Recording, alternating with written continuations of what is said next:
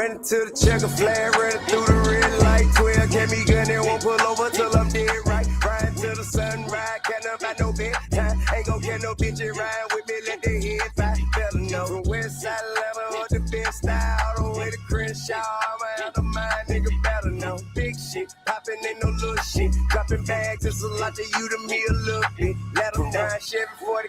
All right, calm down. Calm down, copyright people. Calm down. Calm down, baby. We are here. Happy Saturday to everybody. Let's get it. Let's where we here, baby.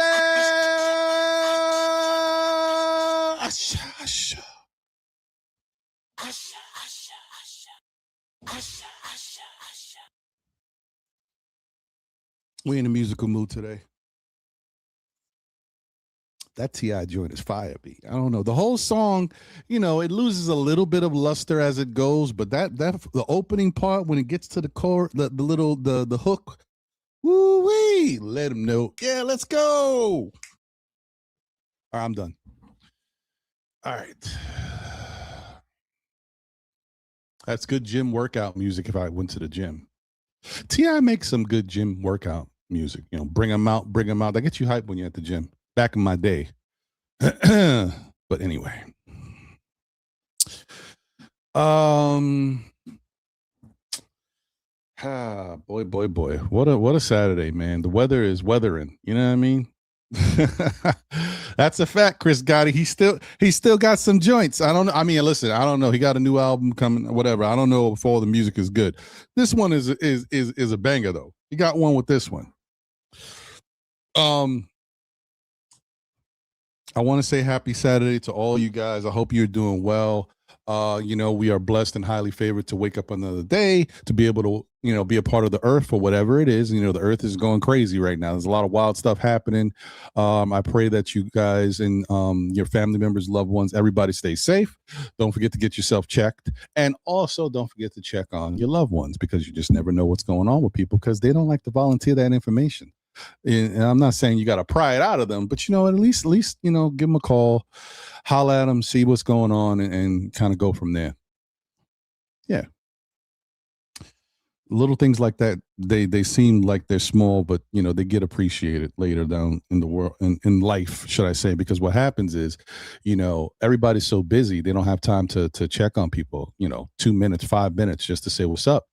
And so what happens is the person who hasn't been getting checked on says, man, no one's called me. No one's even thinking about me. Or they may not even be thinking about it themselves. But if you say, hey, man, just called to check on you, then they're like, man, that was nice of him to call and check on me. Now that I think about it, nobody else is checking on me. You know what I mean?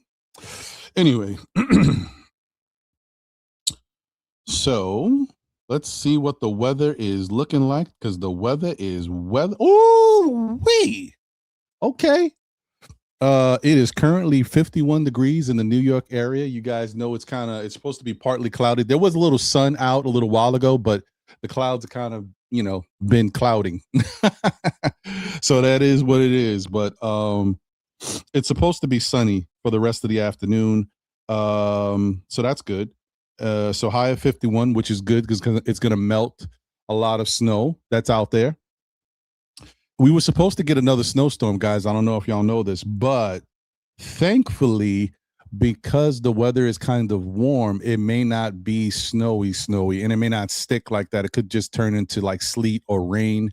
So, yeah, I don't know. Listen, I'm cool on the snow. We good. We all right. We seen it. Thank y'all. We all right. So Sunday, it's supposed to be cloudy with snow showers or rain showers, whatever. High of 41. But the low is going to be 17, so it's going to get cold overnight or what have you. Monday is going to be frigid, high of 32, but there's no precipitation. That's good. Tuesday, some more wet weather, I guess, but it's high of 43. That's good. Then Wednesday, high of 54, partly cloudy. Thursday, raining 49. This weather's looking crazy, y'all. I don't know if it's gonna stay this way, you know. Friday, 50, right? And I'm just gonna give y'all a little tidbit. I don't know. Like I said, I don't know if it's gonna stay there. I'm gonna go a little further. Next Saturday, 56, cloudy. Next Sunday, 60, cloudy. Next Monday, partly sunny, 65. What is happening?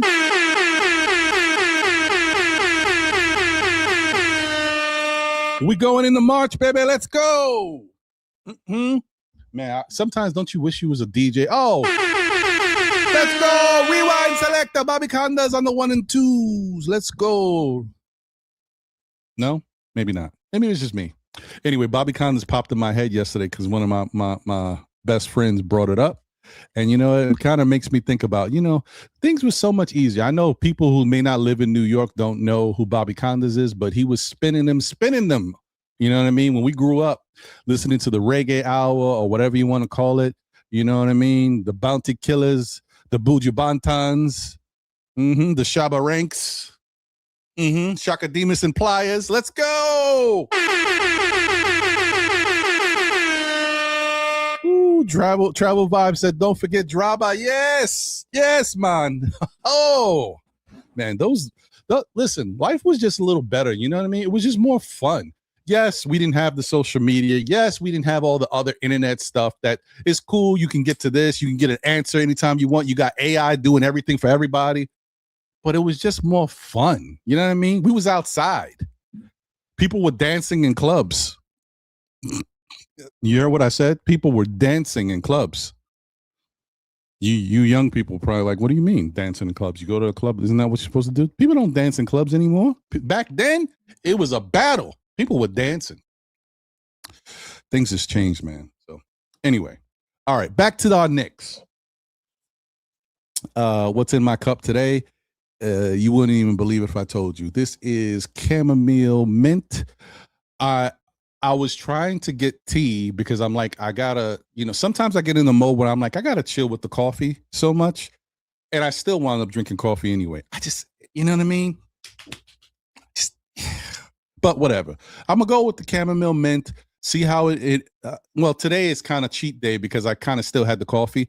Tomorrow I'm gonna try to do mint. Not mint, but I'm gonna try to do tea again for the next couple days and see how the body reacts. Because sometimes you got to kind of give yourself a little detox from coffee. Yeah, caffeine is so good. I know, Chris. What I could do is get some green tea, right? That's what people drink. I'm just not a green tea guy. I don't know. I need, if I get green tea, it got to be something crazy, like some tropical blueberry, apple, some type of, flavor in it. I don't know. Whatever. We'll see. Anyway. All right. Oh, damn, Travel Vibes. This guy right here taking me back. The dance battles Friday nights on BCAT. Ooh, wee. Man. All right, let's stop because I know a lot of y'all don't even remember BCAT. Some of y'all don't. What is a BCAT? Yeah, don't. You had to be there. It's public access television though, but it was lit. It had some wild times. The dance battles, the music. They used to play videos on there, and then you also used to have the back in the day before there was those travel videos on YouTube. There would be videos on BCAT that would show people like in different areas in warmer climate getting down, and they would do their little South Beach stuff back in the day, where they have somebody going out in South Beach and videoing people and talking. BCAT was ahead of its time back then. Now everybody does that. Anyway, okay, I'm done. All right, back to the Knicks. So yeah, man. First off, I want to say, I hope everybody is having a great day today. The weather should be, pretty nice. So I guess, at least enjoy the temperature. Oh, hold on. Before I go, let me read my word of my quote of the day. Hold on. Let me get me right. Hold on.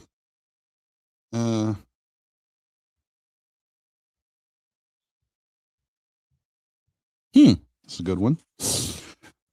When you feel that you have reached the end, I don't think I read this one, guys. If I did, you could tell me, but I know I didn't.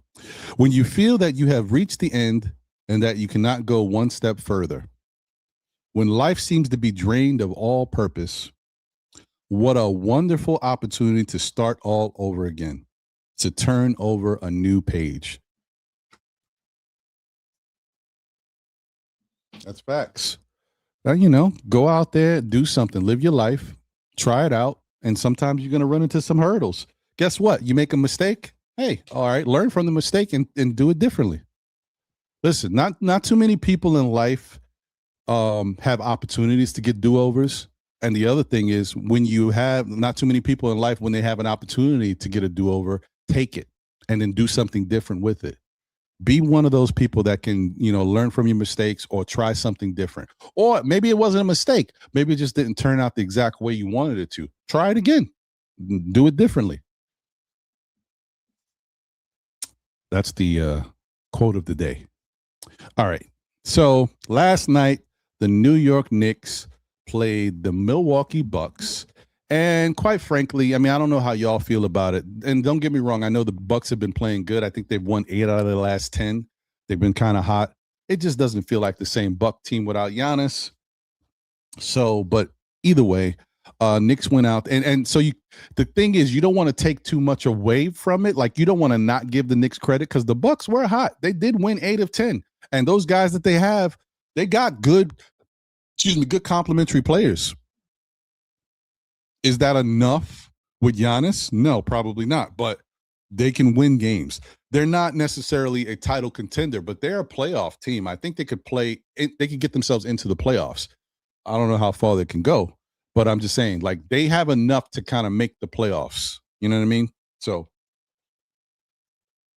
some of those guys are Ryan Rollins is a good ball player. The 3-point league leader.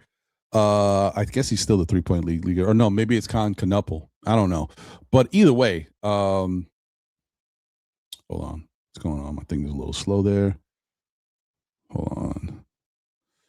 Let's take a look real quick at these guys. So AJ Green is a good shooter. He didn't play that great last night, but he's a good shooter. Kuzma's Kuzma. Miles Turner is Miles Turner. He was having a pretty good game yesterday. Kevin Porter Jr. is like a Swiss Army knife. You know what I mean? You never know exactly what KPJ you're going to get, but you do know that if you get the good one, he's a problem. He can really help a team because he fills up the stat categories. He can do a lot of things. Cam Thomas wasn't Cam Thomas yesterday. Shout out to the Knicks and to Cam Thomas for being off. And then that's kind of that's the core, right? That's the core of what they got going on over there. We're not going to get into the Jericho Sims. Bobby Porter still added 14, even though he's on the tail end of his career. He did drop 14. So, like I said, they're a team. They're a decent team that can make a little noise, but they can't really go far. But yeah. So, and that's probably why they just kind of been, locked in and doing what they had to do. But, fortunately for the Knicks, as I said before, with the Knicks they're like an engine that you got to put some oil on to kind of really get it, going, right? You could turn it on and it'll run a little bit, but if you really want the best out of that engine, give it a little oil and see what it can do. You know what I mean? Like that's how the Knicks are, man. They need to play, whenever they have any downtime. They need a couple games to get back into the swing of things. Sometimes they need to hit a bump in order to get over the bump and say, okay, we messed up again. We can't do that no more. And then go back to the regularly scheduled programming. And I feel like you can take part of that away from last night's game. It was a blowout. They smacked them. But I don't want to go too crazy because Bucks have been playing well, but they're not a great team. But still, you want to say it's not so much about the Bucks, but it's about how the Knicks were playing. The Knicks had 7 guys in double figures, and they were really shooting well as a team, which is good because they've been struggling to find their shot. Part of the thing with the Knicks, and we know this, guys, they are a team that does live by the 3. They can score inside, but they really don't do it too much because guys are not that great at playmaking for themselves, right? Some guys can do it. Josh Hart can get to the basket. Mikal Bridges can get to the basket when he wants to. OG, when he's hot and he's going, he can get to the basket, but he doesn't always do that, right? He doesn't always get it going, and sometimes it's a little clunky, right? Obviously, we know Jalen can do it, and then Cat has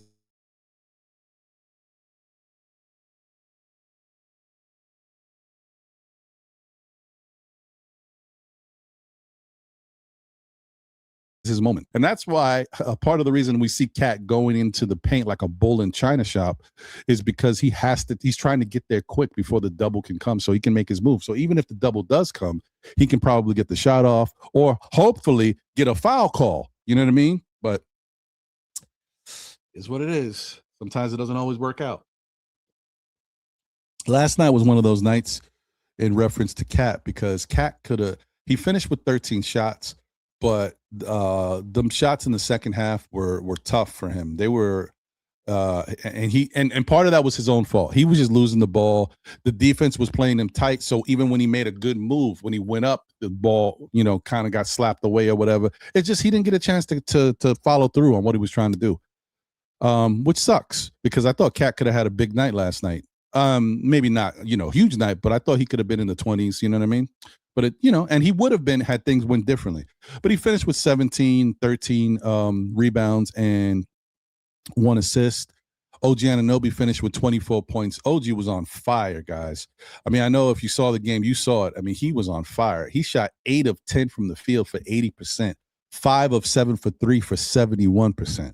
Yeah, that was one of those, like, OG could have easily had 30-something points if he was featured, like if he was the guy, you know what I mean? But he did just enough. We can't be mad at OG at all, man. That's good. That's, like I said, we might see prime OG again get it on another roll. The whole thing is that we knock on wood, he has to stay healthy because whenever he gets hurt, all this stuff stops again and he's got to freaking do it all over again. But right now, I think we could expect some good nights from OG in the next couple games. So we'll see. Josh Hart had 12 points. Oh, wait, hold on. OG also had 3 rebounds, 3 assists, 2 steals. So, continuing to add some other value. Josh Hart had 12 points, 5 rebounds, 5 assists, 1 steal, 1 block. Mikal Bridges. So this was interesting, right? Because Mikal didn't play bad, guys. Mikal shot 5 for 8 from the field, which is good because, Mikal be up and down with his shot for 62%. He didn't shoot. Can you imagine? Mikal didn't shoot any threes. No corner threes, nothing. Surprising, right? He finished with 10 points, 6 assists, 2 steals, 2 blocks. So another thing, how people keep talking about how Brunson needs to take a back seat or get other players involved. Maybe someone said something, or Mikal said, you know what, I need to get other players involved because my shot hasn't been that consistent. So let me kind of play and pick my spots when I get the ball. Because it kind of looks like he played a pick my spots game. You know what I mean? He shot good shots. He didn't take any threes. He didn't take any bad shots. And then he had 6 assists, which meant he was trying to find other people, but also guys were hitting shots. So, got to keep it in context. So, I mean, this is interesting because I think that's another thing. Sometimes you got to sacrifice when your game is just not. It's one thing to sacrifice, right? Just to get other guys involved. It's another thing to sacrifice when your game is just not really consistent. Maybe Mikal's bad shots, if you get a little, less of those, would allow us for better scoring opportunities. Just a thought. Just saying. I don't know if that's what happened, but it kind of worked out that way. Then we had Jalen Brunson, who Jalen Brunson had a really interesting game, right? He finished with 27 points, 7 rebounds, 3 assists. And so you guys might be, I know the Jalen Brunson people that are critical might say, well, 3 assists is not good, but the issue there was guys was hitting their shots, so other guys got good assist totals. Alvarado had 5. Mikal had 6. Josh Hart had 5. So I meant when the ball moved, other guys, when they made their pass, the guys were scoring. So it doesn't have to go back. That's another thing with how the Knicks play. When things aren't working out, the ball kind of finds Jalen Brunson again. He may have it, give it to somebody, and things don't work out. They got to give it back to Jalen. In these cases, this game, they didn't have to really give it back to Jalen. They could move it. They could do whatever. If Jalen was out, they were scoring. It was working out great.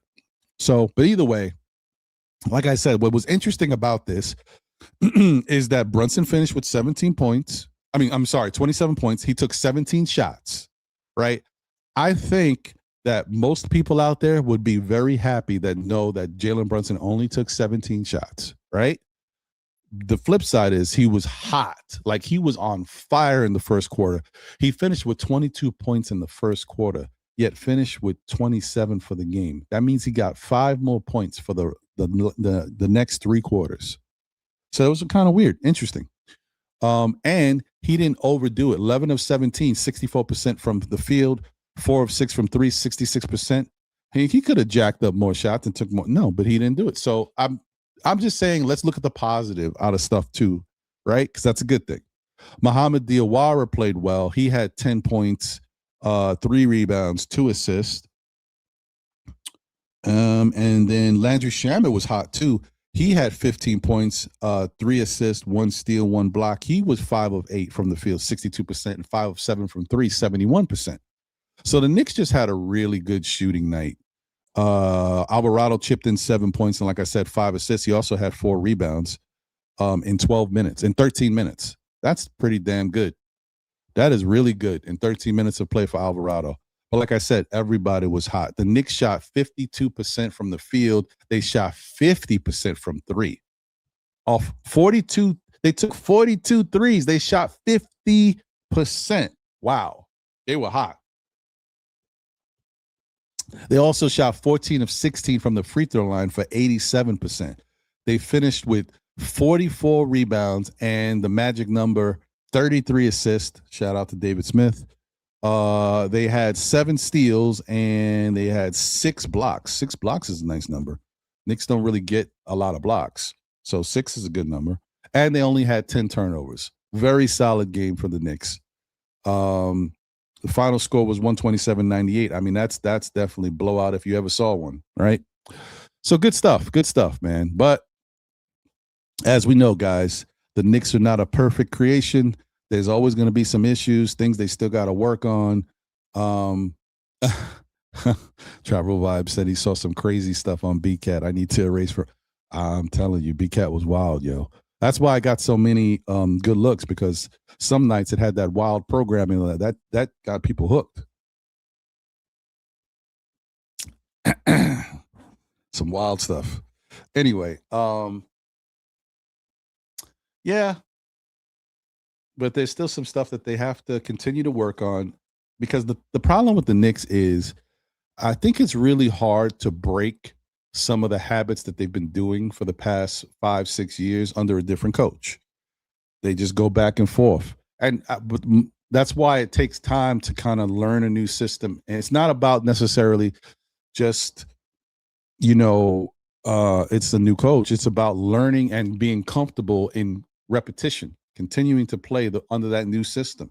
That's why a lot of teams, when they switch coaches or try a new system, it takes them like 2 years to really get it down. Knicks don't have 2 years. We're trying to win. So they got to learn on the fly. Because believe me, I can already tell you right now, I don't know if this is going to be the case. I can tell you right now, if the Knicks, with the same team that we see in front of us, played another year, they would be even better next year. I don't know if that's going to be the case. Like I said, things are riding on them getting, to the pinnacle this year and seeing what they can do.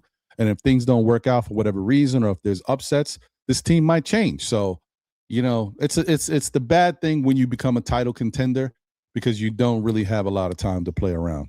You don't have a lot of leeway. There's not a lot of forgiveness. You just got to get it done. And sometimes you make tough choices and you wind up bouncing around a little bit. So we'll see what happens. I think the loss to the Cavaliers was a tough one. But I will say, for the Knicks, it's two things. One, they almost played not a new Cavalier team, but a Cavalier team that they weren't really prepared for as well, because they hadn't seen this Cavaliers team since they made the trades, right? They played the Cavaliers before, and you guys know what the outcome was. It was different. But now with the addition of Keon Ellis and Harden and also like Dennis Schroeder, they just move differently, right? And so with the combination of that and the fact that the Knicks could not hit a shot that night, they shot terribly. It's like Jekyll and Hyde once again. The opposite of what we saw last night, the total opposite was against the Cavs. So, I don't take that much out of the Cav game. Like, if you had to compare losses, that what would bother you a little bit more, the Detroit stuff bothers me more than the Cav thing. Because the Cav thing, the Cavs didn't do anything that spectacular that made the Knicks lose that game. The Knicks just weren't I don't think they was prepared for the new look style of the Cavs and what they do in their players. And I also think that the shooting was just so bad that it didn't matter what the Cavs did. We couldn't hit a shot. So one of those live by the three, die by the three games. So, going from that to the Milwaukee game was definitely a welcome sight. And you knew the Knicks wanted to, you could tell the Knicks had press the button, press the gas on their minds last night. And they did it. Good job. Good job. I mean, listen, we got to take what it is and understand how important it is. Because sometimes you overlook stuff. You can't overlook stuff with this Knicks team anymore. Last time when the Knicks went through that bad streak, a bad streak, not the bad streak, because, the Knicks have had some moments this year. And then they played the Brooklyn Nets. And they wound up beating the Nets by 50. People were like, "Oh, that's the Nets. The Nets stink." People didn't realize how important that game was for the Knicks to not only feel confident again, but to put their foot on the necks of the Nets. And that led to them. You took that we could do whatever we want, but we're going to keep playing our game and just keep, going. And that helped them kind of get that whole thing going for the rest of the streak. And that's how they wound up winning 8 games, because they had that mentality. You know what? We are good. Look how good we are that we destroyed the Nets. So we can take care of all of these teams. They may not be as bad as the Nets, but the point is, if we can beat the Nets by 50, then we can beat this team by 10, or we can beat that team by 15. You know what I mean? So I think that kind of really led into them really doing what they had to do and going out there and making some noise. All right, let me get to the chat, because that's where it's at. See what y'all saying. First off, shout out to Walter Blackman, member of the SKF Army in the building. Salute. He said, "Good morning to you, Ron, and my Knicks family." Good to see you, Walter. Salute. Crim's dad is in the building. What up? The eyes have it. Salute to you, my guy, member of the SKF Army. Oh, by the way, I'm sorry, guys. Listen, I'm trying, but I'm kind of frustrated. I get a little caught up. My ex account, the new account, I haven't really been pushing it. I haven't been, doing as much as I can, because I know part of the problem too is, X doesn't allow you to do anything if you're not a paid member. And I am a paid member still on the account that's hacked. So I'm still paying for that subscription. I got to get that up out of here. So today I'm going to figure out how to cancel that, so I'm no longer paying it, because it won't allow me to put the paid subscription on my new account, because it says I already have a paid subscription. This is ridiculous, y'all. I mean, hackers, man, I don't know. Listen, why do y'all have to use your power for evil? Anyway, so I'm going to work on that today and then start following people so they can see the new account more. That's all I can do, because I keep telling everybody what the new account is. And apparently people still can't find it. Even though I type it in, I can find it easy on a different phone. Doesn't matter. All you got to know is it's still Knick fans all together. No spaces, and it'll pop up. I'm telling you, it pops up for me all the time. Anyway, shout out to Andios in the building. Salute, my guy. Appreciate you as always. Hope you're doing well. He says, hit that like. SKF Nation, don't forget to subscribe and sit back, relax, enjoy the show. Let's go Knicks. Excuse me. He also says Ron Don, my guy.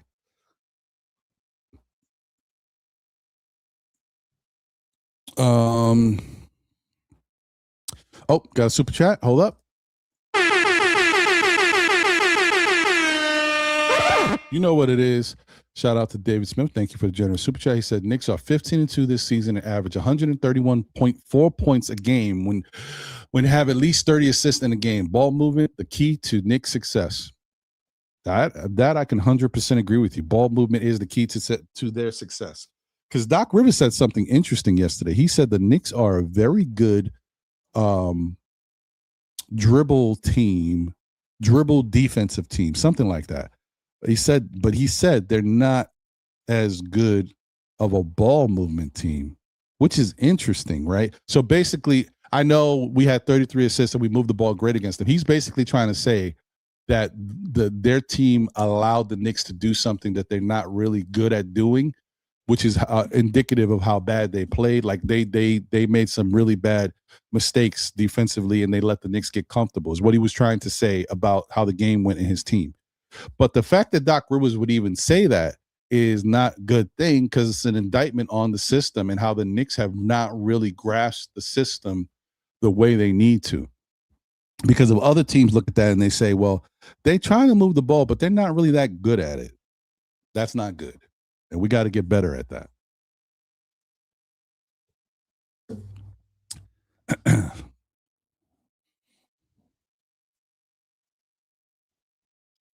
Sherwin's in the building. What up, Sherwin?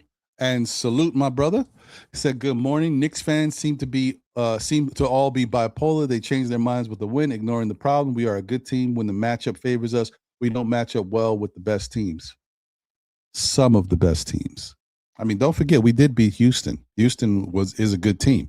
Don't forget we did beat Denver. Denver is a good team.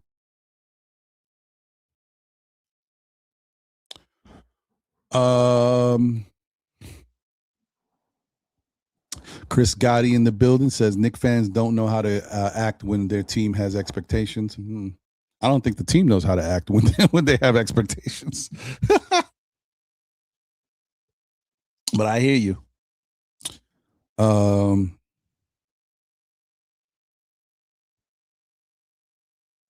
Sherwin says teams who are built to stop Brunson normally beat us. Those are the players who are positionless or two-way playmakers. Teams like 76ers, Detroit, Cleveland, Boston all have those. Uh-oh. Then Sherwin says, chat, don't kill me. Uh-oh. I am not calling Harden a two-way player. He's a bigger Brunson. He can create the same problems Brunson creates. Okay, all right. That's true. Wolverines is in the building, says, uh-oh. What's he saying? Uh-oh. Happy Saturday. All woke up to war between United States and Iran. The countries, Iran, missiles, drones, 8 different countries, crazy times, at least Knicks win. Yeah. Wild stuff. Like I said, man, the world it's a wild place right now. There's a lot going on. Bricks Nation is in the building, says, salute Ron, salute SKF chat. Salute to you, Bricks Nation. Good to see you.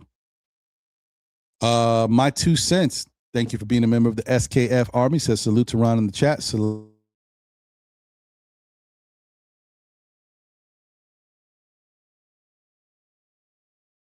Yeah, go. I saw the little hourglass guy, so I know my internet went out a little bit. Hold on, let me check and make sure the internet is on the right thing too. It is. Oh, man, I don't know what to do. The only thing I could say that would make this better is if I moved, and I'm not really planning on moving anytime soon, guys. And I apologize because the like I said, I told y'all the setup here is fugazi. It's funky. The wire goes to someone's backyard, and the cable people can't get into the backyard to change that. What the cable people need to do is go into that person's backyard and change the whole wiring for because that place wires a bunch of different houses on this block. Like I don't know how many houses, but because that's where they put it, it wires a bunch of different houses. They need to go there and get rid of all of that and change all of that wiring, and then I would have good service. I don't know what I got to do. Maybe I need to get, Mom Donnie's in office, right? Maybe I need to write my mayor or something. You know what I mean? Put in some complaints. You know what I mean? Get say I could, tell them, hey, I'm a paying customer and my service is bad because we can't get into that person's backyard. Start sending him some fines or some summonses and stuff. All right, I'm done. I'm venting. I'm good. Let me drink my tea.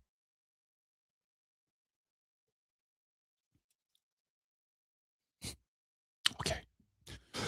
Dwayne Dennis is in the building, said at this particular stage of the season, I believe the rest of the regular season is irrelevant. 22 games left, 15, 12, or 10 more wins. It's all boils down to how we perform in the playoffs. Agreed. But I will say the Knicks really need to try to push for that second spot because getting that first round bye is very important. All right. So, like I said, and also not only getting the first round bye, but being able to come through the other side of the bracket, right? So if Detroit is number one, Detroit's going to have their side of the bracket. The Knicks could be number two. They get their side of the bracket. So those two teams can be separate. They can knock off their competition, and then eventually they would have to meet at the end. That's the way you want it to happen. And like I said, that first round bye. Oh, plus you get, obviously getting home court advantage for a couple rounds is good. But, they need to get to that second spot. I'm just saying it is what it is. So that's the push. It's not about wins. Get to the second spot if you can. Let's look at the standings real quick, folks. Let me put that on the board so y'all can see what I'm looking at. Why not? You know what I mean? Share and share alike.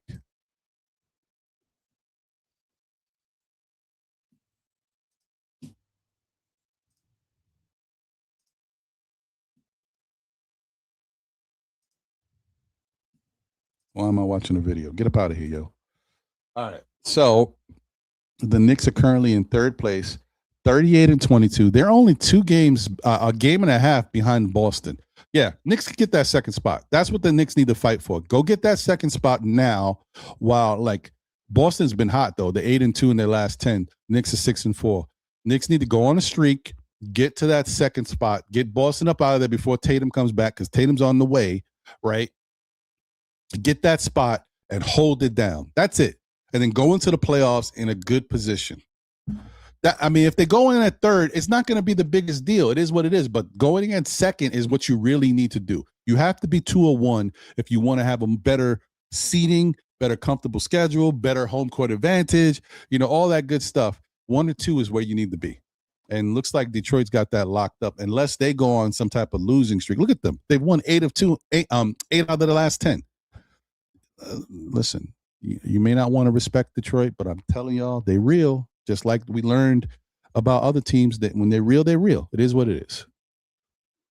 Okay, get up out of here, yo.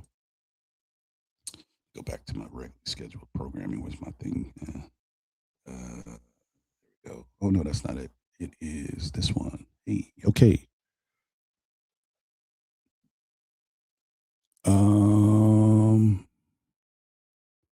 All right.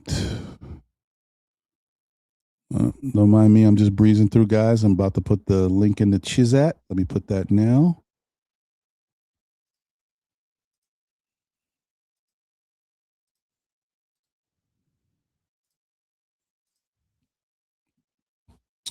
All right. Shout out to Chris Gotti once again. Good to see you. Keith Turner's in the building. What up? What up, Keith? Darlene Bryan is in the building. Let's go, Darlene. Good to see you.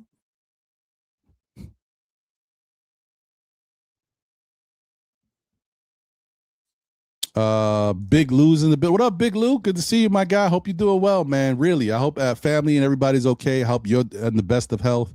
Said Brother Ron in the family chat. I hope all is well. It's been a while for myself to the chat on the Knicks family. Hey, man, I'm just happy to see you, brother. Rijan is in the building. Selecta. Oh, yes, you know it. Okay. Member of the SKF Army. Salute to you. Breeze through. Randu's in the building. What up, Randu? Member of the SKF Army. Salute, my guy. Said salute, Ron. Kareem Grant is in the building. Says salute to the chat. And Ron, peace to you and yours. Peace to you, my brother. Hope you're doing well. Hope the family's doing well, man. Yeah, and thank you for being a member of the SKF Army. It's been a minute, Kareem. It's one of those things where it's crazy because none of the Nick family and crew that, I haven't seen none of y'all this year. And the season's almost over. It's wild, man. I'm so used to seeing you guys every year, and, it's been crazy. Shout out to Shaw Powers in the building, one half of Knicks Real Talk. Salute, Shaw. What's going on, my brother? Vaughn Allen is in the building. Salute. And guys, please don't forget to go show your love for Knicks Real Talk. Like, subscribe, all the good stuff, man. Get yourself right. Nick Yak is in the building. What up?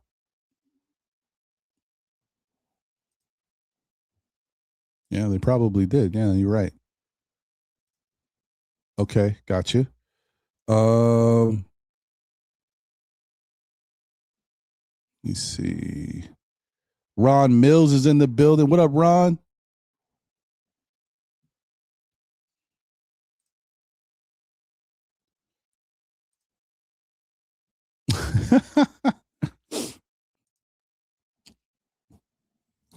Okay. Joey Erpum Up Sports in the building. I'd rather play KMD than Bridges at his point. At this point, sorry. I hear you. I mean, no, listen, man. Hope for the best, bro. Because I will tell you, when we get the best out of Bridges, he's a game changer. It's just getting the best out of him is the tough part, you know?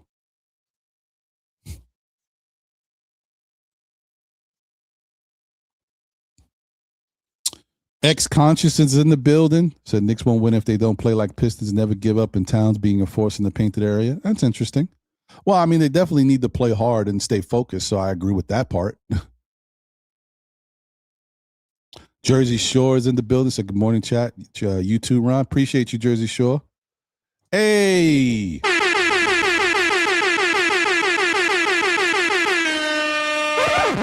We surveyed 100 people, member of the SKF Army. Salute to you, my guy. Appreciate you.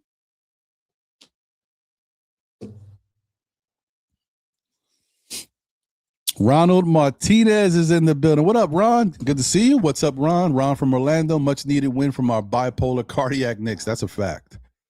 Obviously, Ron, man, the chosen one is in the building. Jay is in the building, a member of the SKF Army. Salute. Wiz BKLA is here. Salute everyone, especially Ron, a.k.a. Gregory Hines Jr. The Knicks have the offensive and defensive players to win it all. We just need to put it all together. I mean, I will sell you right now. I know sometimes it doesn't look like it, but with what the Knicks did go out and get, and with the current Knicks team, what we've already seen, this Knicks team could go on another really good run and make a lot of, noise. And, as long as they lock in, man, they got to lock in. Shout out to Mike Miller in the building. Said if the team would let the ball go through Cat, it would be a better team. I agree. I mean, unfortunately, the way things are now and the way they're playing Brunson, it just makes sense for them to kind of get the ball through Cat because Cat needs it more than Brunson does. Just keep it funky. It is what it is, man. Cat's not a point guard. Cat's not a dribble guy. He needs to get the ball from somebody. So if you give the ball through Cat, he can kind of make things and people can play off of Cat. Brunson can always get his. So I think that makes sense for this current Knicks team, the way they're trying to play. I agree with that. Excuse me. Oh my God, Lion of Judah is in the building. What we're seeing in today's view, it's the vision. What the prophets foretold, that's in the sixth seal. We will the destruction of man's law. Excuse me. Yeah, there's a lot going on, brother. We are in times that, listen, I'm not going to get too crazy into this because it's the Nick channel and that's what we're talking about. But you guys know we, as a country, as a society, we've been dealing and seeing stuff in the last 8 years that we've never seen before. Some of it's similar, but some stuff as far as, plagues, famine, whatever you want to call it, things that are happening around the world are getting closer to us. Diseases and viruses are creeping up more and more. It's a wild time. And then you got, the threat of war on the horizon everywhere. You got a lot of wild stuff happening. You got,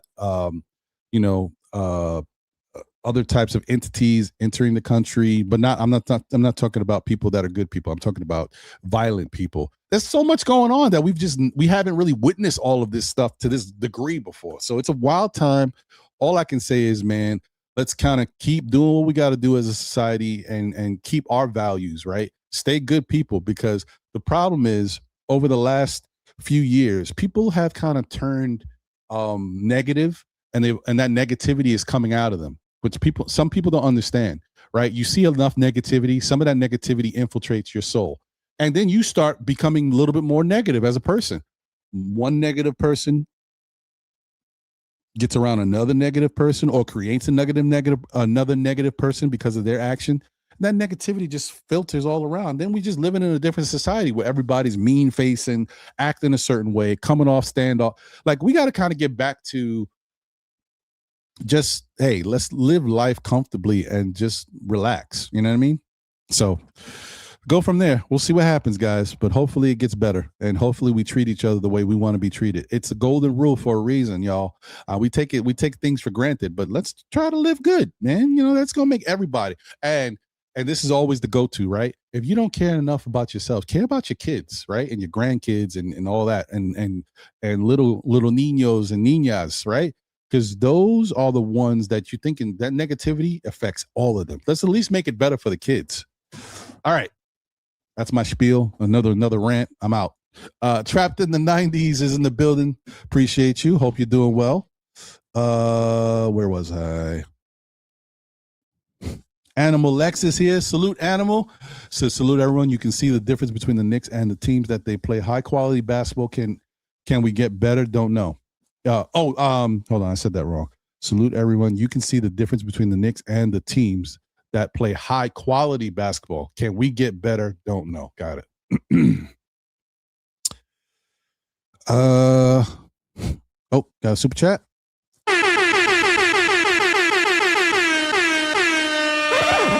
You know what it is. Shout out to Jersey Shore. Said, I want to hear from those Knicks fans who were around the 1973-74 season. Interesting. I know I wasn't. I was still in the thought process, I guess. Okay. Frankie's in the building. Super disrespectful and negative people these days. I know. It's crazy. Okay. All right. Got through it. Let me get the chat. Appreciate all of y'all, but let me get to the panel. All right. Jay. What's happening, my brother? Nothing. Just listening to you preach. Times, man. Times, brother. Times. Oh, shout out. I hope the people from X come over to YouTube to check out the show, because unfortunately, like I said, I can't be streaming on that old channel. I'm not doing it. It doesn't make any sense. I can't do it. So I hope everybody from X comes over and checks us out on YouTube over here. They know what time I go on, so I'm still here. And also shout out to my brother Urian Martinez. Urian, appreciate you. Facebook like. Thank you, my guy. All right. My bad, Jay. Continue, my brother. All right. I don't even know where I was at. You were just saying your hello. Anyway. Greetings. Oh, hello. Yes, hello. Peace to the chat. Good morning to some, good afternoon to others, good evening to some others. Love to have a wonderful discussion today about our Knicks, so we don't have to think about all the stuff you were talking about. I had a long talk with a couple people yesterday about it. Not for nothing, I don't know if anybody remembers this. I was just talking to my kids about this, about they're doing fire drills and whatever, right? And I was like, when I grew up, we used to have to do, if you remember this, we used to have to do bomb drills. Go under the desk, go under the door frame. And I always thought to myself, how in the hell is this going to stop a bomb? Like, I'm under the desk, I ain't going to stop a bomb. But anyway, I hear you. It's crazy times, I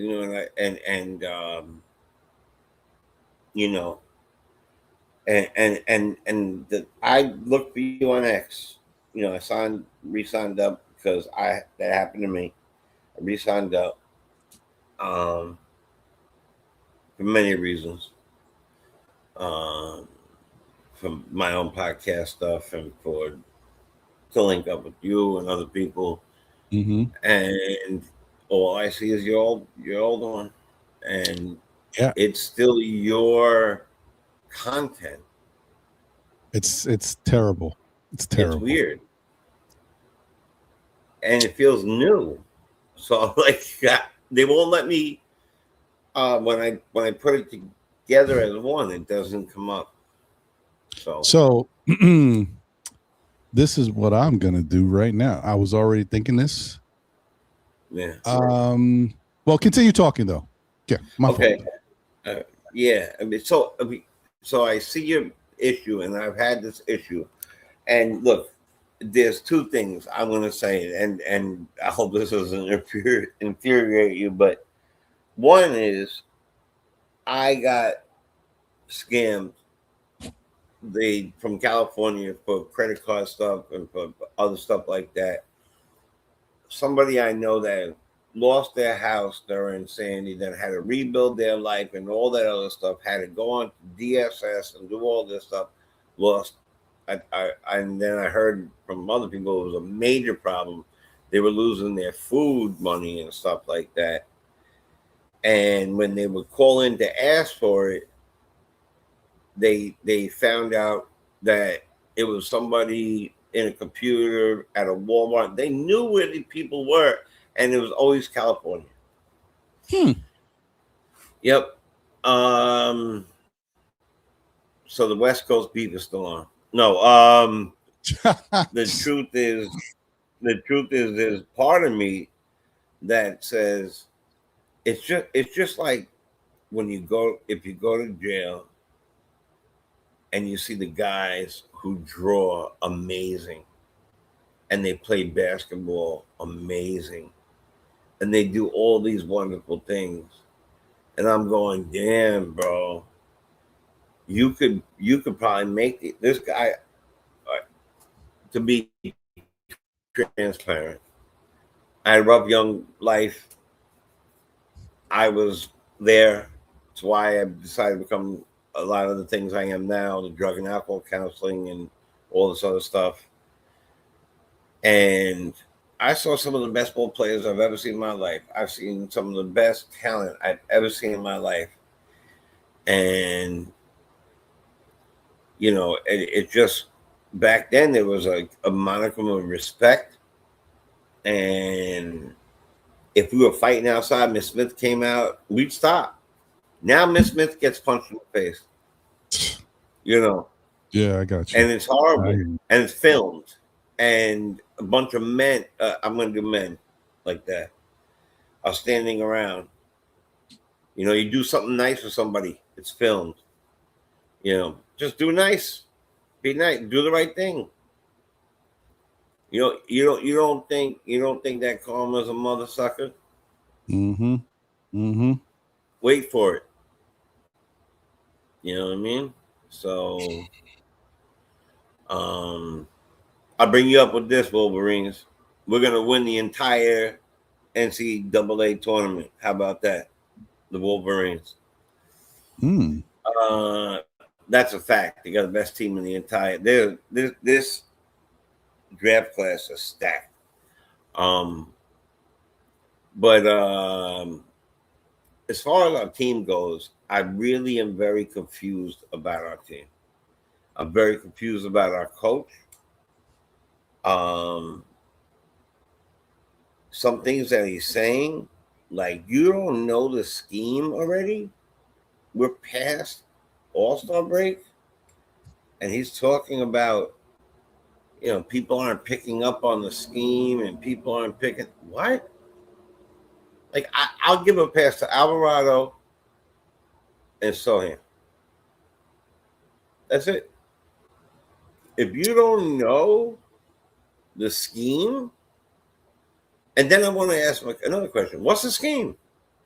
Because is the scheme like, are you putting out secret signal? Are you blink twice for a play or something? Because all I see is your hands in your pocket, and then at the end of the game, snuggling the other coach to death, even if he hurts one of our players.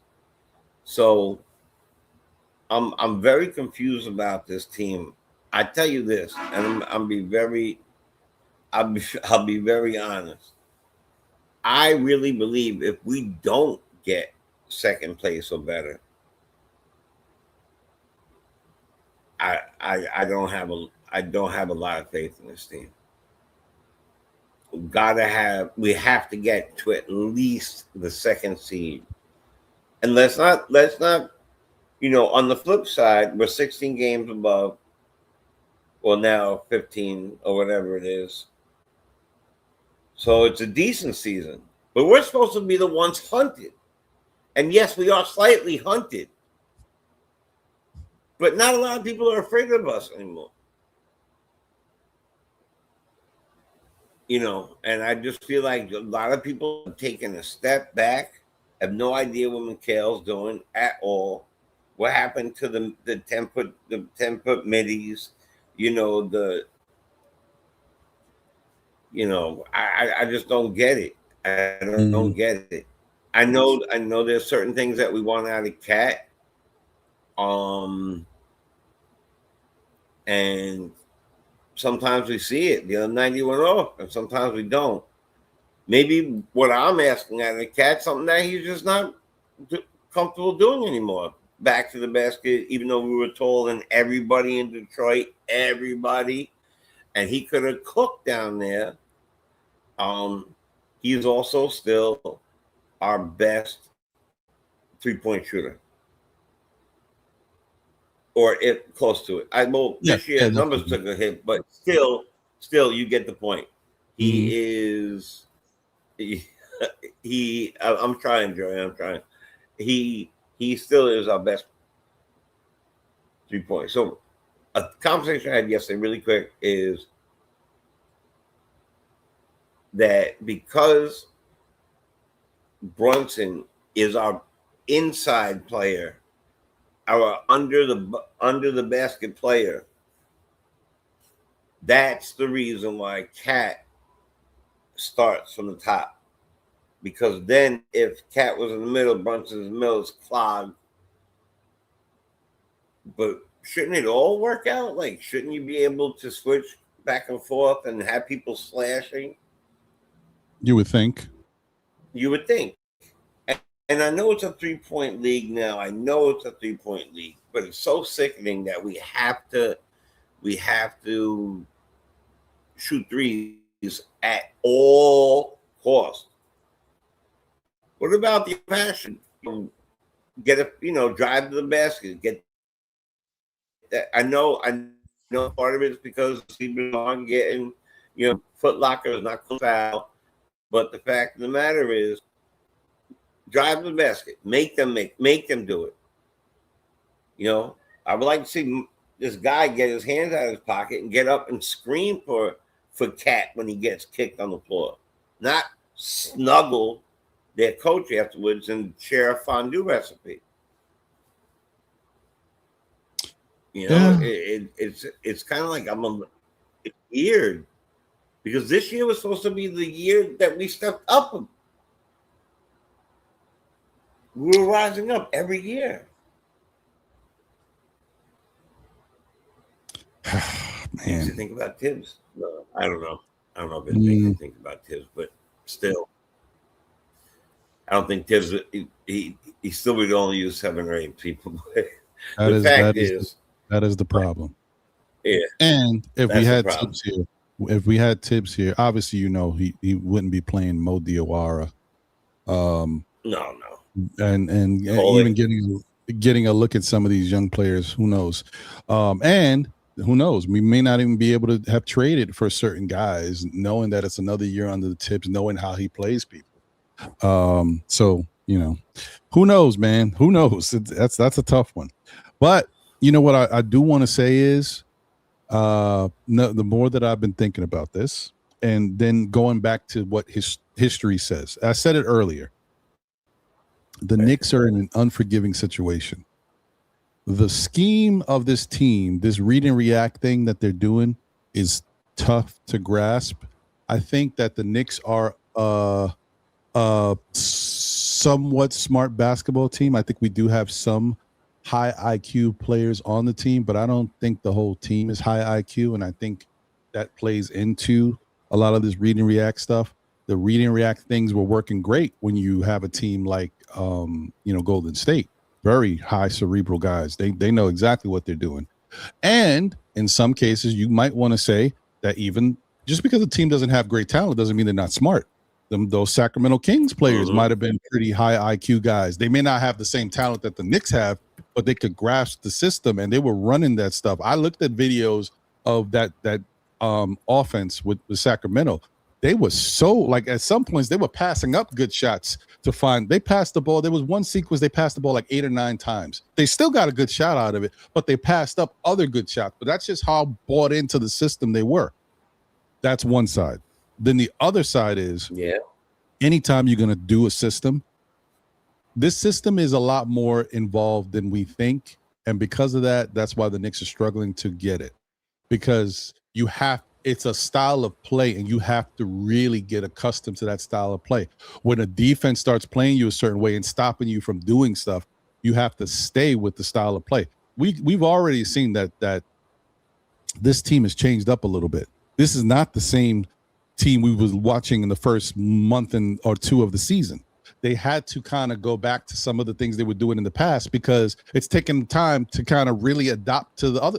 And this is the type of thing that I knew was going to happen, Jay. This is what I wasn't worried about it, but I just knew it was going to happen. And how were we going to deal with it?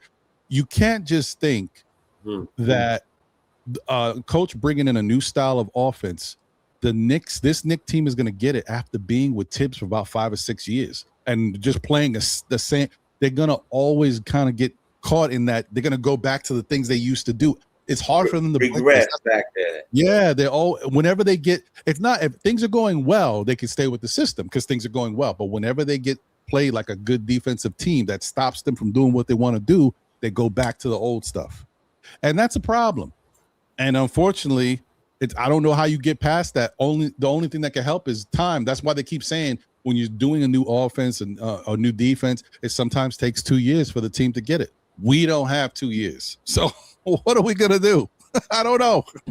We don't got 2 years. Well, they got to get right. They got to get it now. And all they can do is believe in it, right? And pass the ball. But, here's the flip side, too. I know I keep saying ball movement, pass the ball, all that. But you can't just pass the ball if you don't know what the hell you're doing with it, right? Because you say, oh, well, let's believe in our teammates. But your teammates got to believe in themselves. They got to do something with the basketball because you're still in the same place. You're still stuck. If I keep saying, let's move the ball, Brunson says, okay, let's pass the cat. Cats get the double team. Okay, pass it out. Give it to OG. OG does something with it. Fine. Oh, no, next time down. This time we didn't pass to OG. Now we're passing to Macau. Macau gets he's not doing anything with it. Or he's inconsistent. Or, it's one of those nights where someone's in there like Jordan Clarkson or something. They're not doing nothing with it. Like, guys have to do something with it. These other guys got to step up. If they step up, everything's going to work better. And another thing, too, is that we are still very reliant on the 3-ball, right? And you guys, we know that this Knicks team is a very good 3-point shooting team, but there's going to be nights, man, where they don't have it. We got to figure some other way to play. We got to get something going. These guys, I feel like and when you say read and react, that doesn't mean don't tell your team. I'm going back to Brown. That doesn't mean don't tell your team, don't set a screen, don't double screen, don't do this. Get people open with some easy shots, some easy looks. Let's try some pick and rolls. We can't shoot from outside. Let's try some pick and rolls, right? Because a pick and roll with the right 2 players will always work. It doesn't matter. I don't care how good your defense is. A pick and roll with the right 2 players can always work because it's 2 guys that pick and roll the pick and roll defenders have to stop. The point of attack sometimes gets thrown off. A good screen, a good pick, flash to the basket, or a pick and pop. There's so many ways to run it that can work as long as you got 2 good players running it. I don't know if we always have 2 good players running it. So that's an issue.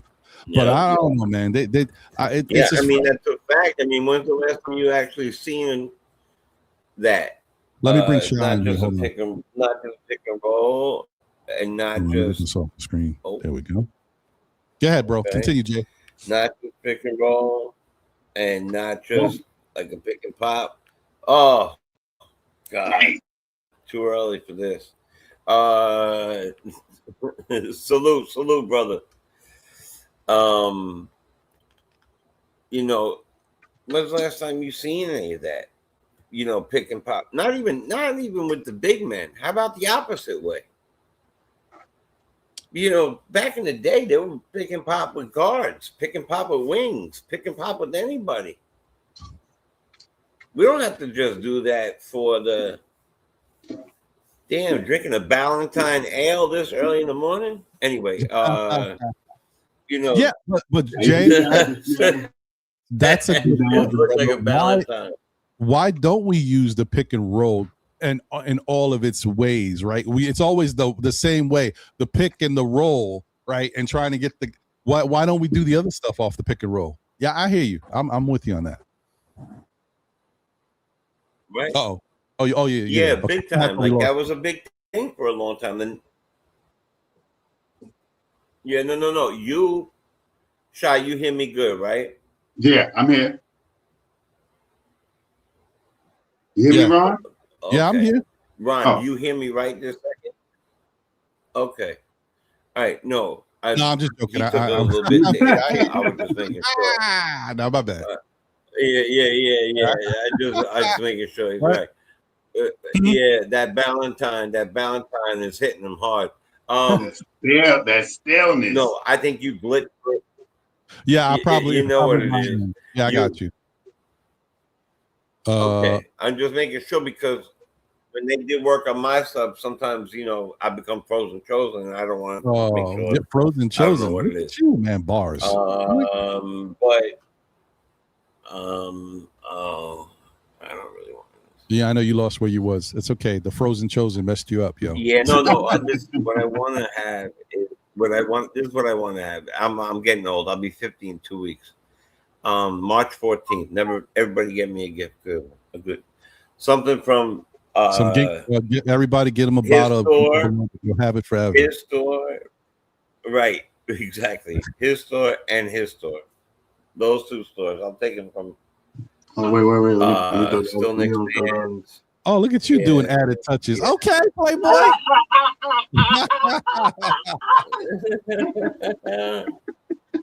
Anyway, up here, I would like to have, because I don't know why I'm feeling this way, like a real smooth, calm conversation about our team. Like I know it might get hyped in a second, it might whatever, and I'm not for that at the moment. But Joey said, but yeah, I'm confused about a lot of things. Mikhail really. I'm trying. Hey, Joey, I'll be 21 for the 29th time. Believe me. Oh wait, hold on. More fire. Happy birthday, Fritz. Oh man.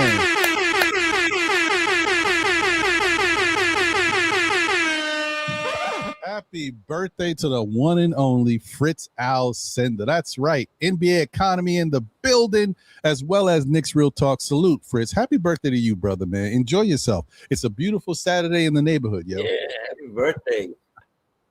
That's great. And it's gorgeous outside. I was outside earlier. So anyway, look, I'm just confused. I'm done with Mikhail. Mikhail project to me seems complete. Wings and things. It's wings. I see something different happen. So let me change. Sorry. That they're using. I saw him bring in one point. He brought in Alvarado, Diawara, and Sohan. And for a minute, I was like, holy crap. I can't believe this guy's doing this. And he let him rock for 15 minutes. And they played well together. And they played good defense. And they stopped they played good defense. And the ball was moving. And what just happened. I did mentally. Oh damn. So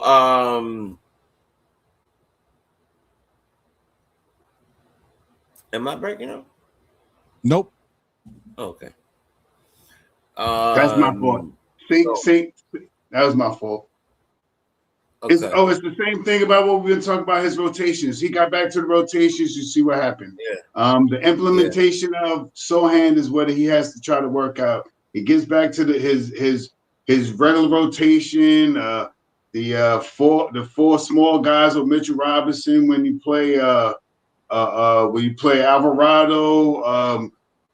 When you play Alvarado and Landry Shamet and Jalen Brunson with Mitchell Robinson and Hart, or if you're playing with McHale, or if you're playing with OG, any of those rotations, he likes running, and he loves running the rotation with Mitchell Robinson and Diawara on the court. At least I noticed that a lot. They play on the court a lot together. And I love that. That one, I love that.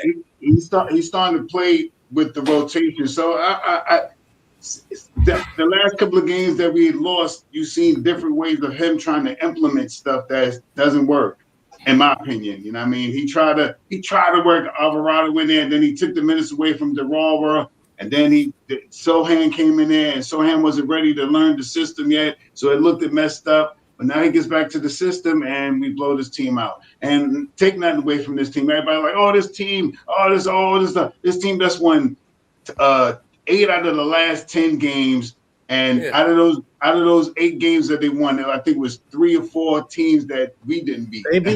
So let's let that be clear. Yeah, they just beat Cleveland. Yeah, I know. Yeah, you know what I mean. Let that be clear. So, but the point is, like, it's not a solid. Like, I don't know what this guy is doing. You know what I'm saying? Dork, Rex, however you like to be, Rex. I'll call you Rex. Rex, what the hell? Your beard didn't grow out like freaking. Yeah, I'm about to say Rex. It's a winter beard, bro. I had one the other day. I ain't seen it like 2 days, and now you got a full joint. Yo, and people like us, man, I grow hair like that too, bro. If I don't shave that, I just realize who you look like. Why did I never think about this before? You look like a battle rapper, D-Rex. Okay, I'll take that. You were scared to death what he was gonna say. Look at his face. No. His name is Mike something. I forgot already. But yeah, if anybody knows battle rap, you look at D-Rex. This dude looks like him, and with the beard. I love battle. Oh, I love battle. Give me the mic. Drop the beat. You ready, Rex? That's what's up. Rex, spit a bar, Rex. Spit some bars, Rex. Let me hear it. Hey, yo, Mike Brown, we got rid of you. Trying to get Tibbs. No, Funnily enough, I have actually been using AI to make Knicks-related parody songs. I can send them in the next one. Look at you. It's funny that you said that. Man. I tried that the other day, and it's so weird when they do it and you hear the voice, and then they do it like that. I'm like, what the hell? There's a little bit of art to it, I've learned. Yeah, you got it. You can master it though. The more you play around with it, though, people are getting good at it. Oh wait, there's something wrong with one of my buttons. Why is it doing this? Damn it in the building. Let's go. Salute, Al. Good to see you. She says, salute to the chat and best Saturday panel. Let's go. All right. Continue, fellas. All right. So let me do this. Let me obviously introduce D-Rex to the building. Nick Nation in the building. We are building while we're in the building. Okay, I'm done. It's gotten crazy. Cherry bomber covered in bulletproof vest and armor. Still okay. All right. Anyway. No, funny. So I'm gonna say this, that I don't know what they're doing, right? But I will tell you this. I don't think it's a bad plan, okay? Because that's where it comes down to. Is this a good plan or is it a bad plan? Some people think that to win an NBA championship, you have to be very cerebral out there on the floor. You got to make adjustments. You have to understand what the defense is trying to do. And if they change something up, you have to be able to act on the fly. The coach can only call so many timeouts to get a team right? right? So some of this stuff has to happen on the court. That's why some good coaches around the league in years, the Pat Rileys at time, but more the Phil Jacksons, the Steve Kerrs, they believe, you know what I mean? You got to let your guys figure this stuff out. It helps to have smart players out there.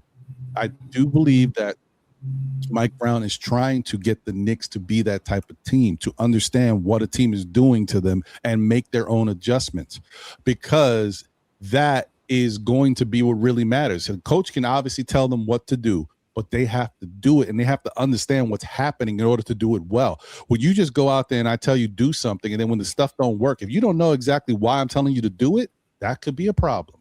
Because if you don't, okay, coach said do this, but I can't see why he's telling me to do it, then how do I know how to make a move or react on my own? How do I know where I'm supposed to be if I can't see it myself?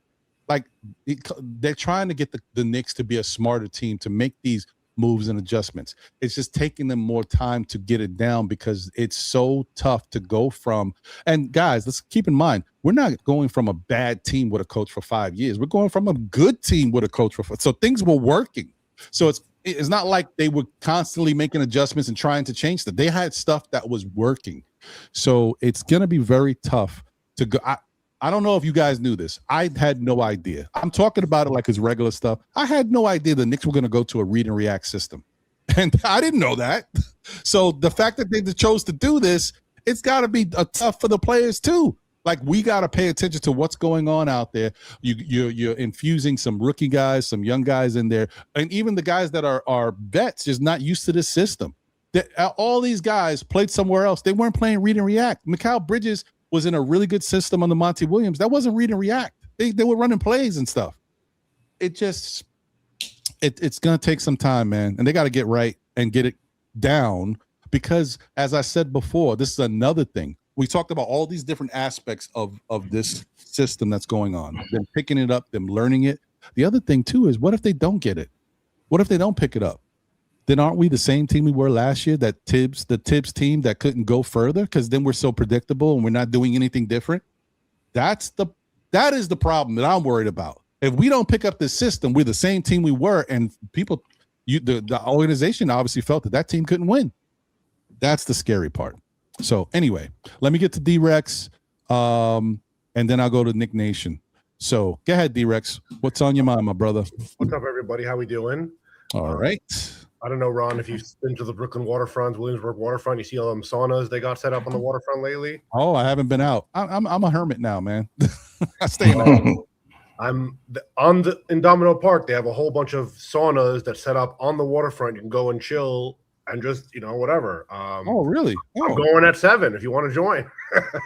That might be a little weird. I could get on the one next to you, though.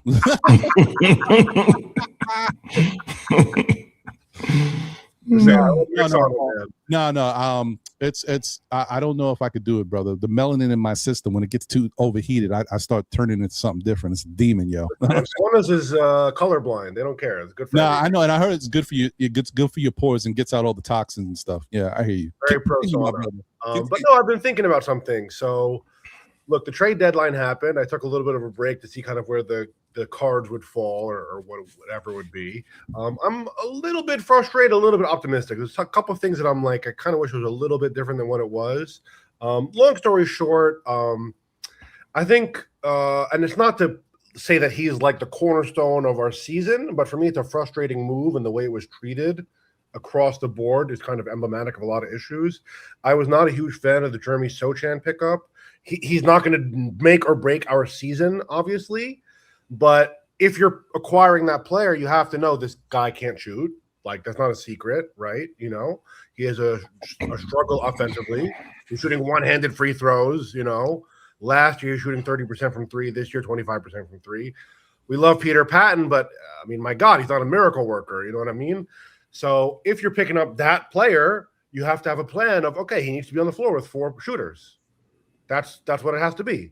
And we don't have 4 shooters that's elite that you could play with him. We just don't, Certainly not without Deuce, So if you're going to go and get this guy, first of all, they made this mistake of, okay, I think Mike Brown, I think his fatal flaw is that he's a people pleaser. And I'm a people pleaser, and I'm trying to be less of a people pleaser. But when you try to make everybody happy, you make nobody happy. And what I'm going with that is that when you got Jeremy Sochan and Jose Alvarado, his goal essentially as a coach, if you really want to be bureaucratic and unromantic about it, let's say, he has to make the front office look good. Leon Rose, you're a genius. The Don, you got these amazing guys. You didn't give up that many. Oh, wow, amazing. So the simplest way of doing that is playing them together. But as we've seen, a lot of people here like Jose. I'm a little more skeptical. If he wins us the chip, I'll be right there at the parade next to you, okay? Like everybody else. But we see he's an unreliable floor spacer. And I've done the math on this. I'll even tell you the math. So take out the Philadelphia anomaly game, which he went 8 for 20, his career high. Clearly it's an anomaly. He's shooting 20% from 3 without that game. With that game, he's shooting 33% from 3, which is fine, acceptable. But that's literally factoring in his best career high ever. So most nights of the week, Jose Alvarado is looking more like a 20% three-point shooter. So right after the trade deadline, the first subs off the bench for Mike Brown, when we were down, by the way, we were needing points. His first subs would be Jose Alvarado, Mitchell Robinson, and Jeremy Sochan. So how are you putting that lineup in when you're down and you need points? Who is Jose Alvarado getting assists off of? How is Jeremy Sochan scoring? And who is spacing the floor in this lineup? That to me is total nonsense. It's like the goal is to make Leon Rose's acquisitions look good, but you backfired because you just did it in the simplest, most straightforward way possible by playing them all at the first time. And look at, for example, Diawara. Like, I don't want to give them too much credit for putting him back into the lineup because I saw so many mainstream media press articles saying like, yo, what's wrong with you? Like, how is this kid not getting minutes just because you got Sochan and he's disappeared from now? Like, what's wrong with you? Like, out of 30 teams in the NBA that got Diawara, there's only one that would have taken him out of the trade, out of the lineup after the trade deadline, and it's the Knicks. There's no team in the NBA that wouldn't be giving this kid minutes. What more do you want from a basketball player? Let's be real. Just forget the hierarchy, the veteran, the rookie, whatever. 6'9", can handle the ball and play make, shooting 40% from 3. Okay, locking up MVPs. Jaylen Brown, we all see him got the award for locking up Jaylen Brown. Not everybody in the NBA could do that. Okay, and then you get a new acquisition. He disappears to the bench. And Mike Brown's official reasoning, by the way, Jeremy Sochan's a vet. He knows the officials. That's what he said. He knows the officials. That's why you take a 40% shooter out of the lineup to replace with a 25% shooter. I mean, come on. You know, at a certain point, the math makes the argument for you. And we even saw it yesterday. Game high plus minus was Mohamed Diawara plus 25. This guy has got to be in the rotation. I shouldn't even have to sit here and get into a microphone and say Mohamed Diawara should be in the rotation. From preseason, I said it. Preseason, okay, I was a little bit on a limb. After all what we've seen from this kid at this point, the guy's in the rotation. Like, let's just stop playing games with his minutes. Seriously, you know? And beyond that, so I was also thinking about some of the things. I think Knicks Nation or somebody else made the point that, like, he has this idea of a Sabonis mold of a big. He wants to Sabonisify Cat, right? And it makes him look like a very high IQ coach running all these complex sets. I think the read and react system is not good for Cat. I think there's two things that's not good for Cat. Read and react with him as a hub is too much pressure on him. Facts. Okay, let's say you're the opposing team. Cat has the ball at the top of the key. Are you more scared of Cat shooting or of making a pass or of a dribble handoff? What are you more scared of? You're more scared that he shoots. Yeah, of course. Yeah. So for me, I'm like, you're doing all these complex dribble handoffs, like all this dirty work with Cat, and like, bro, the read and react is good. Maybe it doesn't work. I think he just needs structured set plays. Force feed him if you have to. And I think that's a reason why he worked better under Tibbs, is because Tibbs, for all his rigidity, he would force feed and set up a play like you will get the ball to Cat and Cat will shoot. Right. And he had 1,000 plays in his big book of plays. Here's how to get the big man the ball. Well, you want to know something, Rex? Do you want to? First off, I have somebody backstage that I'm gonna get in this time. He's here. I'm get him in. So, I want to say that I wouldn't be surprised if what the Knicks are, what the coaching staff is holding in their back pocket, is by the time we get to the playoffs, if we're still kind of creeping into the playoffs and not really playing high-level basketball at that point, I wouldn't be surprised if they have a book of plays that they would try to implement in the playoffs to kind of change things up. Because, if, like I said, if we're not looking good while we're trying to do this motion offense and, you know, we kind of resting on our laurels and going back to the other style of play that we were known for and being so predictable. If you're going to be that way anyway, why not do some plays that can change things up that will work? I don't think it's a bad thing to have. You don't have to have a bunch of stuff. It doesn't have to be all orchestrated. It can still be read and react. You just sprinkle in a couple plays here and there. Come out of a timeout. Let's start doing this. You made a perfect point that I really want to touch on.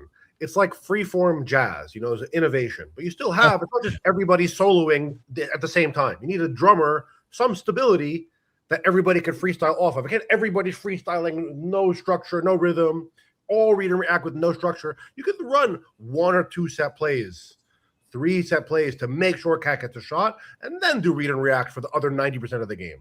You know what I'm saying? Yeah. Well, okay, I lost them again. Hopefully he comes back. If not, then it is what it is. If I'm allowed to continue flying the plane. No, go ahead. So I think that a lot of people would maybe criticize what I just said. Oh, you're being too bending over backwards for Cat. I'm like, all the criticisms of Cat, I agree with you. He has a low IQ. He fouls a lot. All these things. You're making that worse by putting him in positions where he has to do all this complex dribble handoff and this and pass. Just shoot. Literally just shoot. You remove all that issues that he fouls and he makes all these dumb mistakes. Just have him out there shooting 90% of the time or more of the time. And the other thing that I don't like that I've heard lately in Knicks discourse is, we're losing because Mike Brown's experimenting. Well, okay, let's just never experiment ever again. Do exactly what we did last year and fast forward till where we lose in the playoffs.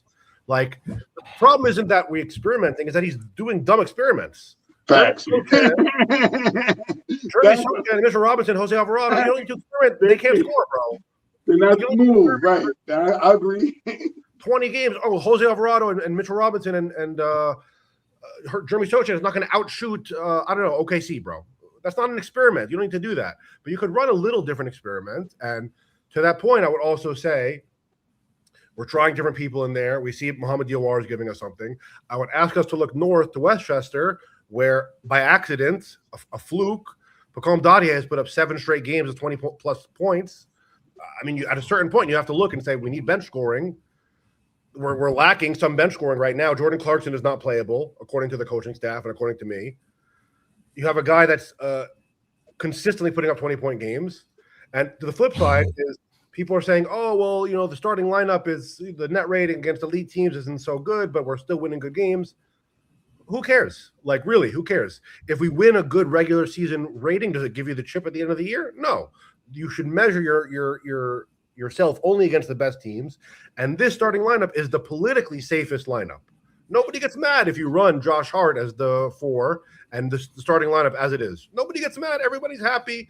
The sports media, they say, oh, the vets didn't execute this and that. Doesn't mean that Josh Hart is a flawed player. He can't. No, but certain teams, certain lineups, even the game last night that we won, he was hitting his shots well, but eventually he's not going to shoot 60% the whole game. The other team starts sagging off of him. We know what happens. Well, I mean, and I will say, in fairness to Josh hasn't been taking a lot of shots recently, so I'm not surprising that he didn't shoot that well yesterday. He's going to need a little time to kind of get that whatever his shooting streak is back. The point is, you shouldn't put Josh Hart in a situation where he has to shoot to be effective, where he is forced to shoot to be effective, because fundamentally the goal of this whole team, you want to score and run up the score. We're winning the way we win. We outscore the opponent. We don't lock them down defensively. We blow them out, basically. When we really win, the offense gets humming. So the key thing is you want to score before they score in the beginning and have a very offensive. Fair. But do know that a microcosm of moving the ball is that it's going to move around the plane and they're going to leave Josh open. So it's got to get to him. That's what I'm saying, though. It's the problem because the Bucks, even though we won, their defensive process was good.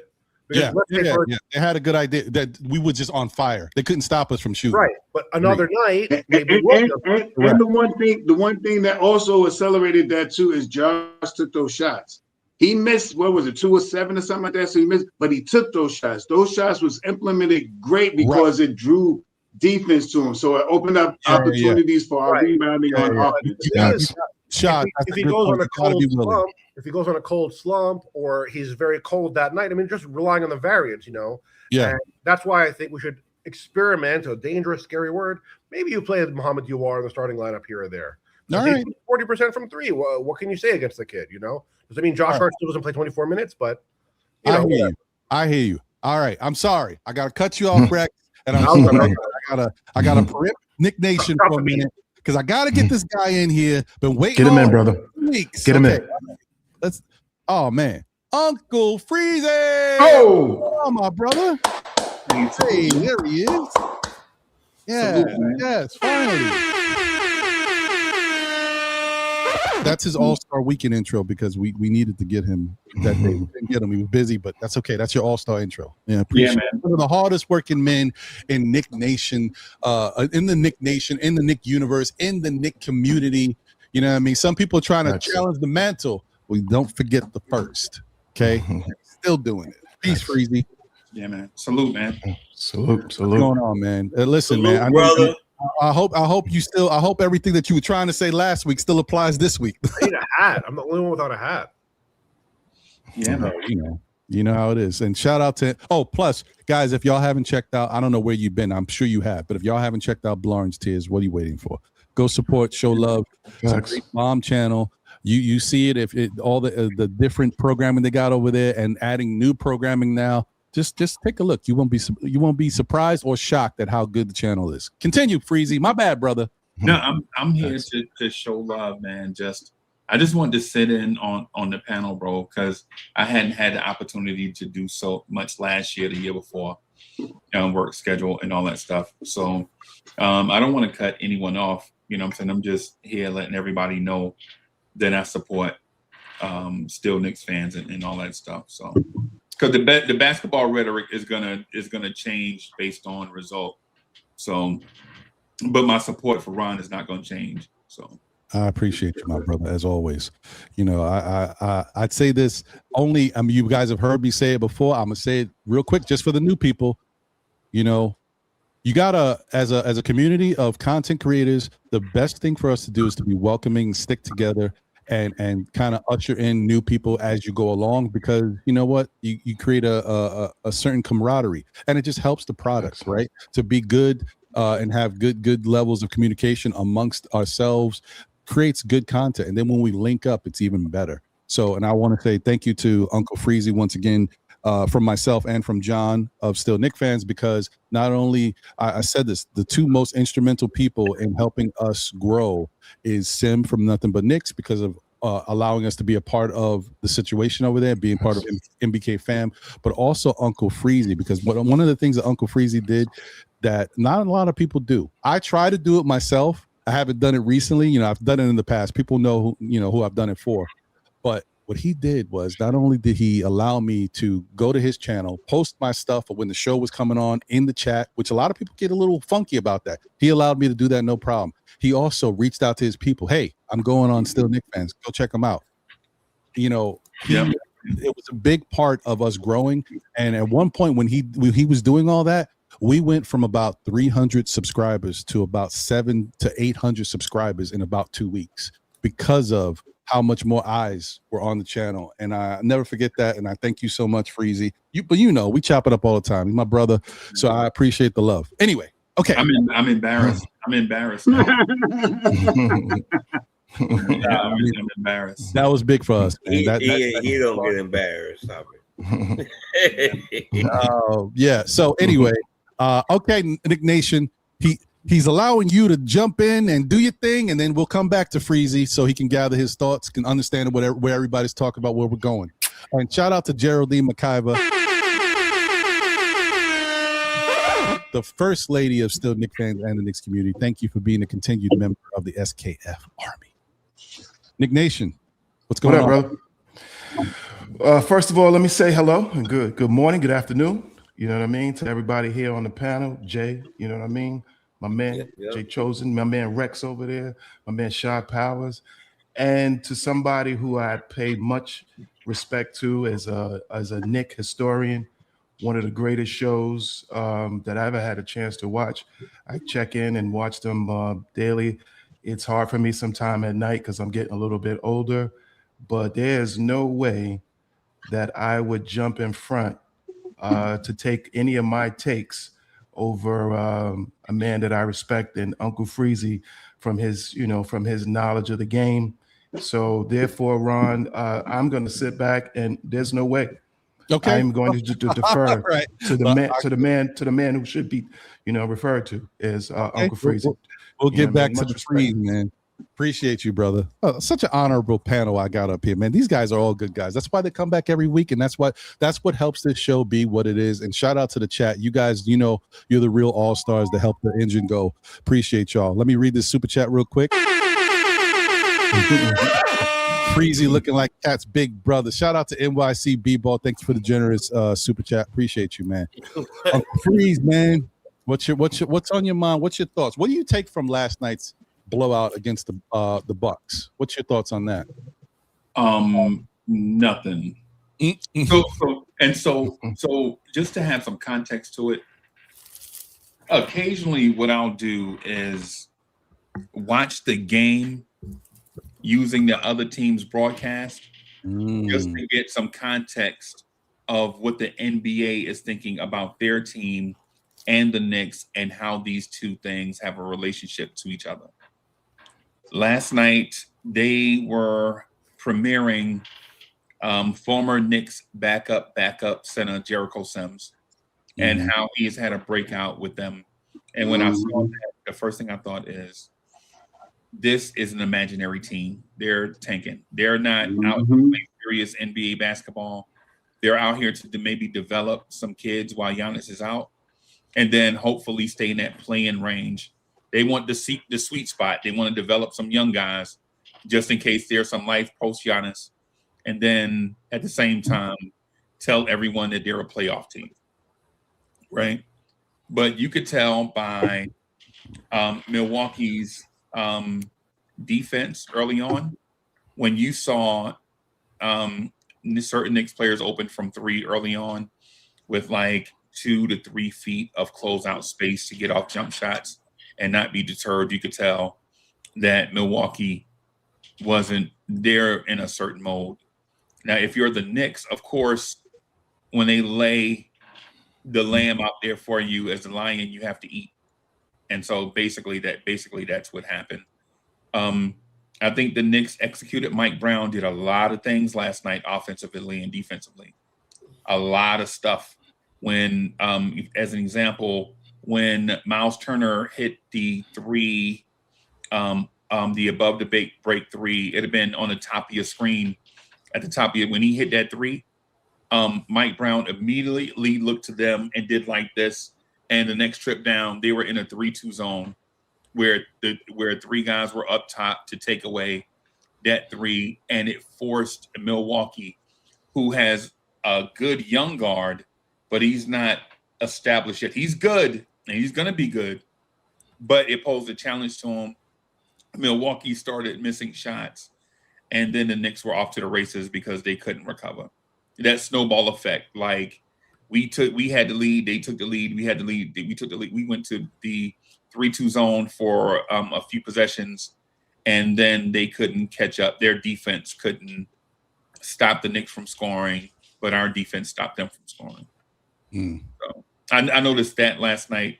I noticed also that Mike Brown looked at pass entry first, like backside cutters, like these guys that are, so we're known for corner threes.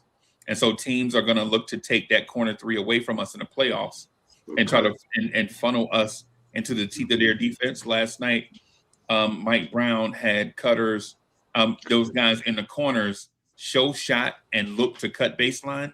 And the guys on the opposite side of the floor are looking to, I'm not saying that everyone did it, but we're looking for those pocket passes at the rim to get us dunks so that we wouldn't have to post up inside, but we can get those cutters inside off passes, get baskets at the rim, and then force that defense to sag back off so that we can get more threes. But there was a lot of experimenting last night that I saw. But at the same time, the Bucks are imaginary right now, right? They're not, they're not going to make any waves until Giannis gets back, and who knows when Giannis is going to get back. That's true. That is true.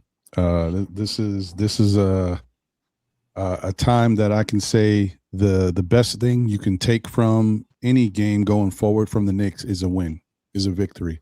Because I think that going forward, Freezy, I don't think that anything else matters other than seeding right now. Because that the difference between having a 1 or a 2 seed is so important going into the playoffs. I think that, especially for the Knicks, and not when I say this, I'm not saying we ducking or we scared, but I'm just saying it's much more advantageous for the Knicks to come in as a 2 seed and be on the other side of the bracket opposite Detroit, so that they can meet at a different time rather than something happening where they also have to worry about home court advantage and all that stuff. I think it makes a lot of sense to get that first round bye, because I think that's important for especially this Knick team, because the other thing with the Knick team is also injuries and fatigue and all that. So getting that bye, I think works for them. Of course, we could be a little slow out the gate because you know how the Knicks move, but still, you're saying it's better for us to play Detroit in the first or second round? Second round.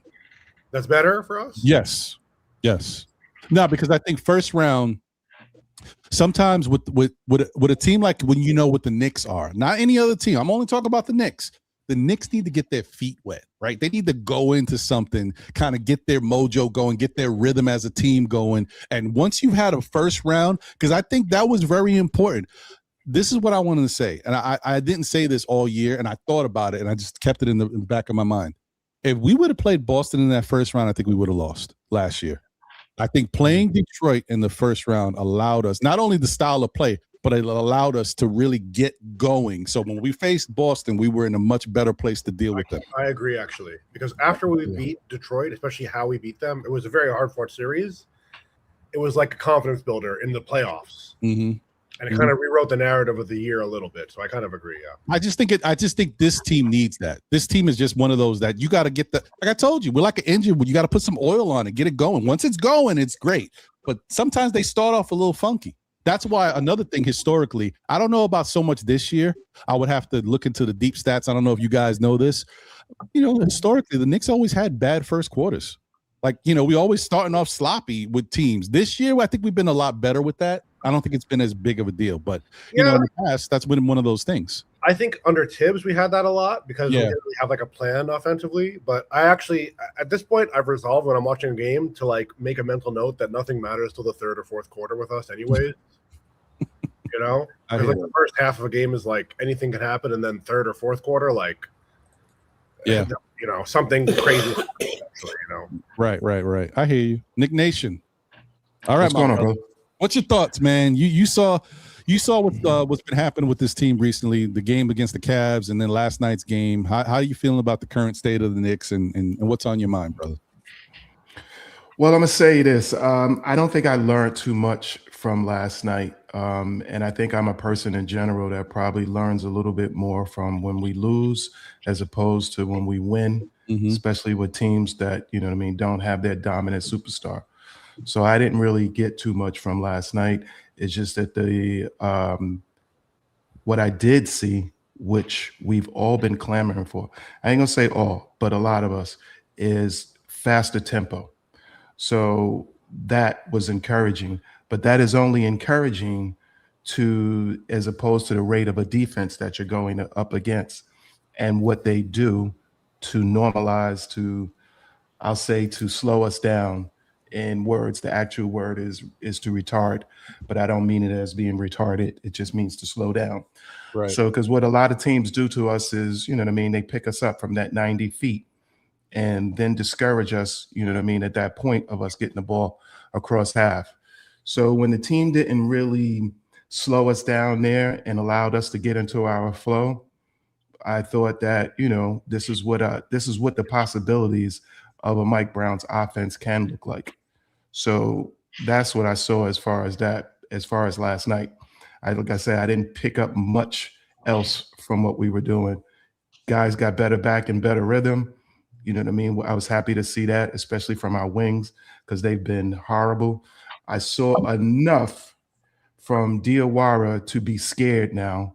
And this take may sound weird, but in my heart, it is what it is. Either you fully begin to play this kid with the optional mind of, that in the off season, that out of our top, I'll say out of our starting team, somebody's got to go, because there's no way what you're doing. And I think that the way that this kid is showing himself, let's take it like this. He's a 20-year-old, right? Now, with a 20-year-old coming in, right, that's basically saying, hey, like anybody else, that's a rookie. If a team now begins to start to think in the mindset of, hey, which could poison us right off the back, is to say, hey, you know what? For 4 years, I'm going to throw this kid $40 million. I'm going to throw him 10 a year. Now, as a top rookie coming in, you know what I mean, in that mid-level point, that's an ongoing salary point. Can we afford that? No. Not at the current situation of what we are in. So somebody, either point is that, hey, I'm all for advancement of the kid because I like him, but I just know that it's dangerous for certain things like poison pills, because it always reminds me, you know what I mean, when we go back to Jeremy back then at those times. It's not that Jeremy was really asking for a lot. It was the poison pill point of which how they did it. So, which was almost close to the same point of a contract. But with things like that, you know what I mean, I'm a little worried. So if we're going to go in and play him and with that in mind, with the organization in mind, saying that here, we know that this is something that, you know, has to be done. So, but besides that, I haven't, you know, I ain't gonna say that I'm overwhelmed of what I've seen, because I haven't been. I have, you know, still talking. I think I was on Dope Soul Sports, and we were grading with our Mike Brown, and I still see him as a C. He hasn't brought it up to the level for me yet. He hasn't put a stamp or command, you know, on things yet. Does he need to take a stronger stance at times with Brunson? I'm going to say yes. Does he need to, you know, come out of certain timeouts with better plays? Yes. There's little small coaching things that he's been, you know, that he's done that I'm still not convinced that we are in a good place. Because when you still have guys at this late stage of 60 games still trying to find out what their positions are or what they actually need to be doing, I have some issues with that, because right now we should be fine-tuning everything in these last 20-something hour games to go in, you know, feeling more secure and more points of strength. And right now, we're still on the roller coaster. So until I see a consistency of rotational movement on offense, you know, guys moving without the ball, some screens, some picks, you know, the only thing I will give credit for is he has moved Cat's positioning a bit. And by moving Cat's positioning a bit, to me, it just makes the guy such a better player. And if Cat can just, you know, if he can get Cat to hone in, lower down out of this foul trouble, take what the defense is giving them, and if not giving, pass it off. You know, if Cat can be more balanced on offense, going left, going right, whereas opposed to where we were in this funk, he was going 90% right, you know, shooting, you know, on the right-hand side of the basket. That's true, but he always goes right. Yeah, defense was sitting there waiting on him. So, you know, there's more consistency that I need to see on a whole to say that, yeah, I feel good about where this team is and where they're going. I'm lost on that though. Shoot, I'm listening. I'm lost on that. Are you saying that just for offense only? No, absolutely not. Defensive for sure, because the defense we have overall, the numbers have been better to me because we are definitely in the last 10 years. Right, since January 1st, the Knicks are giving up 107.7 points a game, and that's second best in the NBA. Number one, exactly. Right. So so Boston right now I think is at 107 point something, and they are number one. Right, and so the Knicks are right behind them since January 1st by some fraction of a percentage point, something like that. Now, and where the reason why I'm confused is are we intimating that through moderate defensive progression, we've made that difference, but the upside is by far a better defense than what Boston puts on the floor? Like by far a better product. Like maybe the Knicks should be holding teams to 104, maybe 105, 104. Or are we saying more that the Knicks defense has maybe improved slightly in each game, and the average number has come back to a mean where they're going to stay at? And the reason why I asked that question specifically for both ends is because if we keep in mind that throughout the season, Mitchell Robinson has missed games, back-to-backs, things that may have an impact. OG Anunoby has missed games. Deuce McBride has missed games. Landry Shamet has missed games. Josh Hart missed games at the beginning of the season. And so do we take that into account? Or do we feel like since day one, we had the sufficient number of defensive players and depth to get there, and we just didn't? My answer to that would be I'm not so stressed on the point of the numbers, but I am stressed on the point of the balance. So what it looks like to me, and the point is that we have made it a more of an effort and concern points on defense. Okay. Brunson has stood his ground and, not just been a turnstile. Cat has improved and, with his lateral movement and been in the proper places. It wasn't, but to me, I'm still looking at the point from the eye test to show to look at the point of the balance. If we can come with more of a balanced attack on offense and defense, and the flaws that which we all know that we have, those points, and when you can improve those points, that's where, that for me is what I'm looking to see, because there are teams where some teams we lost to, some teams that we beat. But I looked at those teams as where to say is that, if that team had been just a little bit of percentage on tonight, as opposed to where they were just off, we're taking that L. We scrapped and clawed our way out of that Houston game. But to be honest, if he had one more shooter on that team, we ain't winning that game. Or a point guard. Or a point guard. Exactly. Or a point guard. That's how they lose all the games. A point guard. Exactly. So, you know what I mean? With that being said, is that, it's the eye test point that which we're still looking at. The numbers are going to be what the numbers are. And you know what I mean? And numbers are true. But there is a point of where you looked at the point of the eye test and us being, full memory from where we were from the beginning of the season to now to the midseason to the third quarter point of the season. We know our flaws. So when we don't see the improvement on those, we are just waiting to see when those ugly, heads rear back up. So there's a point at where I'm at is that, hey, I'm still on the wait and see. I'm praying for improvements in some of those areas. I'm praying for improvement in some of his basic, simple areas, which two coaches to me, it either personnel or whatever is up. But when we take the ball out and teams are staggering us just to get the ball past half, that happened on Tibbs' watch and it's still happening now.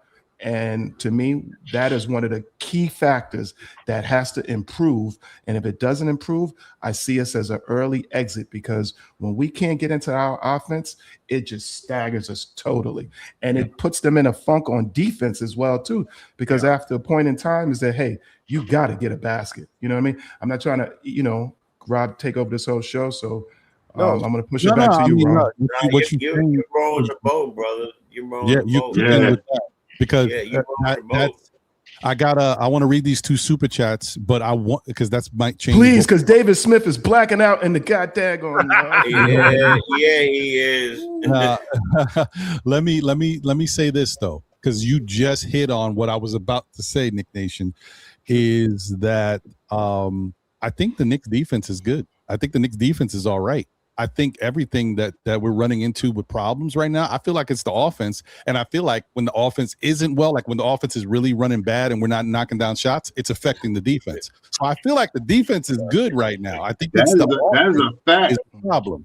Them So long rebounds and not getting out to those 50-50 balls, that's a fact, Ron. And you guys know, if you watch this show, I've said this multiple times. If you remember, if you played ball, you know how it is. When your offense is going good, all of a sudden you're playing harder on defense. Like let's go. I hit a couple shots. Let's go. You start to feel it. When the Knicks don't play well on offense and guys start going into a funk where they get into shooting slumps, and the Mikal Bridges of the world, he's a good example too. That's why I'm really starting to think that's why his game is so inconsistent. When he is playing poorly on offense, I do think it affects his defense, because I find that to be the craziest thing to me. Mikal is an oxymoron. I don't understand a good defensive player that struggles on defense. Like, how do you go into how are you a streaky defensive player? I've never heard of it, but Mikal is that dude. Anyway, that's my opinion. Some might feel differently, but I feel a little weird about describing him, by the way. Streaky defensive player. He's I don't know. It's very interesting. So matchup dependent. Yeah, It's right. awkward. But he's not matching anyway. I think somebody was saying my guy got a super chat, and he's got another question. He always knows how to like Mikal is more of a setup shooter than a shoot off the street shooter. You know what I mean? He gets to a certain position in a certain spot to shoot a shot. If it's hard for him to get to that spot, it is hard for him to score. Just like going to the basket, he can dunk the ball, lay the ball up. But if you have a little bit of a little aggression on him and stuff, he gets a little shaky dog a little bit. You know what I mean? You push him off his perspective.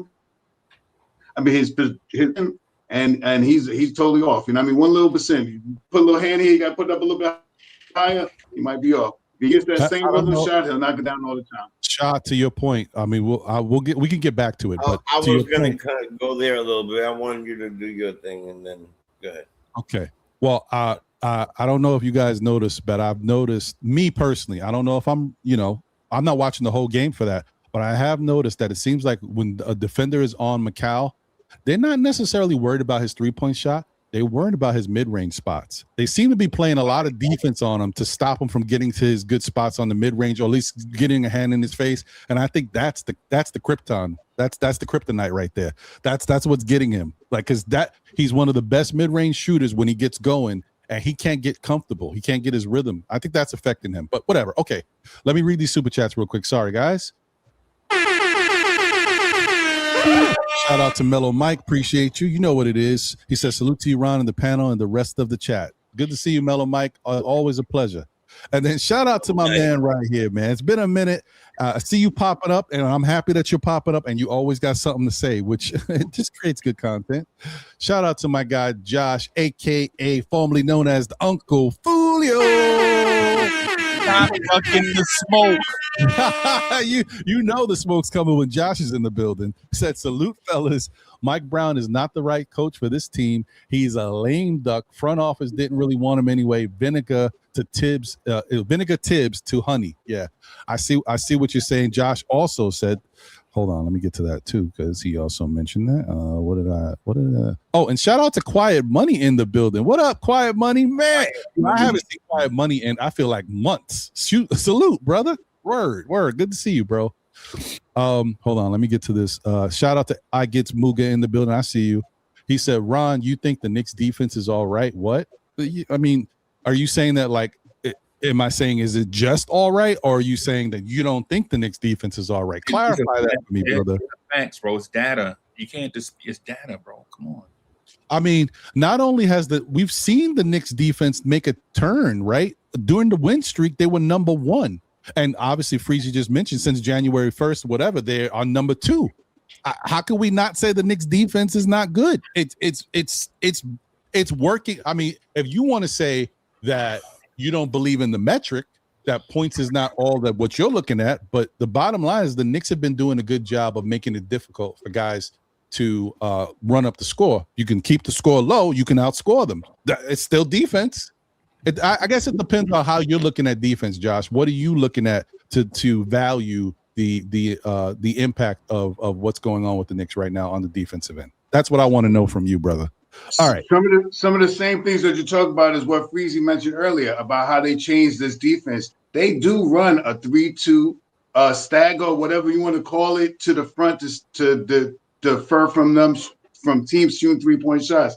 They also run this smaller lineup with guys that are real defensive minded with one big guy, and it'll be the Brunson, Josh Hart, let me say this again, Johnson, Mitchell Robinson, JB. Oh, I said baby. I mean Alvarado, maybe Landry Shamet and Josh Hart, or Mikal Bridges, or OG Anunoby. You know what I mean? They like those lineups like that where they're putting a lot of pressure on the team and they still have a big man in the back to grab the rebound. There's someone to help out. The Knicks been fantastic grabbing rebounds because it's not just singular on Cat and Mitchell Robinson. Last night, but they had like 47 rebounds. Cat had 12 and Mitch had 8. Yeah. So, you know what I mean? So 37 other rebounds from the other team. That helps out a whole lot. Yep, agreed. Sorry, my fault, David. I didn't get to read your super chat. Hey, man, listen, I'm getting a little, senile in my old age. Appreciate you. If the Knicks underperform this year, big changes will be made. Brunson, Hart, Bridges for Giannis, and Kuzma. Money matches. Who says no? Look, I'll be honest. There's gonna be.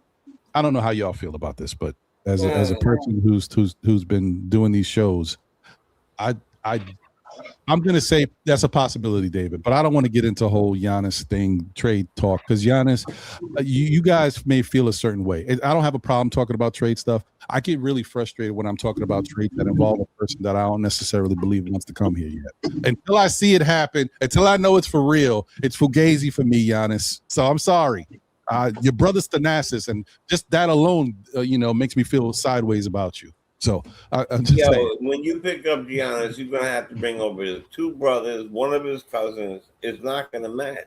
Yeah, some of the Greek food is fine. You could bring that over, but I'd rather have that you could bring over. You definitely bring me a chicken gyro right now. I'll take it right now. Anyway, all right. So let me ask you guys this: when you're out there, I'm saying when you're out there, when you're watching the game, do you feel like the Knicks are not giving effort? Does anybody feel? I mean, we know there's certain times where the Knicks look a little lackadaisical, but for the most part, don't you feel the Knicks are giving effort? Am I wrong in that? I mean, look, I'll play the contrarian here. I feel like sometimes there's not. I feel like Mikal Bridges' game, first of all, inherently doesn't look like he's giving effort to begin with. He doesn't like contact. He's very finesse, Jalen Brunson definitely always looks like he's putting in effort. OG, Josh Hart, sometimes I feel like they take a play or two off, here and there. But it's not to say that it's bad. I think it does happen. I also want to agree. I mean, there's some of the stuff that he said I kind of want to agree with. Can I talk about the defense thing we just talked about a second ago? Am I hijacking? No. I mean, it's all related because this all falls and flows into what Josh is saying, and then we'll come back to what you were trying to get to, Jay. He says statistically, yes, realistically, no. Teams don't fear the Knicks; they have no identity. The Knicks team is sweet. Sorry. Okay. So what I wanted to say is, like, the numbers are what they are. You can't debate the numbers, but if you look in a game by game, I'm very much like a matchup guy. For example, the Detroit game, they probably could have scored 180 points if they really wanted to. How we lost. We still very much suffer at the point of attack. I feel like we don't have a clear answer. Jose Alvarado was brought here to be the answer to the point of attack. He hasn't been so far. We're going to be very cold about it. And some of the teams that we've played where we've lost, like, even in the Houston Rockets game, if Kevin Durant hadn't had a bizarrely cold first quarter and fourth quarter, we lose. If he makes one or two more buckets, which statistically he does make, by the way, we lose. And even in the Chicago Bulls game, the bench was not good. Granted, we were still experimenting with Sochan then. But I think if you look at a process point of view, like, some of these teams could score more, but they just didn't, or the games are ending. By the way, the Cavaliers game is a great example, because at first I didn't understand, why are they getting James Harden? They have scorers. Who cares? But they're using Harden more as a facilitator, actually. Right. Not because they're shooting 50 points a night. And that makes their matchup against For their big men. and he's doing crazy lobs, opening up Jared Allen like crazy. So that matchup is much worse for us now. And also Schroeder was a big pest in that matchup for us. Yeah, no. So those two matchups is like, okay, the Cavs and the Pistons, they're not the sole ones you would use to make the metric of points per possession or whatever, but I'm looking at those as we did not shut down the point of attack at all in those two games. Okay. You know? I mean, well, I want to get Freezy's take on what Josh was saying in reference to the defense, but the other thing I wanted to and the Knicks being soft and all this other, well, you know, it is what it is, but I did want to say the expectation that we have as fans for some of the acquisitions that we make may not be the same expectations that the team has, right? What Jose Alvarado used to be, he is no longer. I could have told you that. We all can see that his stats have diminished as far as his defensive impact, as far as point of attack defense. Over the last 2 years, they've taken a dip. But I think what the Knicks thought of is, obviously we know because Deuce got hurt, they needed someone to come in here and be another ball handler, a secondary ball handler, if you will. I think he's done a good job at that. But the other thing is, I think he's been brought here to be a ball handler as well as a disruptor. And he's been a disruptor. He's had, you know, certain games where he hasn't had that much impact, but he has other games where he's had 3-5 steals, or you can see last night in almost 13 minutes, he had 5 assists, steal, a couple rebounds, a couple steals, whatever. Like, that's what I think they want from him, as well as being a ball handler. I don't think they're looking at him to be that point of attack defender, because I think they knew getting him before they got him what it was going to look like, because he has taken a step back a little bit. But that's my opinion about him. And Sohan is still a work in progress. I think that's time will tell what he is, but he's a rental either way. If he doesn't play well enough, you know he's gone. So it is what it is. We'll see. Freezy, your thoughts on what Josh was saying, because I know you were kind of trying to speak to it about the defense once again, but also the fact of the Knicks have no identity and the team is sweet. Relax, bro. Did you call Sohan a rental? Well, I mean, right now he's a rental. You don't know how. You gotta relax. Calm down, dude. About to turn 23, bro. Right, like this dude's younger. This dude younger than Kolek and Kev McCullough. It's crazy. I think we gotta relax. We gotta calm down. So first, I just want to say this to the Mikal Bridges that y'all were mentioning on offense. The thing that Mikal Bridges is missing is not just a thing. Mikal Bridges is missing a modern additive to his offensive game, and that's a floater, right? Jalen, like my guy Mikal Bridges, you don't see Mikal Bridges try floaters with either hand when he's 6, 7, 8 feet away from the rim, right? Because he's a jump shooter. Right. So instead of being at 8 foot throwing up a floater from 8 feet, he'll dribble and fade away to about 13 to 14 feet because he trusts his jump shot more than he trusts a floater at the rim. That's one thing, Knicks. That's one thing hoop heads know. Like, if you know basketball, you know that this dude is missing certain things from his offensive game. And it's not that he, as a player, is super flawed. This is about preferences.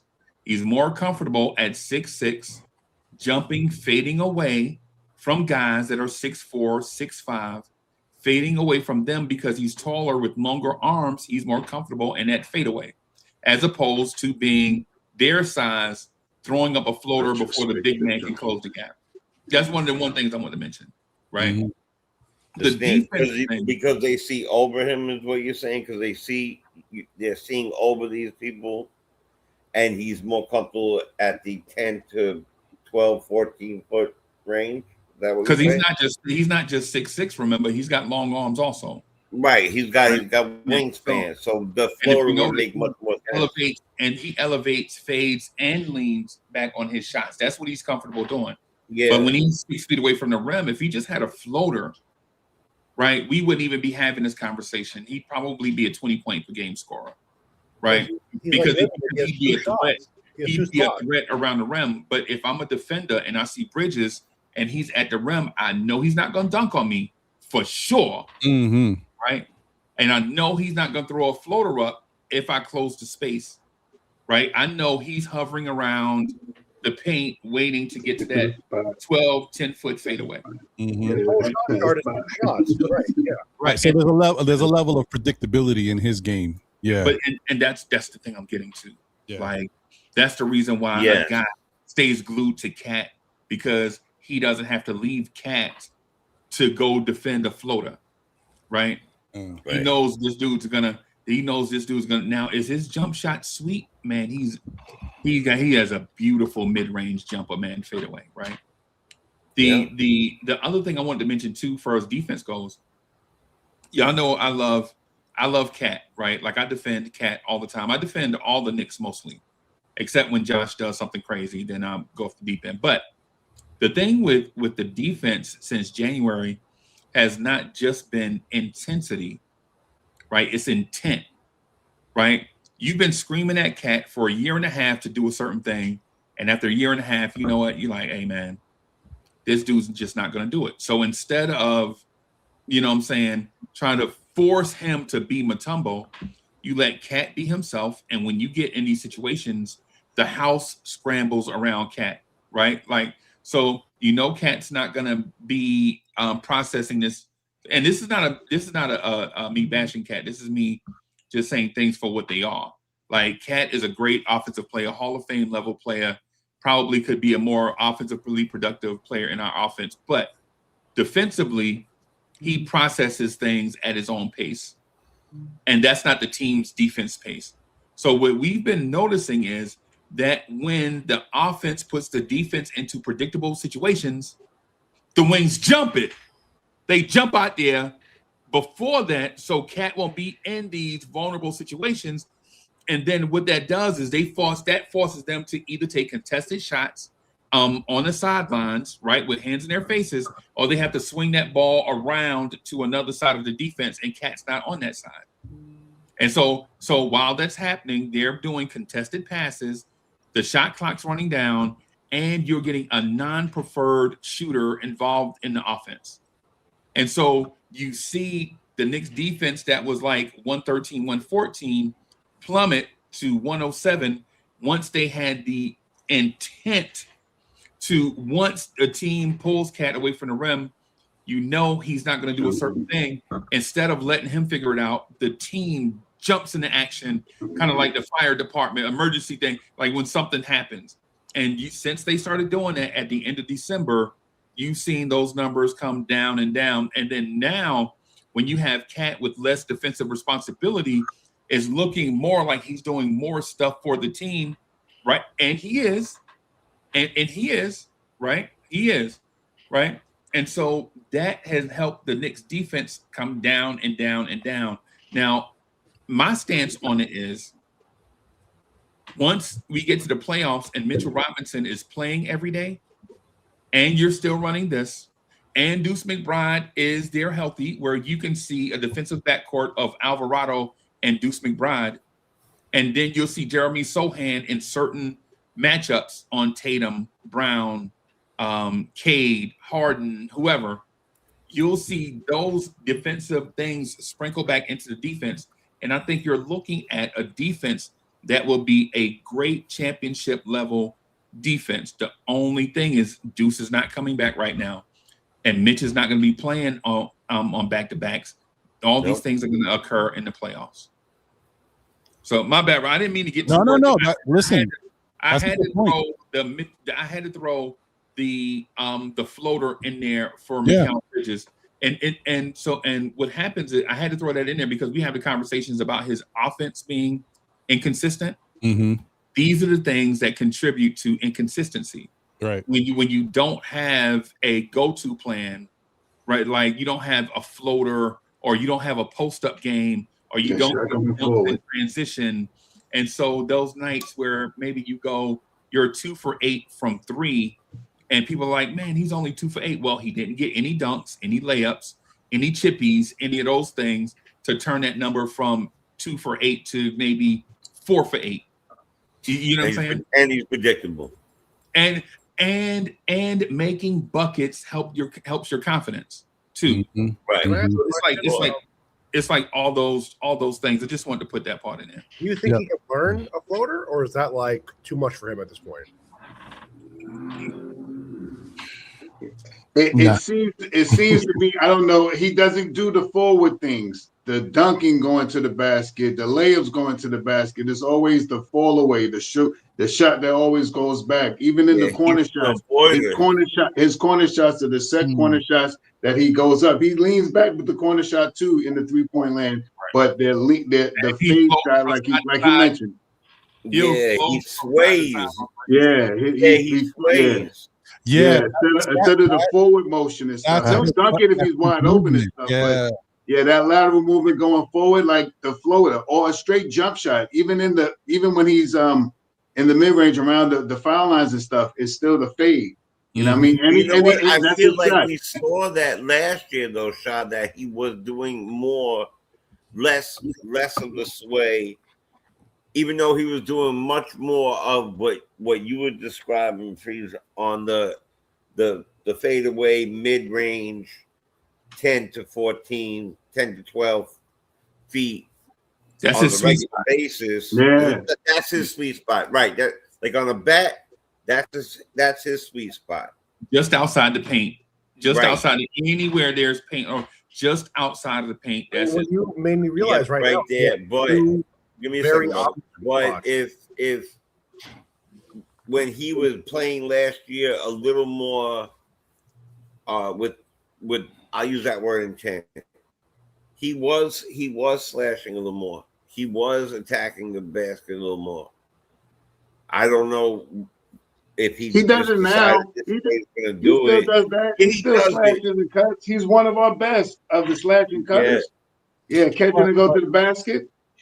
But go ahead, Freezy. I was just real quick. I was gonna say, I was gonna mention the same thing about OG Anunoby. The only difference is when players get to that 240-pound range, they generally don't use floaters as much as just doing their power dribble to the rim and fighting through and putting up contested shots.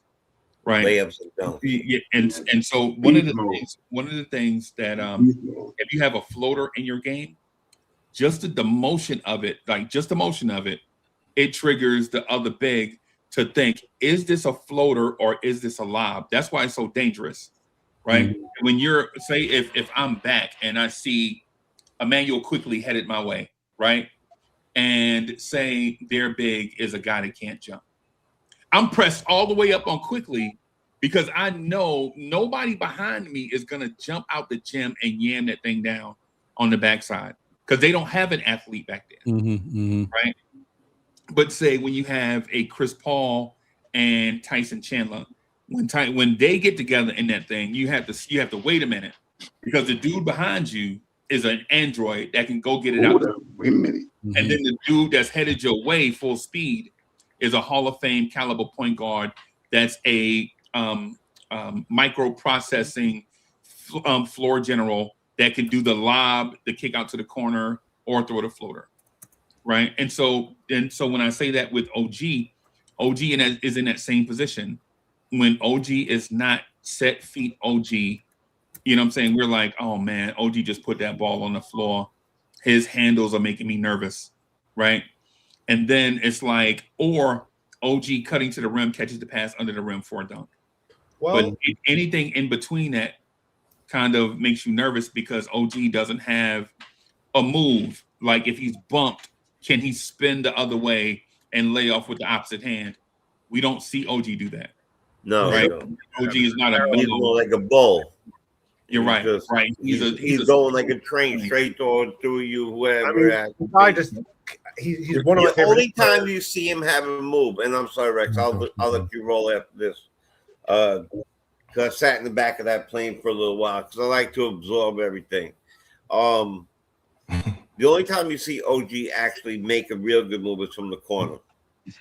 It's from the corner when he's going up with a shot, fake a shot. He'll either spin on the guy or he'll cut on the guy or a slash. But yes, he is definitely more like a bull. And right. I was gonna just to finish the point I was making just real quick. Yeah. Like when it comes to wings, OG and Bridges are the OG standard archetype wing. They're hot wings. They're not lemon pepper wings. They're not honey habanero, right? They are the Crack pepper. Right. They're not. Yep. They're not cracked pepper. They're the elite top of the industry standard wing. Right. They don't come with all the frills. They don't come with a floater. They don't come with the a squat dribble game. They don't come with a playmaking passing once they get through. They come through with shooting or finishing. That's it. No crossover. Yeah. None of that fancy stuff. Well, the point that I wanted to make is in the last game, what I saw, which I thought was encouraging, is OG was just avoiding dribbling entirely, which I think is actually the best thing for him. Like, his handle's not getting better. We can all be honest at this point. It's not the most beautiful thing in the world you've ever seen when the guy has to dribble to make a basket, It's trouble for him. It's awkward. And so I think that adaptation was that they put him into a situation where he pretty much did not have to dribble yesterday. Granted, it's not an amazing elite team, but I think that was a more comfortable position for him to be in than he has to create some kind of opening himself. It's just not his strength, Right. Well, also OG had just, a basketball God's moment. Every player gets a game or so when you can't miss, and he had one of those yesterday. He was on pure fire. I wanted to say, well, first off, shout out to Latoria. Latoria. Oh, it is. Let's go. Good afternoon, good people. How you doing? Okay, I'm all right. I had to check in with my people today. You got my Blanche Tears family on the panel. You so know how it is. join in. Let me say this real quick, and then the floor will be yours. I just realized something, and I don't check all the time, but I'm checking. I check this day because of what Freezy was saying about the floater and everything, and it made me think, because we've all kind of been looking at Mikal Bridges and having some issues with his game lately. Of course, the defensive side, that's what's been kind of standing out, because defensively we're like, hey man, he's not really affecting the game the way we've seen him affect it. You guys even look at, he had a moment where he was getting a steal a game and stuff like that. That's kind of dropped down a little bit. But last night he did get a steal, so he was kind of back to it. And last night, I think right now in this current Knicks team, his sweet spot is when he can give assists, when he can find opportunities for other players. He's been doing great at that earlier in the year, and he kind of lost that a little bit. We got to get him back there. Last night was a good example. He had 6 assists, so hopefully we can get more out of that. But to what Freezy was saying about a floater and stuff, and us realizing that Mikal is very predictable on offense right now. So I took a look at his shooting, and for the month of February, he's shooting 30% from 3. Let me tell you something right now. For a guy that does not like contact, doesn't really drive in the lane when he has the ball. We do talk about Mikal getting to the lane, but it's on slashes, running without the ball, moving his body without the ball, cutting off a screen, cut, stuff like that. When he has the ball, the defender already knows this guy's not taking me off the dribble and going to the lane. I don't have to worry about that. This guy's shooting 30% from 3. I don't have to worry about that. So his best quality to me is that mid-range game. And we already talked about it earlier. That's why it's so easy for them to focus. All I got to do is worry about taking away his mid-range. Now he's nothing.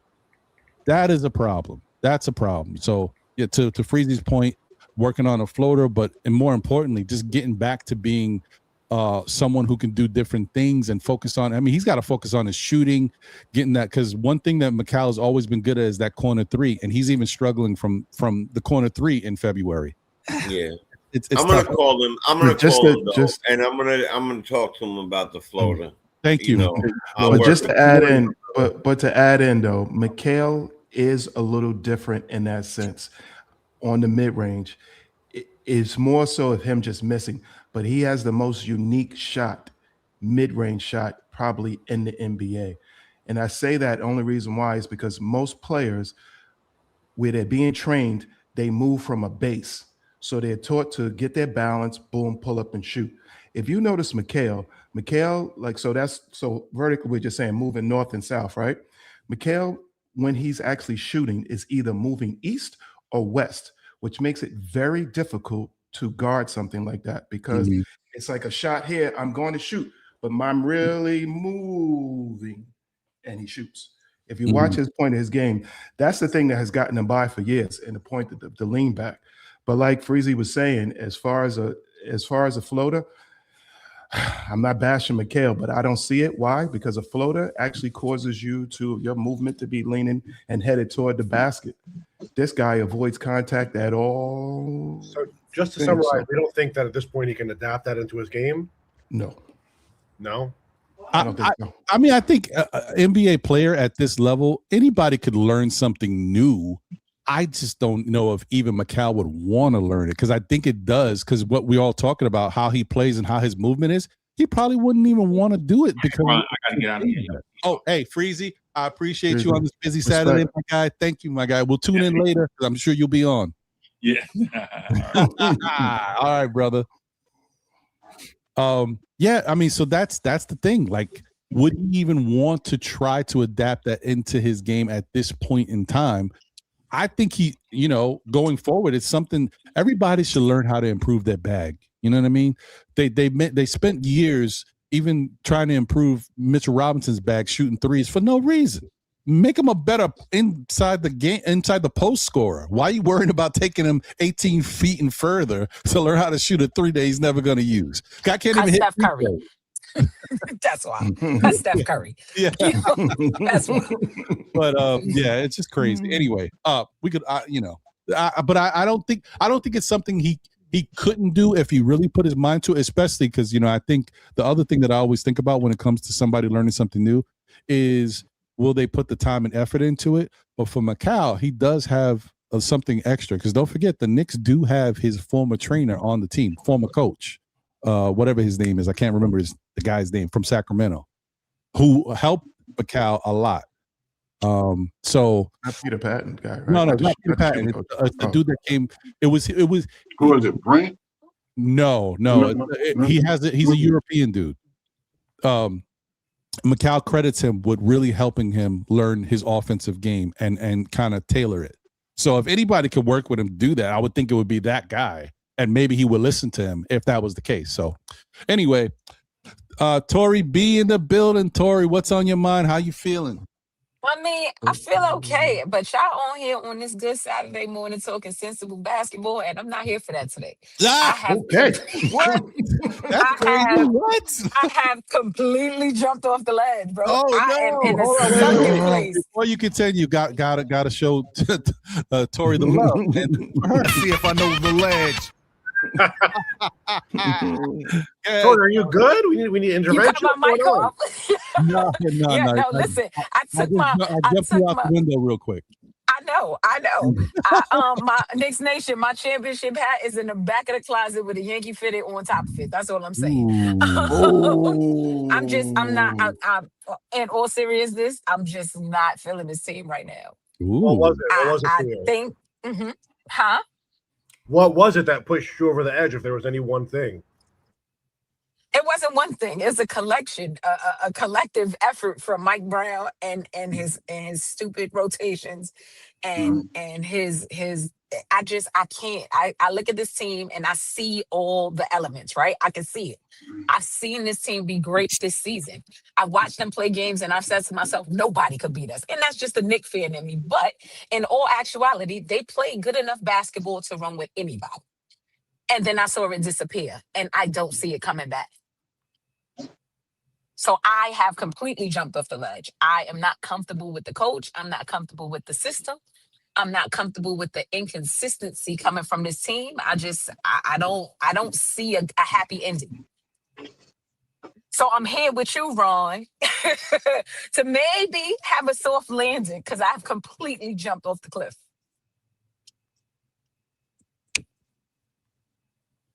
I mean, it's funny because Fred Katz has an article in The Athletic today about the Knicks saying the only consistent thing has been their inconsistency this year. Ridiculous. They have at times looked like the best team in the league and at times looked like the worst team in the league. And how do you do that from game to game? Listen, I think it's funny because I feel like kind of everybody is around the same area with that. I don't think I've seen anybody out here being like a super fan of Mike Brown and everything he's done. I think at the beginning of the season we saw a lot more from him.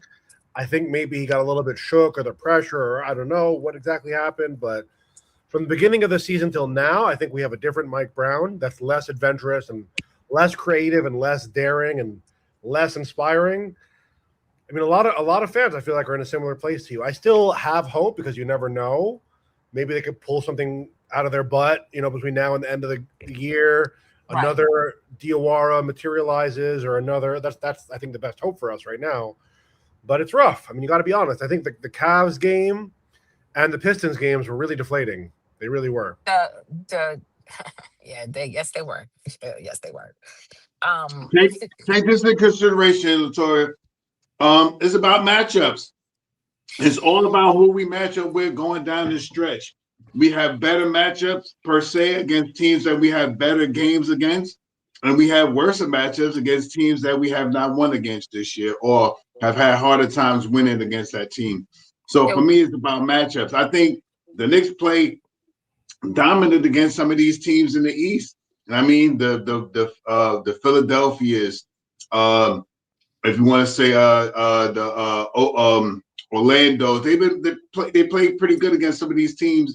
If that last game against Cleveland, to me, it was just more of an off game. But we pretty much have Cleveland in the bag some of the years. I mean, we lose to them, but we pretty much beat them. So this team that their trade deadline was very impactful for them. Oh, his finger broke right now. Yeah, look how good they played against Detroit yesterday. They had both they players out, Harden and Mitchell out. They won. Wait, hold on. Detroit won? Wait, she's breaking up. What? Yeah, Detroit won that game overtime. Wow. But they look how they played against them. They and 3 of their guys was out yesterday. They play hardly and they Cleveland going to be good. You're in the matrix. You're breaking up. Yeah, I think we got. I feel like you. You're matrixed out, Latoya. Hello. Yeah, you breaking up. You can hear me or no? Yeah. We hear you. We hear you. Oh, okay. Sean, I hear you. It's about matchups, but I don't know what Knicks team is coming to play. I hear that. I don't care who we playing. I feel like we have just as much ability to lose the game as we do to win. I hear that. Like I don't know what team is coming to play. It's so confusing and frustrating watching a group when you've seen it all come together. You're like, wow, these guys are really good, and then it's like, what the hell happened? It felt like it changed in a blink of an eye. I mean, I blame Mike Brown, but the players got to play. Yeah, the system is trash. The man is not. He's not. It's at this point you can't change it. We 60 games into the season, so at this point, I don't agree with you about that. Is that I feel like the real Mike Brown is maybe possibly still deep in there, but I think he's trapped in a place of trying to please everybody. He's trying to please the front office, please the players, please the fans. At the end of the day, he done pleased himself into the hot seat because he about to lose his job. You about to lose your job. You about to lose your job. My man, you about to get fired on your day off. Like if they let him go today, I wouldn't even be mad. Like that's my whole point that I said from the beginning. Is like, okay, you brought Sochan in, you're bending over backwards to make the front office look good. You know this guy can't shoot, and your entire system is space and space. But they didn't see, and here's where I agree a lot with the Queen. Sorry to interrupt, but I'm going to bounce for a few minutes. He was brought here for defense. That has nothing to do with him putting the ball in the hole. We don't need scorers. We have enough of them. We have enough people on this team that can put the ball in the hole. We don't need that from him. He was never brought here to put the ball in the hoop. That's not what that man was brought here for. He was brought here to rebound and defend, and that is it. I said this earlier. We shouldn't be playing him in lineups where there are no scorers on the floor. I agree with that. But saying that he can't score is irrelevant because that's not what he was brought here for.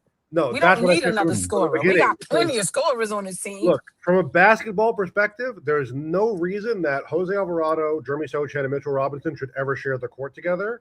Yet, the very first lineups off the bench after the trade deadline was that. And he would bring them in when we were down. It's not a basketball reason. It's, Leon Rose just got these guys. And we make sure they go out there and they look good. Well, I mean, the other thing too is, as a coach, you gotta put the guys out there to see what works. It's not like he had time to practice with them. You're looking at I tape. know, You're gonna but go out there. You're gonna see what works. So that's not a fair. That's not a fair assessment because he I don't. hasn't been here long enough. I don't So to He's agree to say being a that that. he should collaborative never do coach. something, right? But he agreed to that. Unlike Tibbs would have been like, "Man, I'm not doing this. Get out of here." Facts. Which But is why he lost his job. So but But what I we don't agree what we because did the see guy's though. Sochan's flaw is that he can't shoot. It's well known. So you're putting him out there. Oh, does it work? Well, of course it doesn't work. In 1 second, you can find it doesn't work because they're going to sag. They're going to clog the paint. Jose Alvarado's not going right, to but get assists. if your team is up, right? Your team is up 15 points and you need to close a game out. You can put those guys out there because you put them out there for defense. But So the you point can't is, say he would that you put that can't lineup in run when we them. were down. You That's say what I got that mad. say it again? uh-huh. He would put that lineup in when we were down. That's why I got mad. Okay. But we can't say that he can't ever play that lineup. Because if you're looking for defense, you put those guys out there. Facts. And we That's did. all I'm saying. That's all I'm saying.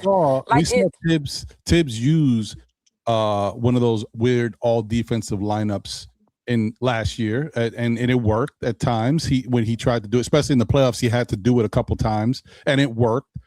I think the problem is the Knicks have offensive issues, so you can't. It's nothing wrong with trying to put those guys together in a unit, but you got to make sure Homer's got to be right. You know what I mean? Other stuff got to be right before you do that, because we already having some offensive issues. And how do you try any types of different lineups when your second best scorer is lost? I wanted to say something before I don't want to monopolize, anything either, because I want to make sure everybody gets their time to speak. Another thing that I was thinking about, right? Because we talked about the system and how players are still having trouble kind of adapting to. But who's the players? Who's saying this? Who said it? Mike Brown might have mentioned it, right? He's not naming anybody, but who said it? Cat said it. And that's the only person that I heard say it. So Hart said it as well. Well, I mean, Josh just said it. That was saying it since the beginning of the season. This ain't working. Right. But I don't think Hart's saying it as a person who is not functioning in it. Hart's not a scorer. No, right. Hart's saying it from Mikhail said it as well, though, too. In other ways, but he said it. Right. Yeah, he said it more was about him not paying attention or whatever the coaching of it. The coaching point of it, he said. And so I'll take the Mikhail thing. I'll use that as a point of emphasis. I don't understand what's going on with Mikhail. Cat, I can understand. Mikhail's got no excuses. Mikhail was playing really good basketball to start the beginning of the season, right? So there's no reason for Mikhail to say anything. What I'm learning, this is not good, by the way. I'm sorry. And I don't even know why. Damn it. I hate this because I'd run into something that I didn't want to go there. It's not really looking great for Mikhail. I don't know forget the 5 picks. People too focused on the 5 picks. Forget the 5 picks. I just don't think I don't know. I'm feeling a little funky about Mikhail lately. I'm feeling like, I don't know. I don't care about the 5 picks. I care about the fact that it's just Mikhail may not be the person. He may not be the guy that we need. It's not about no picks. I don't care about the picks. The picks ain't playing. Just come over to the dark side with me, yo. Just jump over there. Just all right. Just come over to the dark side. I'm not ready. Feel the season in, yo. Just come on. You'll feel so much better because the pressure will be off. You'll feel so much better. What do you think? I think they're gonna lose. The one thing that I noticed about Mikhail is the expectation about Mikhail, especially because of those 5 picks. What we need from Mikhail is what we had from him yesterday. 13, 12, 14 points, 6 assists, 4 or 5 rebounds, 2 steals. That's what we need from Mikhail. That we don't need 22 points from Mikhail and 13 rebounds and 8 assists. We need the same type of game that we had from him yesterday. Playing defense, going through the screen or going under the screen, getting his hand in the ball, staying in the passing lane. We need Mikhail to, my opinion, the expectation for Mikhail for those 5 picks, we want him to score 19 and 4 and 8 and all this stuff. Now we need Mikhail to do 14, 5 or 6 assists, 4 or 5 rebounds, and 2 steals, and stay on the court and use a fadeaway. I mean, and use a floater and use a floater. Right. But with that being said, that's what we need from Mikhail. the expectations put on Mikal because of these picks coming over here doing 22 points from Brooklyn and all that stuff is an expectation that we want him to come on here. But that's a different scheme, a different team, and he's not the number one. He is maybe not even the number 4. Is he 4? Is he really 4 on his team? I don't even know. He might even slip down to 5 because OG and Josh Hart get more points than Mikal. So if we take him from being a number 1 in Brooklyn and put him over here thinking that we're going to get that 21 points, I think that's a foresight. I think we should be more focused on him doing the things that he did like yesterday. The games that he has played, we do need him some games. Don't be twisted. I'm not saying that we need him to stay at 14. We do need him some games to get out there when OG ain't shooting and Josh Hart ain't shooting and JB ain't shooting, to get out there and get 30 points because he can do it. He has the ability to get out there and do that. But those are the games that we don't. That's the games that I get upset at him at. When those guys ain't shooting and he ain't out there getting 25, 27 points, those are games I'm looking at Mikal like, dang, Mikal, the expectations for tonight for you was supposed to be 22 points of filling for these guys when they're missing these shots.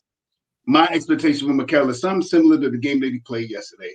14 to 16 points a night, 4 to 6 assists a night, 4 to 6 rebounds a night, 2 steals, definitely 2 steals a night. And maybe if you could throw in a block in there, I ain't mad at that either. That's the type of game I expect from him. The expectation and what I expect are 2 different things. And it's out there. Everybody eats up on him and stuff like that, especially when he doesn't get to those 19 points, those RJ Barrett numbers. When he doesn't get to those RJ Barrett numbers, those numbers that we think from RJ Barrett, we still have a team that soars the basketball. And our starting lineup, we're still averaging about 94. Was it 94 points the last couple of games? Cook. Something like that, 90-something points. We don't need him every night to score 25 points. We want him to, but we got OG to do that. OG is like number 3 on the team. Behind Brunson and Cat, he's number 3, in my opinion. You know what I mean? He is number 3. Mikal is not number 3. Mikal might be number 5 because I think Josh Hart gets more attempts than Mikal some nights. You know what I mean? So That's just true. to put it out there, the expectation for Mikal is a big thing. Let me tell you something, Sha. I agree with you 100%. I think the expectations for Mikal with all those 5 picks and everything and what he did in Brooklyn do matter. I think some fans obviously do see that and they look at that. But here's the thing that matters.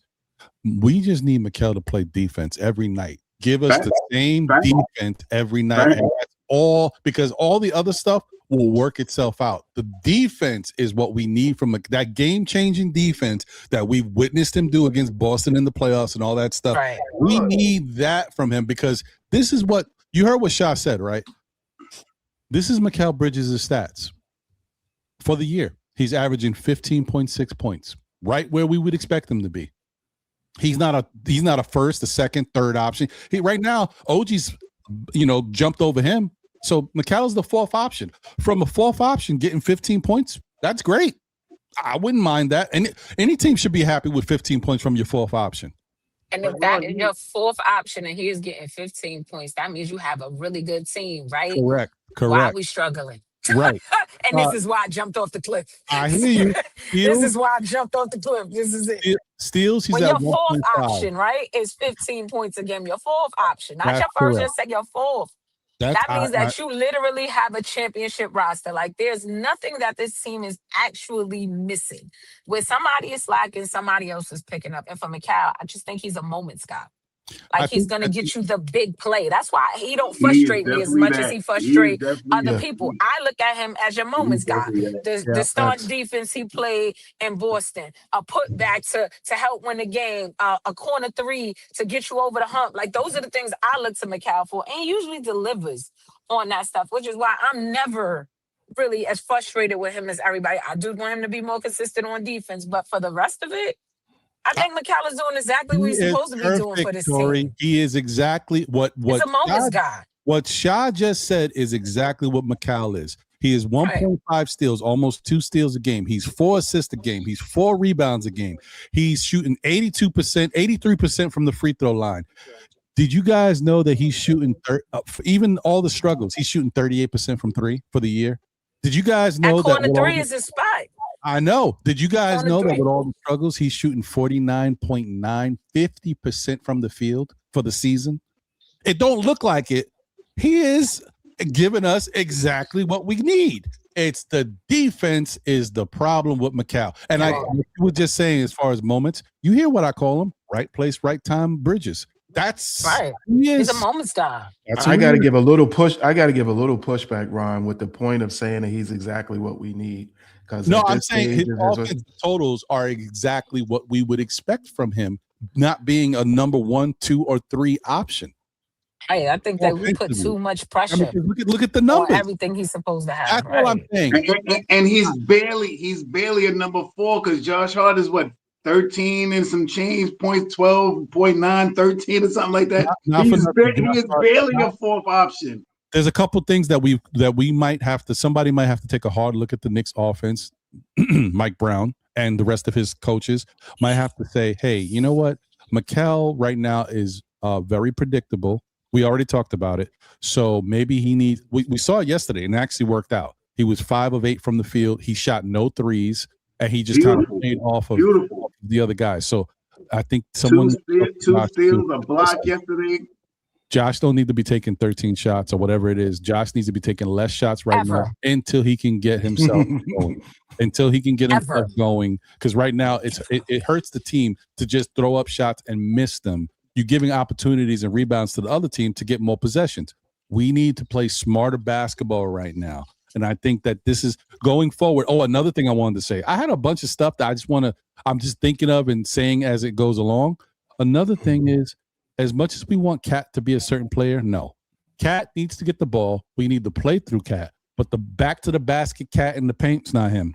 I was listening to other people talk about him the other day. He's at the top of the key all the time. He ain't that guy. And drive. That's him. He's not that guy. So we can't ask him to be that. Before Cat got here, Julius Randle, we said Julius needs to get the ball in the paint and do something. That's Julius. He could do that. This ain't Cat. So we just need to play through Cat, but allow Cat to be Cat, okay? Because if Cat ain't Cat, it ain't going to work. This team is we're going to fall on our face bad in the playoffs. If they don't figure out the best way to use these guys to their ability, we're going to be in trouble. I think it's smart to play through Cat, let Cat get what Cat wants. But how hard is it to say, you know what?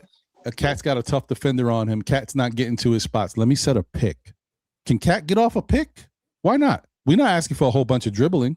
Just hey, take the ball. Let me set the pick for you. How about you pick and pop, Cat? You're one of the best shooters in the NBA. That's been one of my complaints all year is that, like, for all this talk of how we're modernizing the offense don't look very modern to me. I feel like they're still very rigid and, like, it's a couple little almost like parlor tricks that Mike Brown does. That's, oh, look, I'm a modern coach. I'm offensively a modernist. Where is the creativity? Where is the ingenuity? I'm not seeing it, you know? Well, I mean, I agree with you, David. Time to make the offense run through Cat. I agree because I just think Jalen Brunson doesn't need the offense to run through him. No, last night he had 1 3-point attempt. Yeah, but I don't know about Cat being captain. Let's calm down. I mean, it remains like our offense in the early points of the game. You will see the movement. It's just that at times with certain defenses that we run up against, it begins to get stagnant. And the reason why I think a lot of us harp on Mikal is because we're going to pick Mikal, and a lot of times the reason it's not the 5 picks, it's the money. So to me, that percentage of money in which he's, will be pertaining here, he's at 20 something now. It'll be 30 something next season. I think 37 million, 34, between 34 and 37, somewhere in there, right? In that ballpark. But my issue is that what we need from him, to be really honest, is either him or someone else, another guard or wing that can attack getting downhill. And when we can't attack getting downhill, because a lot of times Brunson is doubled, boom. Then the other perception point is they stagger the point of Cat. We need that third option for somebody to get going downhill. And when we don't have that, that's what we're looking for, Mikal, to say, hey, Mikal, please, your handles are probably the next best out of, between these guys. You should be the guy attacking going downhill. But the problem with him is that he won't truly attack going downhill, because if he does, that means he's going to get some physical contact. And that's what you really want to do, is that you want to absorb that contact and kick the ball out. That's what you want, and that's what we want from him. But for the whole year, for the most part, that has been missing in this offense. I'll keep what's name in this style offense. We have the same personnel as last year. We do not, and I repeat because I hear this over and over, we do not have the same team. We have the same personnel for the most part, not the same team. This is a totally different team. That's true, Nick Nation. You know, the other thing is, why can't, I'm sorry, Tori, let me just say this real quick. Go ahead. Why can't Cat drive to the rim and still avoid the contact? Right, because we already talked about it. When he takes his mid-range jump shot, he's falling away anyway. Even if he's running to the rim, he's falling back. Wait, you talking about Cat or McCall? I'm sorry, McCall. Okay. Yeah, thank you. I meant to say McCall. Why can't McCall? We already know why. Yeah, no, but I'm saying, if you think about it, if McCall is that guy, he doesn't like the contact. But every time we see him, even if he breaks down a guy, which he rarely does, but if he does break somebody off the dribble or just take the dribble and run with it, he runs to the lane and then he does the fall away. So why can't you just still continue to do that? When you get the ball and you're in a advantageous situation where you can play make, if you don't see somebody you can pass the ball to, why can't you go to the rim? But you don't have to go all the way to the rim. You take what the defense is giving you. Go to the midpoint if they're not letting you go further. Do your little fall away jumper. But if the defense is slow to collapse or if there's an opening, go straight to the rim. Why don't they do more of that with McCall? Why isn't he doing that? It's still, you're still avoiding contact. I don't get it.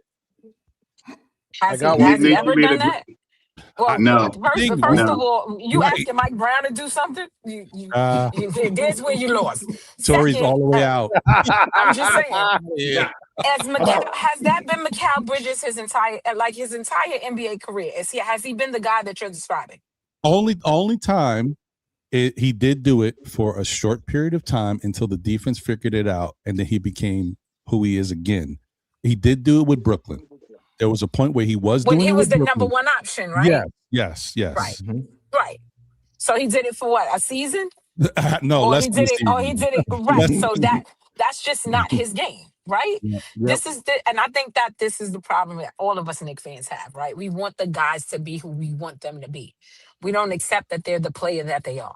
Mm-hmm. The Knicks traded for him knowing exactly who Mikal Bridges was and exactly what his game was. So now that he's here, we're complaining that he's the player that he was his entire career. It's outrageous. It's literally outrageous. This man has literally been the same player his entire career, and we're mad, right? But Tori, because he's not doing the thing we want him to do.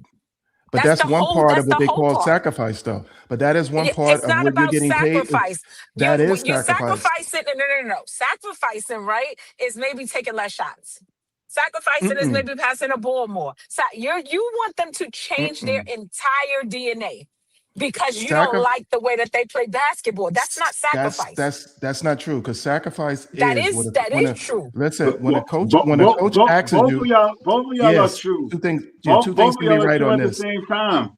But when a coach asks you, yes, because when a coach asks you to say, hey, this is something that you may be uncomfortable with, but the team needs it, then you give your energy point to that. When you detract from that, that is somewhat sabotaging what you call a point of that system and not truly buying in. Asked him to do it, you?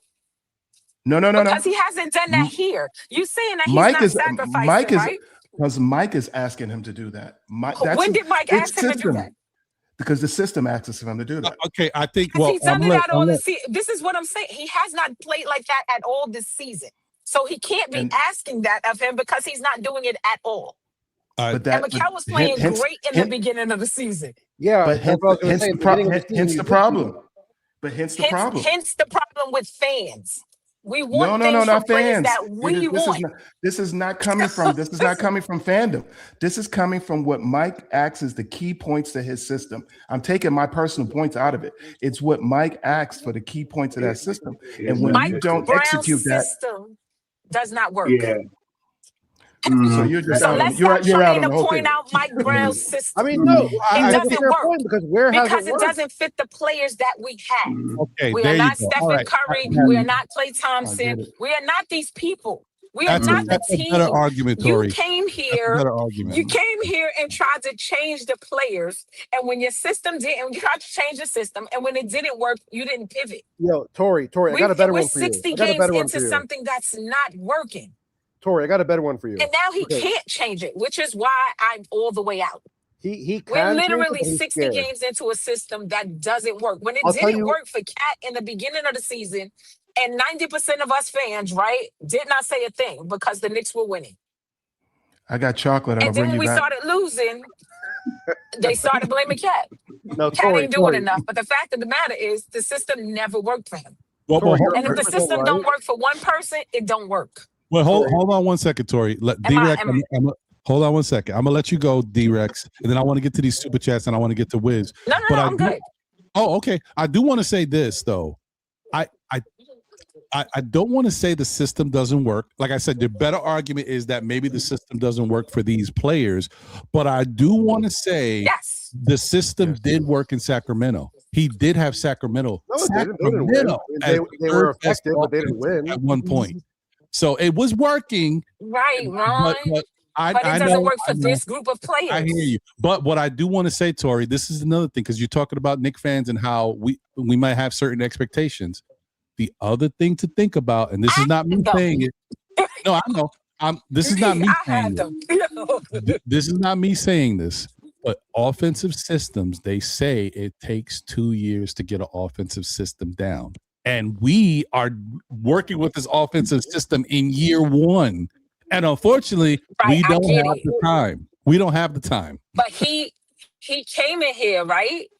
And his ceiling is championship. It's true. So whatever system you put in place was supposed to work now. Nobody told him he had time to get it together because this team was in the Eastern Conference Finals last year. So this is not the time for experimentation. You tried it for 20 games, it ain't work. Let's go back to what we was doing before. But tweak this a little bit and run with the system that worked for the team. But then the problem becomes, Tori, if you're gonna stay with what you know and what was working, then why you fire Tibbs? You fired Tibbs because Tibbs wasn't flexible. It wasn't the system that was broken. It was the coach not wanting to use the rest of the players on his team.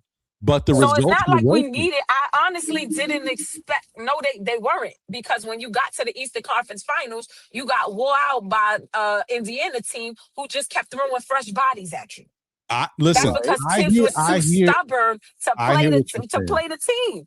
So I agree. If you come here, I can only tell you what I expected. I didn't expect the full revamp of the offense. I expected an expansion of it. Okay, listen, these are the things that work. These are the things that didn't. Let's put these things into play. I'm not saying Mike Brown had to be Tibbs, but when you came in here and you put the system in place and you saw it wasn't working, you doubled down on it. You want to hear something? Let me tell you something that I want D-Rex to go, but I'm gonna read these super chats. Let D-Rex go, and then we'll get to Wiz. Yes. I do want to say this. You want to hear something controversial? Here you go. Here's a know the ledge moment. Here's my know the ledge take. No, here's the controversial thing. If someone would have said something or thought about it differently, I think what should have been done was you keep Tibbs and you bring in an offensive coach. Because notice the results that the Knicks had were a lot better when someone who is the assistant head coach in Cleveland was here. Oh, what's his name? Johnny Bryant? Mm-hmm. I wanted him as the head coach. Just saying, if the Knicks would have had that other person to be the person that handles the offensive primarily, suggests certain things to Tibbs, gets the carte blanche from the organization, the front office. I do think that we could have had both things work together, because we can't question Tibbs' defense. We know when it works, it works. So, but offensively, the same thing. Forget the flexibility. We know Tibbs is a creature of habit. He ain't going to be flexible. But if it's working, he has to listen to it. And we were able to get stuff to work when Johnny Bryant was here. Last year, we had no Johnny Bryant. And last year is when we started to see the issues in the playoffs, when a team actually figured out how to stop us and make us work for it. So I just think maybe we could have been, having better results with Tibbs here and an offensive coach to go alongside of him. But whatever, they chose to go the whole other route, and now we're struggling right now. So I whatever. I do think Mike Brown can still turn this around, guys. I do think that he needs to figure out, him and his offensive coaches need to figure out ways to possibly call plays in the playoffs when things aren't looking good. I think this is the only way it can work is stupid. It should never be. That would be a Tibbs thing, right? There's only one way to do this. No, there's multiple ways to do something. Figure it out. And then when we get to the playoffs, it's everything has to be on the table. We're going to win by any means necessary. Malcolm X way. So we'll see what happens. But okay, let me read these super chats and get to D-Rex. Sorry, D. First off, shout out to my guy. Oh, my brother. The case in the building. Kevin. What's going on, my brother? He said, my Knicks brothers, I truly believe that in the playoffs, with enough rest, being healthy, that we will win this championship with this group. I love the optimism, brother. I appreciate it. It's good to hear it. I mean, there's still the jury's out on that, but I appreciate the optimism. Let's get it. Shout out to Paris Duggar. Appreciate you. Thank you for the generous super chat. Stop judging the offense based on how they behave in it. Players start to run away from shooting in pressure moments, forcing the ball back to JB a lot. Well, that is the that's one of the biggest problems, Parrish. You try to run an offense a certain way. Now that the defense has had multiple games, like over 40 plus games, 60 games right now, to understand what the Knicks are trying to do, you throw a little monkey wrench in there and take them away from what the comfort level is of the offense. Then all they're going to do is say, oh, well, this ain't working. Oh, they got me trapped, or I'm in the corner. Let me pass it to JB. He'll figure it out. That's been the mantra of this Knicks team for years, but it was just working differently before.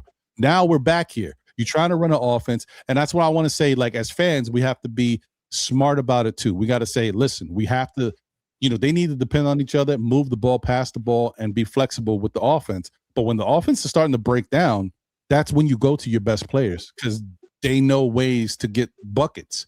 That's when Jalen Brunson is at his best. Unfortunately, you also put Jalen behind. Does anybody talk about how Jalen is getting bad opportunities for shots, giving him the ball again when it's 5 seconds left? And the team knows, the defensive team says, hey, let's just double Jalen, make him make a move that's uncomfortable. How many times is he getting into situations that aren't favorable for him? So there's a lot going on here. Nothing is perfect. There's a lot of excuses we can come up with. The Knicks just have to be they have to play better. They have to be smarter out there, especially in these tough situations when we're playing these teams that are double teaming guys, taking the ball out of their hands. We have to be smart about what we're doing. Forget read and react. How about what's a smart basketball play? If I got the ball, they send me the double team. I got to get the pass out quickly before the double team collapses on me, right? That's smart basketball. The next person that gets the ball, either they take an open shot or they, drive to the basket to create more contact so they can get it to someone else who could take the open shot. We can't just have the ball, leave Jalen Brunson's hands, go to somebody that's wide open. It could be Josh Hart, who's not shooting well. Josh has to get that ball. I'm open. Forget that I'm open. If I know I can't hit this shot right now, I got to drive to the rim and then kick it to somebody else who can take a better shot than me. Knicks have to play smart basketball. We learned that in fundamentals. That's like how you learn how to play the game. Just got to be smarter. I'm not saying I have all the answers. I'm just saying that's just basketball 101. Dribble, drive, and dish. I talk about it all the time. Okay, whatever. D-Rex, I'm sorry, man. If you remember your point, where were you, brother? You're good. No. I remember most of it. So, look, I think that you have to look. The overarching thing I'm trying to say is there's more than one way to skin a cat. Okay? We came to this year, the goal was to raise the offensive ceiling, right? Because as good as Thibodeau may have been, I'm really not a Thibodeau fan, but we had plenty of defensive failures under him. We don't have to go back, relitigate, but we can all agree the offense was not maximized. That's just a fact, So that happened, all right? Going back to Tibbs is just like, forgive the analogy, but it's like a shot of heroin. It'll feel good, but it's not going to get you somewhere better at the end of the day, I forgive the analogy. That's a crazy one. But I'm just saying, it's like a nostalgia. Like, I think really the choice is, do we want to lose with the comfort of familiarity and safety, or we want to pivot and maybe try to raise our ceiling and risk doing some new things here that are scary in the moment and unfamiliar. But when you're trying to win a championship and you haven't won in 53 years, it's going to be some unfamiliarity and weirdness, and we don't know what we're doing over here. You know what I'm saying? Like, if the road was easily charted, you could just – no team has ever won a championship by taking the safe choice every single time. It's never happened. Never happened, and it will never happen. If all you do is a safe, predictable, orthodox thing that the next day you win the back page of the Post, you will never win a ship doing that. And where am I going with this? So Mike Brown had a system of he wants to run fast. Well, look at who he had. He had Darren Fox. He had like blurs. He had, lightning blurs on his team over there. And it's harder to play slow with that guy. You know what I'm saying? Than it is to play fast. So you bring that system here. You want to make these people play fast. Maybe they can't. Maybe they can. My thing is that I don't like from Mike Brown so far is he wants to – it's not even that he just wants to copy and paste the system one-to-one. It's exactly every last attribute of it has to be 100% the same as it was in Sacramento. That's what I don't like. It's not even a little change. It's Cat has to be Sabonis. Jalen Brunson has to be Darren Fox. And, like, as good as that system was in Sacramento, bro, at the end of the day, you didn't get a ring off of that, did you? True. So how great was this system really? Yes, it was good. It was maybe modern for the time, but that was, 4 years ago. It's a lifetime in the NBA. That's a good point. You have to adapt some of these things to the personnel you actually have. Cat is not Sabonis. He will never be Sabonis. And a flip side, why was Sabonis such a good passer? Because he couldn't shoot. Exactly. He is definitely no Cat. If Sabonis could shoot 40% from three or whatever Cat's average is, he could be sitting at the top of the key and he would just shoot the ball. You know what, Rex? You cooking on that. That's a very good point. If he could shoot more, he wouldn't be passing it as much. This is very true. So I'm just saying, I will say, though, one thing I will say, Sabonis has always, in the past, looked like a good fit for this Knicks team. We don't have him. I'm just bringing this up because of the fact that he's a big that can move comfortably with the ball and find an open person. That's why Hartenstein looks so good for us because that's why I wanted that Carlo Makovic guy because that's Carlo Makovic, bring him in, man. Like I'm with you on it. Yeah, it would have been nice. A nice Euro big high IQ guy that can handle the ball like that, and like a Jokic kind of guy. But for me, it's like we see that some things we're running up like. I don't like the mirage, the fool's gold. We win a couple games against maybe some bad teams. We're winning the championship. There's always little signs of what's not working, even in those moments when you're doing well. Right. People call me a hater because I call those out, but I'd rather get that exposed and out. Like the other teams is not going to be so nice to overlook the flaws that we're overlooking. You know what I'm saying? When we're gassing up our team. Right. And by that, what I'm saying is you have to be a little merciless and a little cold with analyzing some of the faults of your team and what the right things are to do if you're actually trying to win and optimize to be the best. Yeah. And that's why sometimes I get on certain players and certain tactics and stuff. It's not because I hate the player. I don't want Josh Hart out of the starting lineup because I have a bone. I hate Josh Hart. What do you want me to say? We saw already the whole movie last year that the starting lineup doesn't end up winning a championship. So what do you want me to say? We're going to do it again, and now it's not going to win us a championship? Like, it's not a personal gripe of Josh Hart. He's a good guy. He's a great guy. The podcast, I'm sure, is fine. Whatever.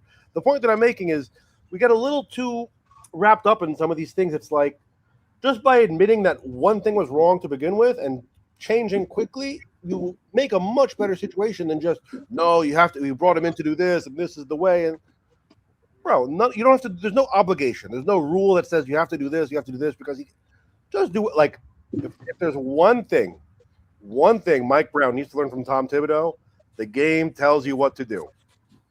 Ball don't lie.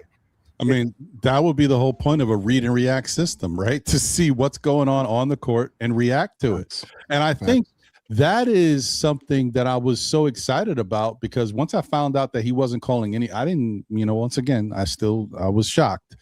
These are the type of things that I look at and say, okay, well, that could be good going forward because what other teams are trying to implement or trying to do, you can combat it better because you're reacting to what they're doing. I just don't, like I said, it goes back to the personnel and maybe some of the guys are not, using high IQ mentality stuff when things are happening and while we're running into some problems, and they're depending on Brunson. Brunson is Mr. Bailout. Things ain't working, pass it to Brunson. Right. So And that's why that's I not also going to be the way to go forward. Like, again, people want to put me into the hole of, he just wants Diawara in there because he's a young guy and that's all I can think about, right? But he can actually put the ball on the floor and create and pass for others. And he will just shoot. Even if he's reckless, he is somebody else on the floor other than Jalen Brunson who can pass, create a little bit. He's not an elite playmaker, but somewhat more than OG, you know? The only thing I wanted to say about Diawara is that I do think that Diawara needs time. I do think that he needs the opportunity to be out there because he does help the team. But I want to be realistic about it too, and I don't want to put unfair expectations on Diawara either. I feel like Diawara is second year Deuce right now. He's because second year Deuce is not this Deuce. He was good. He played good defense, and he did some things to help the team. But you couldn't depend on him. We tried all types of stuff, like made him the ball handler, had him breaking down the offense. You know what I mean? I'm just saying we just gotta temper it. You're right. You're right. I'm not putting him as a Siakam now. Right. I'm saying that compare what he does to what Josh Hart does in the starting lineup. Hustle, rebound, play make, rim pressure, be a secondary outlet valve. Those are things he can do. And if he's 40% from three. No, I mean that's what I'm saying. That's what he reminds me of because he's knocking it down in limited out. He's knocking it down. So if he's having a rough night, give him a quick hook. What's the big deal? That's the thing I'm getting to here is that we also have to keep in mind, for real though, that is just as Ron said, it takes about the 2 point of the years. So there are players, we're at the stage of when we look at them, we're at the stage of learning still the point of the offense. But what we don't understand, and if Mike Brown has the opportunity to say the following year for players now to understand the nuances of the system, they only understand what they're, to do it. So a lot of times when they get the ball, they don't make these quick, decisive decisions. They're doing a lot of still develop. Yeah, they're still doing that. They're paying read. I wanted to make from the beginning is that like when I was talking about the Jazz thing, it's like they're so used to the rigidity of Tibbs that it's like they took all the strings off of them and now they have too much freedom. They need more structure to be able to play read and react. You know what I'm saying? Because if they are only playing read and react and it's purely on them, then they don't have a structure of like, it gets confusing for them. You're asking them to do things that their brain is not in the habits of doing. And I think the best example of that is Cat. I think Cat, for as much as we talked about that he wasn't so good with Tibbs last year, the very clear, rigid, predictable structure of Tibbs' offense was good for Cat because he knew he would get his shots maybe a few more times per year, whatever. I mean, I remember very early on last season, it was a talking point that every time Jalen Brunson passes to Cat like 4 times or more, we win the game or something like that. It was a stat of last year. So very early on, we just learned like, okay, JB has to throw the ball to Cat 4 times. And it's a very rigid rule, but it's not either 100% or 0%. You know what I'm saying? I would say maybe like 70%, and then they have a little bit of room to have the structure and know that that's going to be there, and then you can have that. Sorry, I land my plane last thing. I don't think the takeaway should be we just stop experimenting. I think that's foolish. I think you can run better experiments, smarter experiments, and also around that have more structure so the experiments don't seem like it's total chaos. You know what I mean? So you're abandoning the point of looking at toward a championship this year then? No, because I think that experimenting is a part of what gets you to a championship. I'll flip the opposite to you. So you're abandoning a championship because last year we didn't experiment. We had the same starting lineup the entire year. It was a net negative starting lineup, no experimentation, and we lost. So you're fine with experimenting at the 60-something games? Yes, I am 100%, because what we're doing right now is not good enough to win a championship. We can all agree on that. I agree in some way, but then when I pay you as a coach and paying you $10 million a year or to come in with your system and to get these players online, I expect for you to have certain constitutional rules and guidelines and that system, and for you at this stage to say, hey, I need more concrete, because as a player, and put myself as a player, I want to understand that, hey, when this team is playing at me at this style of defense, this is how I want to, pursue them and be effective. But You know what I at gotta say this to that, stage, Nathan? 60 something our games, we can't be in the experimental stage and then say, well, yeah, you're going for a championship, where you have other teams that, you got 10 other teams that have been in their system and have no doubt of what they are doing going forward. If you still going into the playoffs and the experimental and doubt stage, you can't be serious about saying that here. I am also expecting a championship. This is the NBA. It's 400 players here in the NBA, and there are 30 something whatever point of a system points here. And let me tell you, that won't cut it. You have to have something concrete in order to push forward off of. No, I agree. You're right. I'll play the devil's. I'll play the devil's advocate. Let me play the devil's advocate for both, because both of you, like Jay Chosen always says, you both kind of right. We can experiment in games like we did yesterday. We're playing Dewara, in those minutes that we need him to play, playing Sohan in those minutes that we have to play, playing Alvarado in those minutes that we have to play, because we need to see how they're going to be for the long haul. And do the Knicks have they have, when they play the way they did last night, this is consistent when they win big games like they do. When they go out and you've seen in the last 10, 12, 15 games or so, when they win and they win it big, this is the program for what they play. They go out there and run this same offensive game plan with the starting five, Alvarado now, Alvarado, Dewara, and Mitchell Robinson. And those guys are out on the court with Landry Shamet. Those are the 8-ish, 9 guys that we're talking about that's really in the rotation now. So they do have, when they play with those guys, they play phenomenal, like we've seen last night. If we would not have, we were all beefing about Sohan this year coming in when Mike Brown was playing him. They'll put him in for 2 minutes. You won't see him for the rest of the game. We'll put him in 4 minutes. You won't see him the next game. We'll talk about he graduated the next game. He played 5 minutes, and now he's getting consecutive minutes, and he's looking good because of the emphasis of giving him minutes.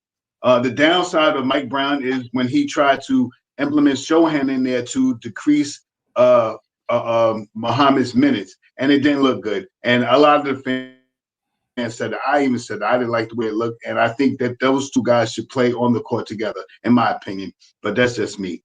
So now that he's back to the system, it looks good. So knowing that you played around earlier in the year with this system to try to change of what we did last year to make it look good now, and fine-tuning it is what it looks like when we played like yesterday, when we're shooting 50% from three-point land. We're shooting 70% from the field goal percentage. When we're shooting at the free throw line yesterday, 80-something% from the free throw line yesterday. When we're out rebounding the team, those are the games that we set forth early in the season that we love, but we missed it when we went to that skid that we had. And now we're back on it a little bit. We're back on up the hill. We had a little speed bumps and stuff like that, but we're back up the hill. So I think that all the things that Brown has created in the beginning of the year is manifesting itself now. And I think, my opinion, I think we do have a structure, but if he tries to impede the structure or try to implement something in there that's a virus to it, it shows. It shows immediately. You try to put a Sohan in there when he ain't ready, or if you try to put you seen what he did. He already did sat Clarkson down and traded away Yabusele. They wasn't part of the system. And we used to talk about Tom Thibodeau's system last year about the circle of trust. Almost cursed. This guy got a circle of trust too, man. If you don't pay attention, he got 8 guys that he's guaranteed that he's going to play. And there's one extra guy that he will implement into that system. And if it doesn't go in there like that, at the certain amount of minutes, if you look at the minutes and everything for the gear, these guys are almost identical minutes all year long. So that is the system. So yes, if we want to start like Rex said in the beginning to implement this foreign thing that we want to see, we would never know that Dewara is this good. And now that we have him in the system, like Nick Nation says, We look better in the system. Sometimes we flaw, and sometimes we don't do certain things. We miss certain plays, and we're still trying to figure it out a little bit. But it's not as bad as that skid that we had, in my opinion. Right. No, that's Let me get my one last thing in there, and I'll land my plane real quick. So, short answer: scared money don't make money. If you're going to be a basketball coach and you want to just do the safe thing every single time, and we're ending experimentation, you're in the wrong business. Because that's not what coaching is about. I'm not a coach, but I can tell you have to take chances. And my perfect example is the Cavs. The Cavs just made a huge trade. They made a massive trade. That's not an experiment. They knew for a 100% fact that Dennis Schroeder was going to come to the Cavs and ball out. He wasn't having such a great season with the Kings. I'm a fan of him, but I'll be honest, he was very inefficient. But now he's balling out. That's an experiment. Keon Ellis, that's an experiment. James Harden, to come to the Cavs and be a point guard instead of a scorer, that's an experiment, isn't it? So the point that I'm making is it's a necessity, but you could see that their experiments made them a better team. And it's not because, like, for example, even against us, Keon Ellis, who's a great defender, we were even talking about getting him. They didn't automatically give him 15 minutes just because they just acquired him against us. He wasn't playing well. Dennis Schroeder was playing better against us, so he got more minutes. So it's scaled up with the production. Shouldn't always automatically be, oh, well, we acquired him in this. And, like, I'm just saying, like, it's become such a scary word. Like, experimentation, development. And we have seen that from Brown this year, man. When we see him bench Mikal, or we'll see him bench Josh Hart and stuff like that, he will run a lineup without his his rotation. He will take them out of the rotation and supplement them with other players that are either hot or better defenders. He likes that smaller lineup I keep mentioning with Brunson, Alvarado, Landry Shaman. You know what I mean? He likes that lineup. For some reason, he likes to play that lineup. He loves guard lineups. That's what he loves. Yeah, he loves that lineup. He likes and in that lineup he'll put Dewara and Mitchell Robinson, or Josh Hart and Mitchell Robinson, or OG and Mitchell Robinson, or Mikal and Mitchell Robinson. One of those lineups is in that 4-man second unit lineup or something like that. So, and it's I see it. I mean, I notice it, and he does it a lot. So, he is. I sit back sometimes and say to myself, I mean, damn, this is kind of look a little Tibbish right here. He running the same 6 minutes. You seen Cat coming out. Here come Mitchell Robinson. Another 2 more minutes, then OG come out. Then there's either Dewara or Landry Shaman or something like that. And he does it. I mean, I guess because it's just the rhythm of the game and stuff like that. But and you don't see him up much talking to the guys on the bench, but you see his coaches. When he wants more defense up there, you see the defensive coach up there screaming and yelling. When he wants more offense, the other offense, you never see the offensive coach or the defensive coach over there. And before he talks to the guys, he goes to talk to his coaches first to find out what they're not doing or what he's seen or what they know is, and then he brings it back to the team. So it's different from what Tom Thibodeau does, because Tom Thibodeau did not do that way. Any of his bench, any of his coaches on the bench, it was Tom Thibodeau all the way. Don't tell me crap. Go sit down over there. I'll figure it out. Oh, you seen that? Thank you for telling me that. Yeah, we still not gonna do that what he just said. We're gonna do what I say. We're gonna do what I said right here. We ain't gonna listen to what he said. But the nuance of what Brown does, and like I don't know, a lot of fans notice it, but they may not like it because it don't look good sometimes. Some guys it don't look, even to me as a Knicks fan, I'd be like, oh, what is he doing? When he was trying to get Dewara minutes in the beginning, yeah, I was mad as heck. I thought Dewara should have been getting big time minutes. But now look at him. He's getting about 13 minutes a game, 10 to 13 minutes a game. That's good money for him. For a rookie, 20 years old, on a veteran team like this, and he's getting about 8 to 10 points a game, that's phenomenal. You know what I mean? I want to see more of that. And he's starting to give us more of that. So I like what he's doing. Some things I can't stand, and I still see that he is still trying to figure it out. So I give him a little leeway. This is still only, how many games are we in? 60 what? How many games? How many games are we in? 63? How many of the 60 whatever games? How many games? This is how many games he has coached this year for the New York Knicks. We're at 60. And he's still trying to figure it out. We're at 60. So yeah. 60. So he's only coached 60 games with us. And you know what I mean? And in his 60 games, let's be fair.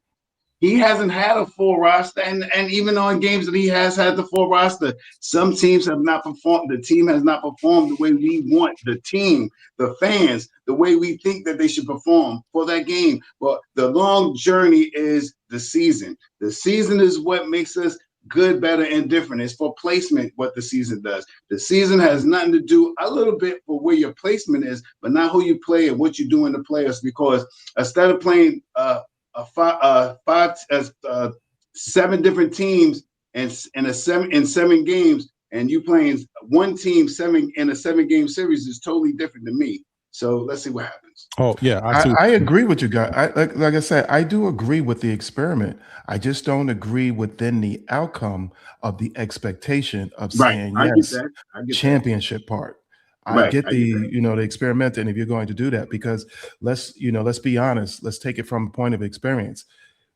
3 Hall of Famers came together in that first year, and those 3 Hall of Famers couldn't get it done. Yeah. So that's a good point. That's a good point. Well, let me do this, guys, because this show is getting a little long in the tooth for me. My stomach is starting to let's go, baby. I want to get to Wiz. Wiz is making his second appearance. The first appearance, it was perfect. He didn't say anything. It was great. Hollywood. Look at Hollywood. Yeah. The Wiz is back. You still in Miami, Wiz? I'm in the Sunshine State, baby. Get out of here, brother.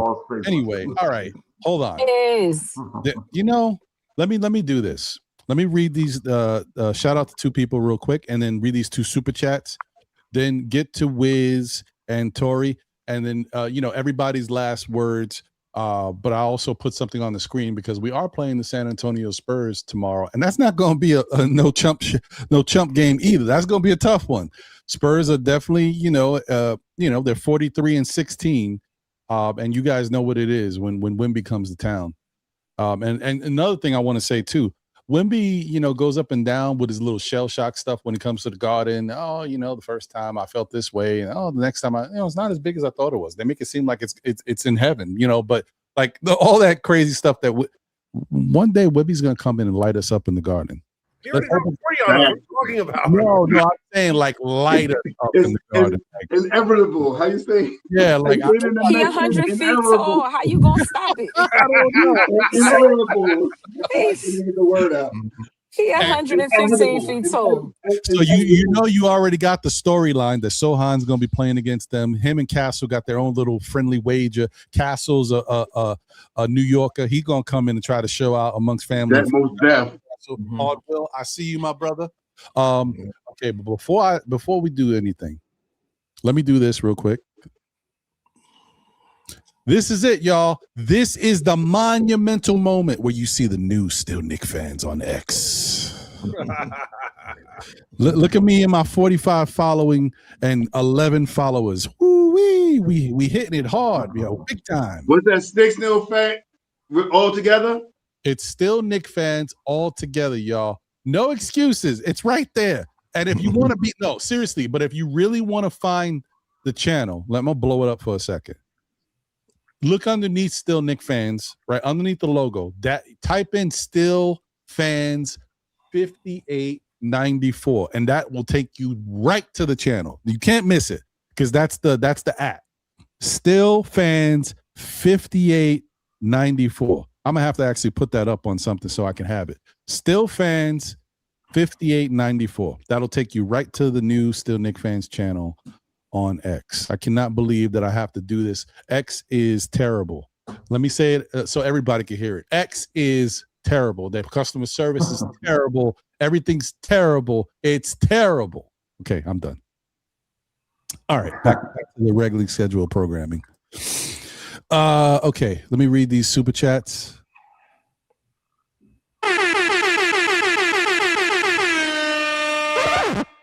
You know what it is. Shout out to my guy Kev once again. Said also, we're crapping on Mike Brown. Without him, do we see Diawara? But on the flip side, Mike has to have an I know you meant to say ironclad, looking for that ironclad plan for us to win. I would agree. Mike Brown is not perfect. We know that. He has his own history, just like Tibbs has a history. And he's working for his respect as well.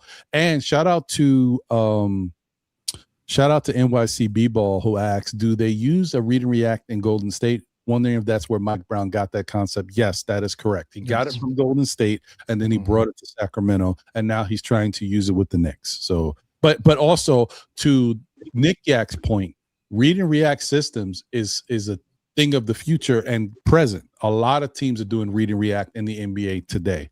So it's not nothing foreign. It's something that you would hope that the Knicks could be able to do because other teams are doing it without having as many issues. It's just taking us a little while longer. We got some stuff going on. Shout out to Drip Moore in the building. Yo, Ron, what's goody, my bro? Salute on this Saturday. Let's go, Knicks. Salute to you, Drip Moore, one of the preferred barbers, if not the preferred barber in the Knicks community. Let's go. And I got a couple more super chats real quick. Shout out to Paris Tugger. You know what it is? It's not the O. It's Dante types who would take the shot. Julius, who took his shots and not run away from it, are gone. These guys get tight, and JB has to. Okay, so basically talking about how guys need to step up when they get the opportunities. Guys in the past would do it. These guys now are not doing it, and then they're just giving the ball to JB and forcing him to do it. And then we're complaining about JB, but JB's put in a situation where he has to bail out the team. I see where you're going with it. Okay, I see what you're saying. I agree. Parrish also said, and thank you for the generous super chat, says the Bucks were 8-2 in the last 10 games, beat OKC and Cleveland, and we took care of them.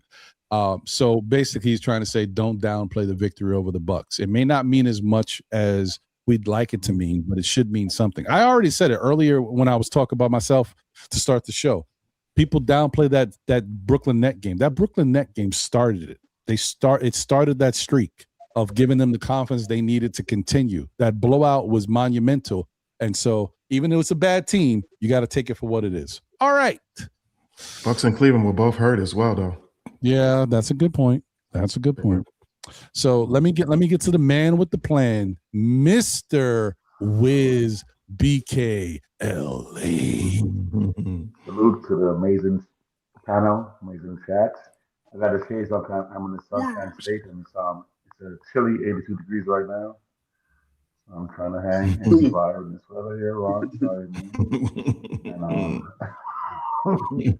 I know it's gonna be about 20 degrees tomorrow in New York City. Well, listen, right now it's 51 degrees. So okay, you got your little 80 degrees. Lights out. We all right. We all right. Look at the sun. It's beaming all over D-Rex over here. Yeah. You know what I mean? There we go. Well, tomorrow morning I hope to see the same thing when you gotta throw on some what you guys put on those little warm underpants tights thing and all that stuff.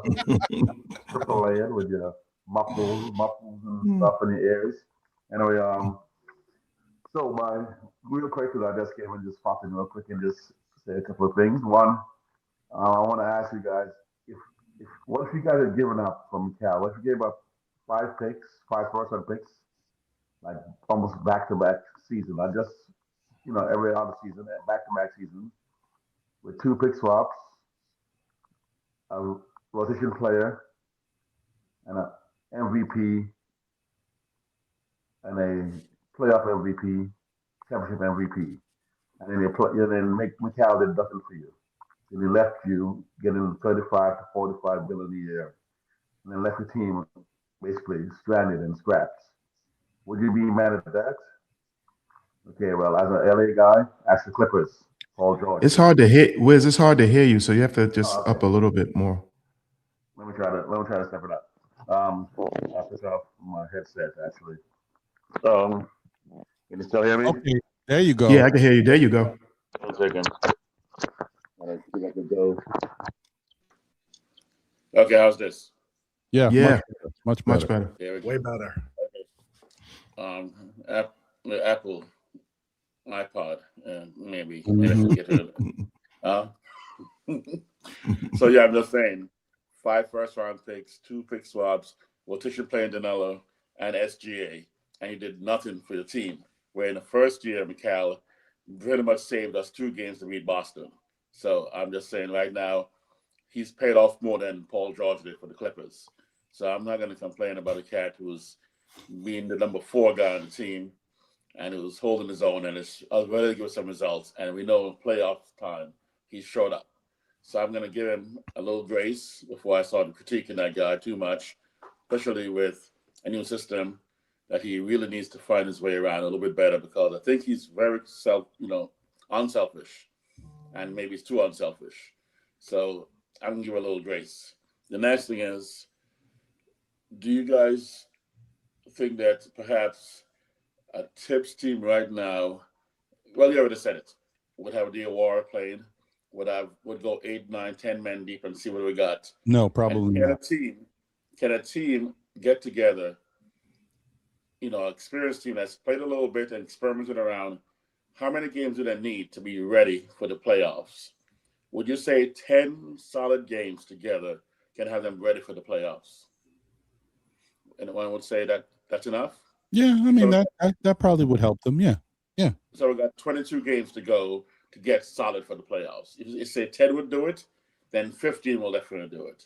22 will really do it. So with a little bit more rest as well, after playing some crazy, mid-season tournament and then getting back-to-back games, no rest, back and forth going.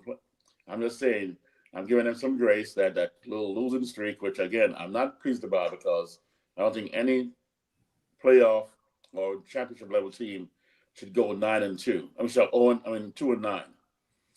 But I think there's a little bit of grace, because what happened was a very unusual circumstance happened in the mid-season tournament, and they came straight home to a game on the road and had to travel back to the home, and then there's a back-to-back, and with just a lot of stuff, and then you get injuries that happen that no one expected. You lose one of your key rotation player, and all of a sudden we're flipping guys and we're bringing in a new cat. I'm just saying there's a little bit more going on right now in the past 25 games than normally would have been expected if we didn't have the mid-season tournaments and the injuries for us to meld right. But right now, we're on the path where we have 22 games to get ready for the playoffs. And you're just barely seeing, I know it's Milwaukee without, some key guys yesterday, but yesterday is just a small sign of what this offense can do. And our defense is still not even where it should be yet, although we've been showing that we are, again, the last 10 games, basically number one defense rather in the league. And we're still not even doing it. We're still not clicking on all cylinders. So right now, sorry, Tori, I was trying to come to the edge with you, that ledge, and I was going to throw a rope over there and try to catch you. I'm not even near the ledge right now. So I won't be there in time to save you. Okay? So I'm just saying, I'm way back, way far off the ledge right now, looking around and just simply watching this cat, Mike Brown, experiment. Then I think he's the kind of guy who's going to shrink, is, like you guys say, circle of trust, like, to a 9-10 guys that he's going to be able to key in the right minutes. And Diawara, I think, is going to step up more and more. Every 5 games, he's going to get 5 more minutes, I think, until he's doing 20 minutes a game. I think that's going to be where he's going to go, maybe 25. And maybe Alvarado, drops a little bit, as you probably saw yesterday.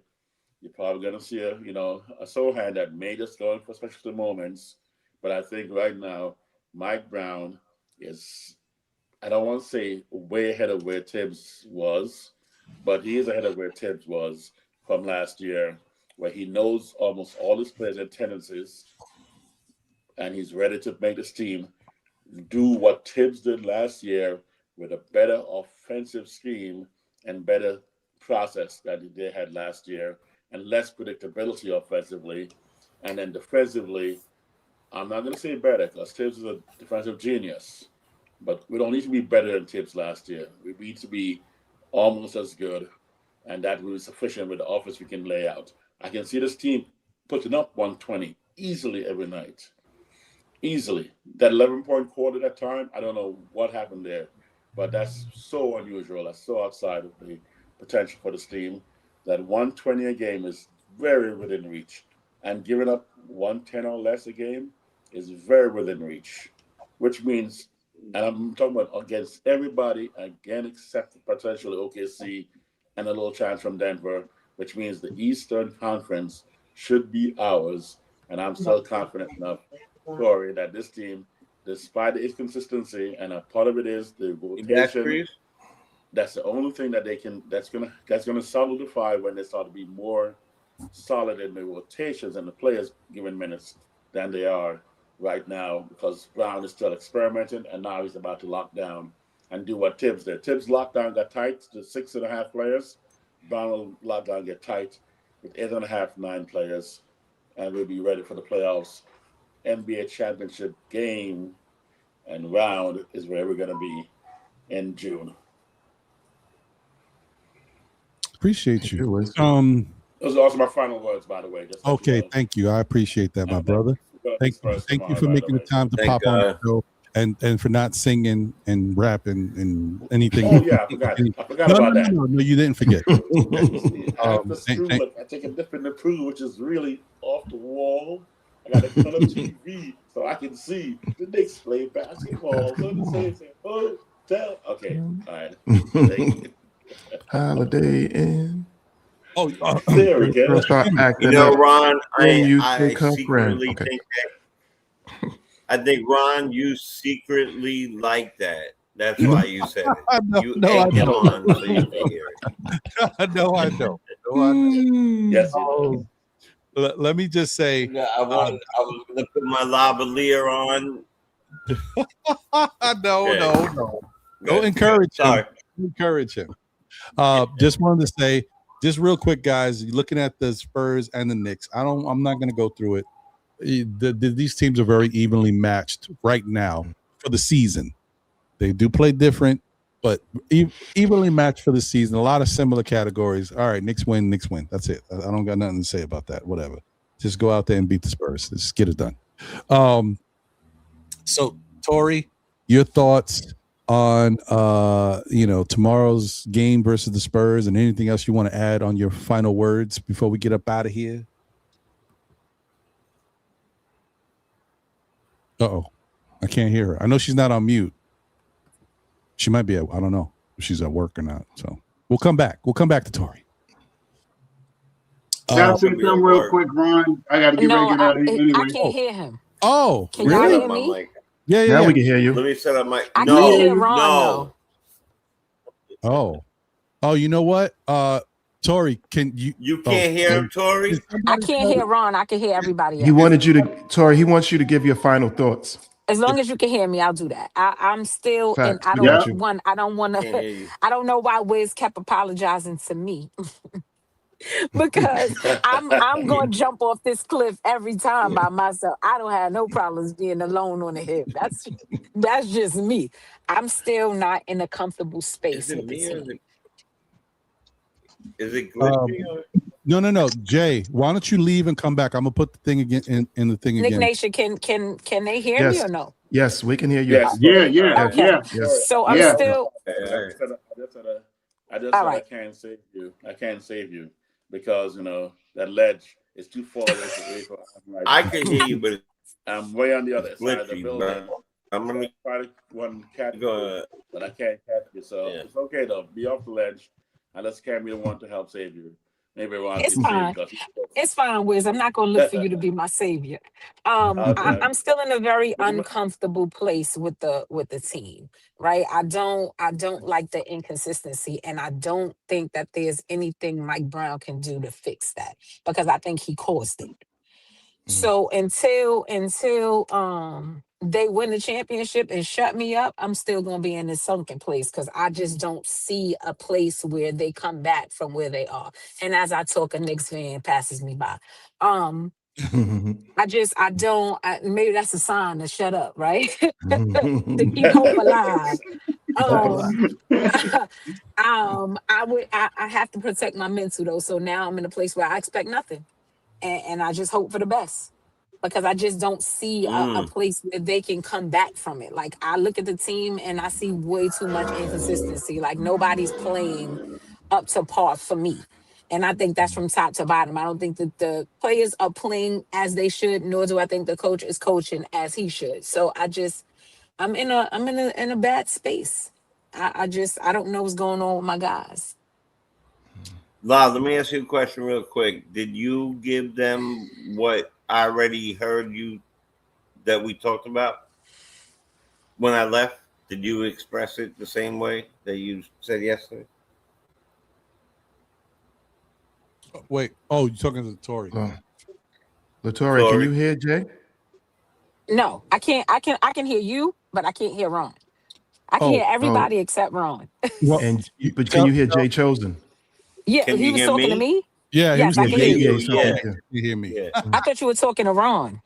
No, Tori. I asked you because I left earlier, real quick, to do a couple things. Did you express exactly what you expressed? What I know you expressed? No, not last night because it was long and drawn out. So no, I Right. didn't. I didn't. Oh, but in the area of like the things that you were expecting. No. Not, It was just very expecting? light. No. Okay. No, All right. I didn't. All right. Okay. Because I know Ron want to go heard eat, you and last I night, don't want it to be long and drawn out. Got you. He appreciates you thinking about his gut. Yeah, he hungry. He want to go. Yeah. Yeah. Oh, you heard? Yeah, I didn't feel it. Last night. I feel your pain, and I felt it. Yeah, it's just so it's disappointing. But I'm still optimistic because I see the moves that Mike Brown is making that's causing inconsistency and causing the players to not always be on point every time.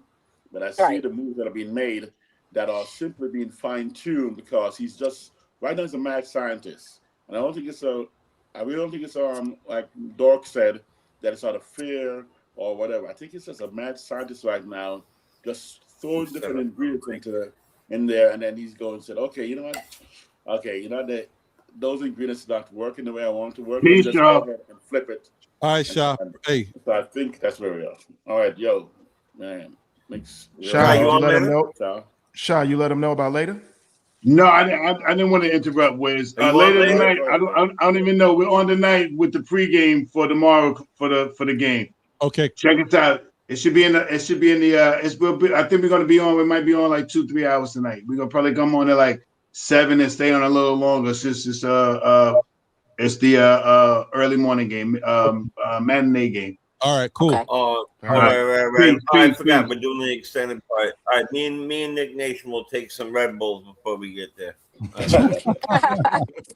All right. Speaking of you, since you Ron, I know you can't. I can't hear you. I'm gonna check out since I can't hear what you're saying. That way I'll be able to listen. Thanks for having me on, and you guys have a great day. All right. Appreciate you, Tori. All right. You too, Queen. I'm gonna holler at you later. Peace. All right. Peace. Tori, I just want to say, listen, I know you enjoy coming to the show, but if you feel like this is the best show you've ever heard and I am the best person you've ever heard, just don't say anything. That'll let me know that.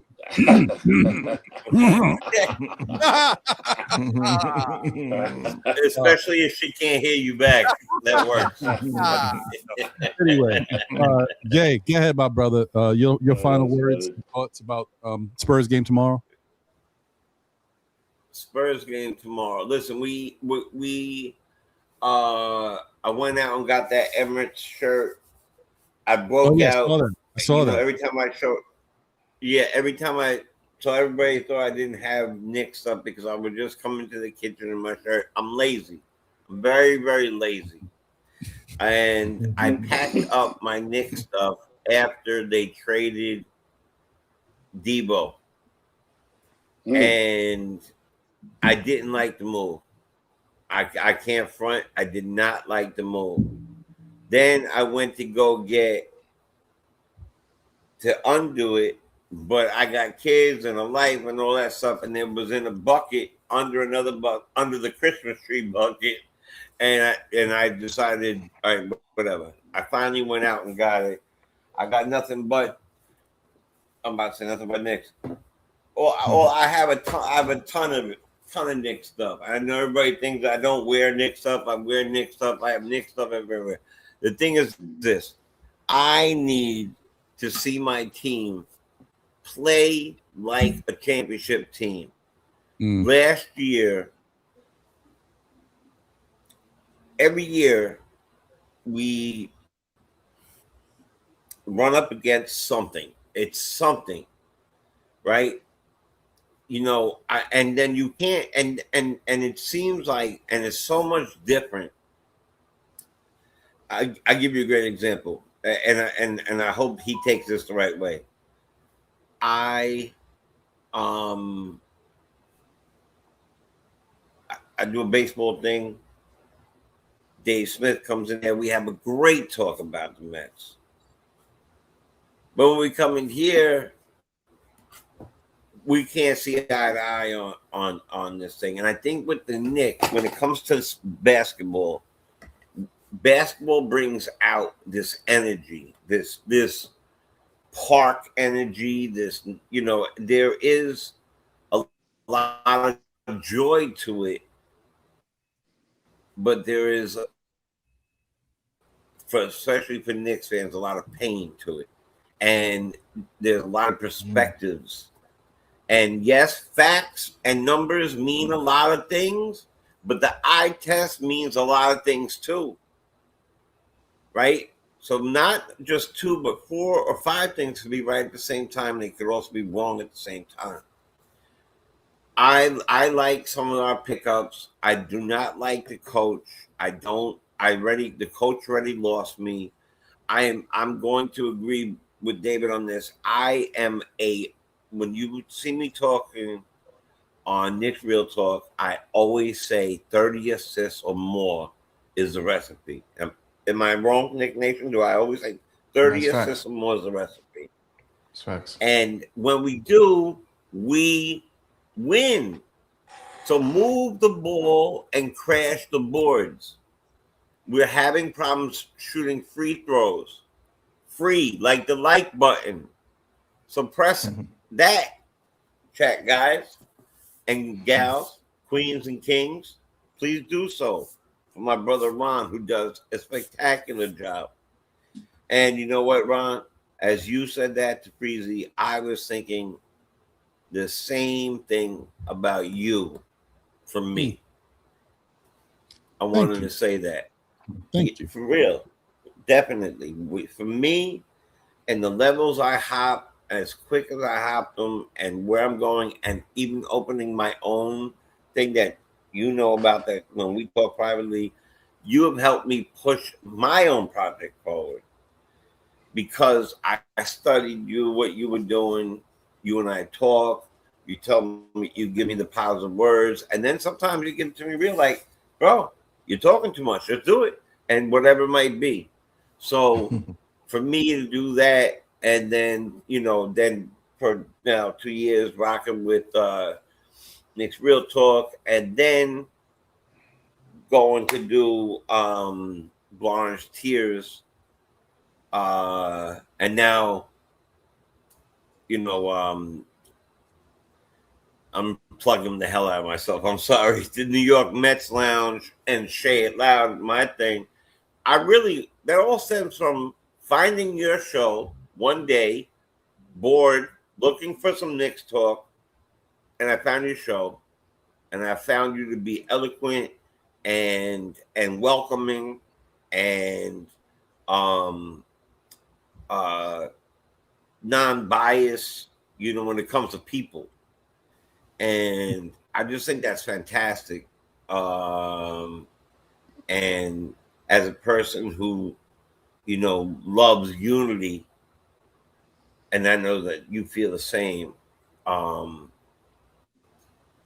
can't say enough about you. And when I speak things into power, when I make it to the level I'm going to make it to, which I know is going to be mountaintop, I promise you, Ron, that I will always mention the fact that when I started doing this thing, and I was because I always think I know everything about things because I've been rocking a mic for about 30 years. And I come to find out I don't know anything about it, the buttons and the things and what you need and what you get and all that other stuff, right? So thank you so much for giving me a platform on this thing that started it out, probably started all us out, a lot of us out. And I look forward to this, and when I miss it, it stinks. But even if I could get an hour on it, I love it. So I just want to give you your kudos. I really believe in giving people their flowers while they're here so they can water them themselves, so we don't got to water it for them. So they're your flowers. And as far as us matching up to, I'm not giving you time to say thanks. That's just it. Period. There is no need for it. Thanks. And as far as us matching up, we match up well. We beat them in the Emirates Cup. We could beat them. We could beat them, and we need to beat them. To me, it's a big game. It's a big game because any team that is in position to be a championship team, which they are, we need to beat. And we can't just be beating up on yesterday's team and think we're good. That's not fair. So show me, that game, that Houston game. Okay, it was a fantastic comeback. Yes, I was super excited. Yes, it could have swayed any way at that point. Thank God we won. But let's go Knicks.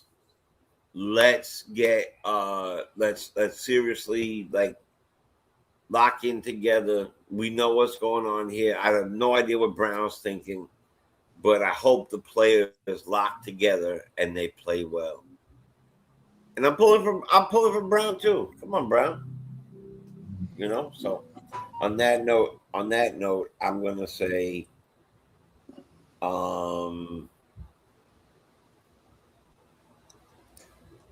peace to you.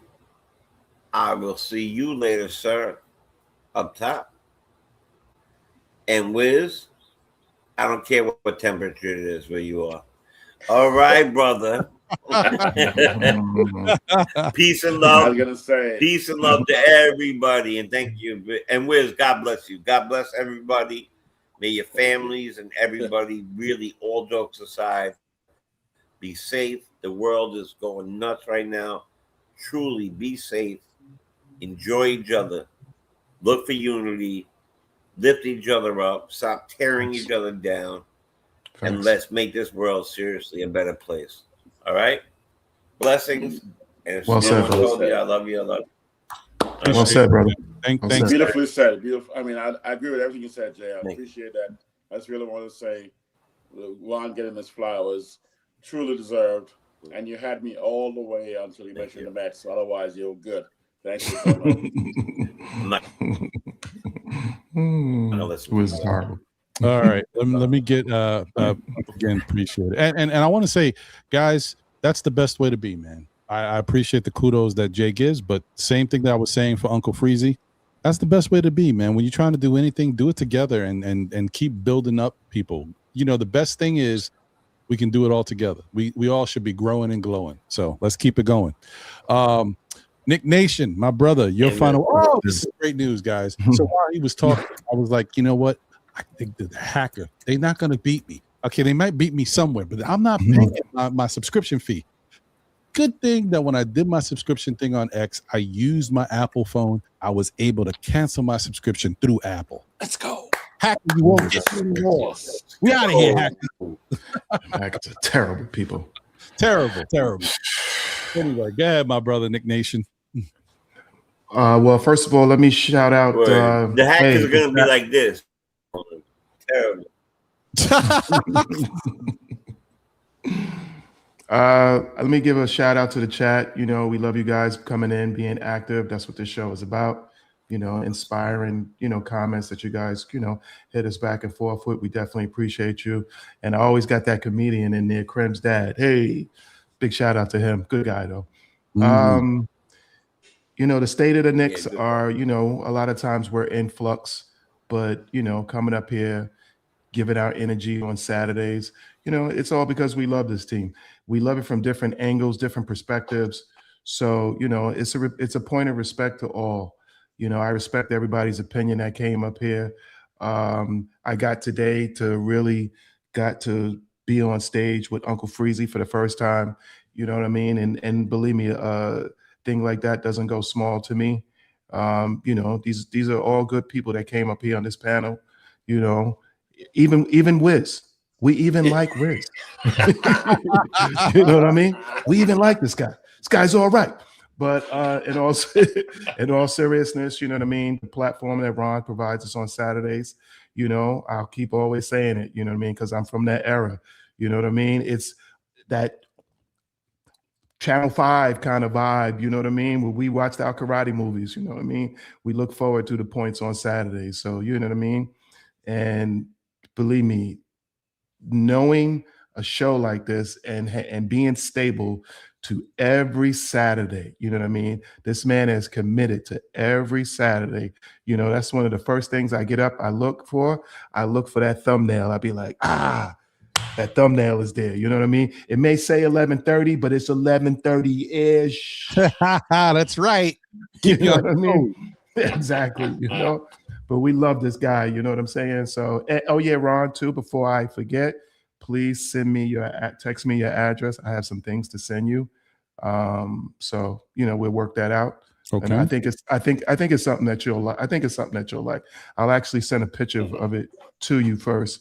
Okay. For your approval, and then I'll go forward with. Actually, Nick, I'm an assistant, so send it to me first. I'll clear. He'll clear everybody. I know my friend to a friend to a friend that might know his friend. You know what I mean? Yeah. But great. You know what I mean? This was a great show. Continue. Yeah, this was a great show.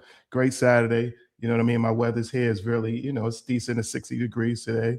So it's fairly, it's fairly decent, you know, fairly decent. I'm actually going to step outside, get some fresh air. I had the windows open earlier. That's why I had to put my hood on.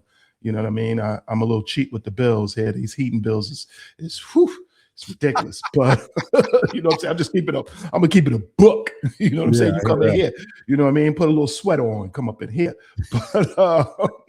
But it's all good. And I appreciate this show all the time. And Ron, I definitely appreciate you. I appreciate everybody in the chat, you know. And then I definitely like when Latoria comes in here. She keeps us on our toes. I like that. She ain't on the ledge. She knows what she knows at her heart when the Knicks are here, she's gonna be right there with us. So, you know what I mean? Latoria, big shout out to you, but we know you ain't going nowhere. And like I say, if you go too far, I got chocolate candies. Come on back here, girl. So, you know what I'm saying? I dropped those Hershey Kisses in a minute there for you. So, you know what I mean? But I definitely appreciate you, Ron, and, you know, go Knicks. And hey, I think that Spurs, I just look forward to a good game. I look for win or lose. I still look at the ground principles. Are we running out?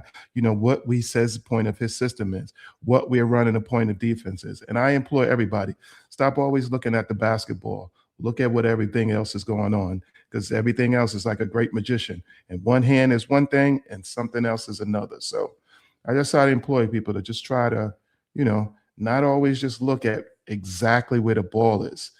Look at the game and the game itself. So with that being said, Ron, definitely appreciate you. And I'll see you next Saturday, brother. Sounds good, my brother. Monday. I'll see you actually Monday. Monday and then Saturday. Yeah, appreciate you.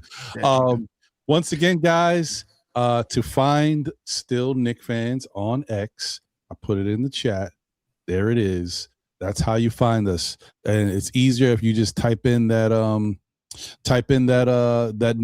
Still Fans with the number 5894, and that'll take you right to me on X, and you can start following again. That's okay. Oh, I'm up to 13 followers. All I need is about 1687, and I'll be back to my 1700. So, you know, it's just going to happen. You know what I forgot, Ron, too, to ask you about? And I'm sure some others have seen it because I didn't know that before. Was that new as far as the Discord for you? Because I've never seen that. No, Discord. Yeah, no, Discord. We it's been up and running since last year, but I kind of calmed down with it a bit because it's just like there's, and I understand there's so many other like great channels with Discords, and to be a part of a Discord is a lot. So a lot of people don't want to be a part of too many Discords, and I get it. So I'm not forcing and making a big deal about it, But yes, it is up and running, and we'd love to have people in the Discord. The more people are in the Discord, then I'll find a way to be in there often to have conversations and stuff, and we'll keep it going. It's just that I know that there's some good ones out there.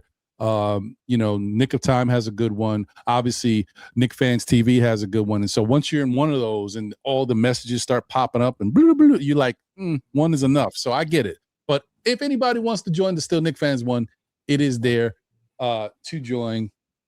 And we'd love to have you. Just saying. But hey, man, I just want to say once again, thank you to everybody. Thank you to the panel, Uncle Freezy, Knick Nation, D-Rex, Jay, Shah, Wiz, Latoria. Appreciate everybody that came through. Shout out to the chat as always. You guys know where it's at. It's always a good place to be. We're in a time where we're always going to question what's going on, but I think we'll be fine. It's just there's some adjustments that have to continue to be made, and they have to be the right adjustments. It's nice to have change, but change means nothing if you're not doing things that are pushing us forward. So Mike Brown has to continue to do things that make this team better. He has to continue to be open-minded with regards to experimentation. Don't experiment just for the sake of experimenting. It's experimenting to improve the team. The team also has to continue to be flexible. They have to believe in one of another, move the ball, move themselves, all that good stuff. And I think we'll be fine because I do think we have made strides defensively. And it just, like I said, the Knicks they just not like every other team. They just move different, and you just have to understand that they're always going to be this team. Unless all of the personnel changes happen and everybody's different, that's when you see a different team. But this team has a certain level of identity internally.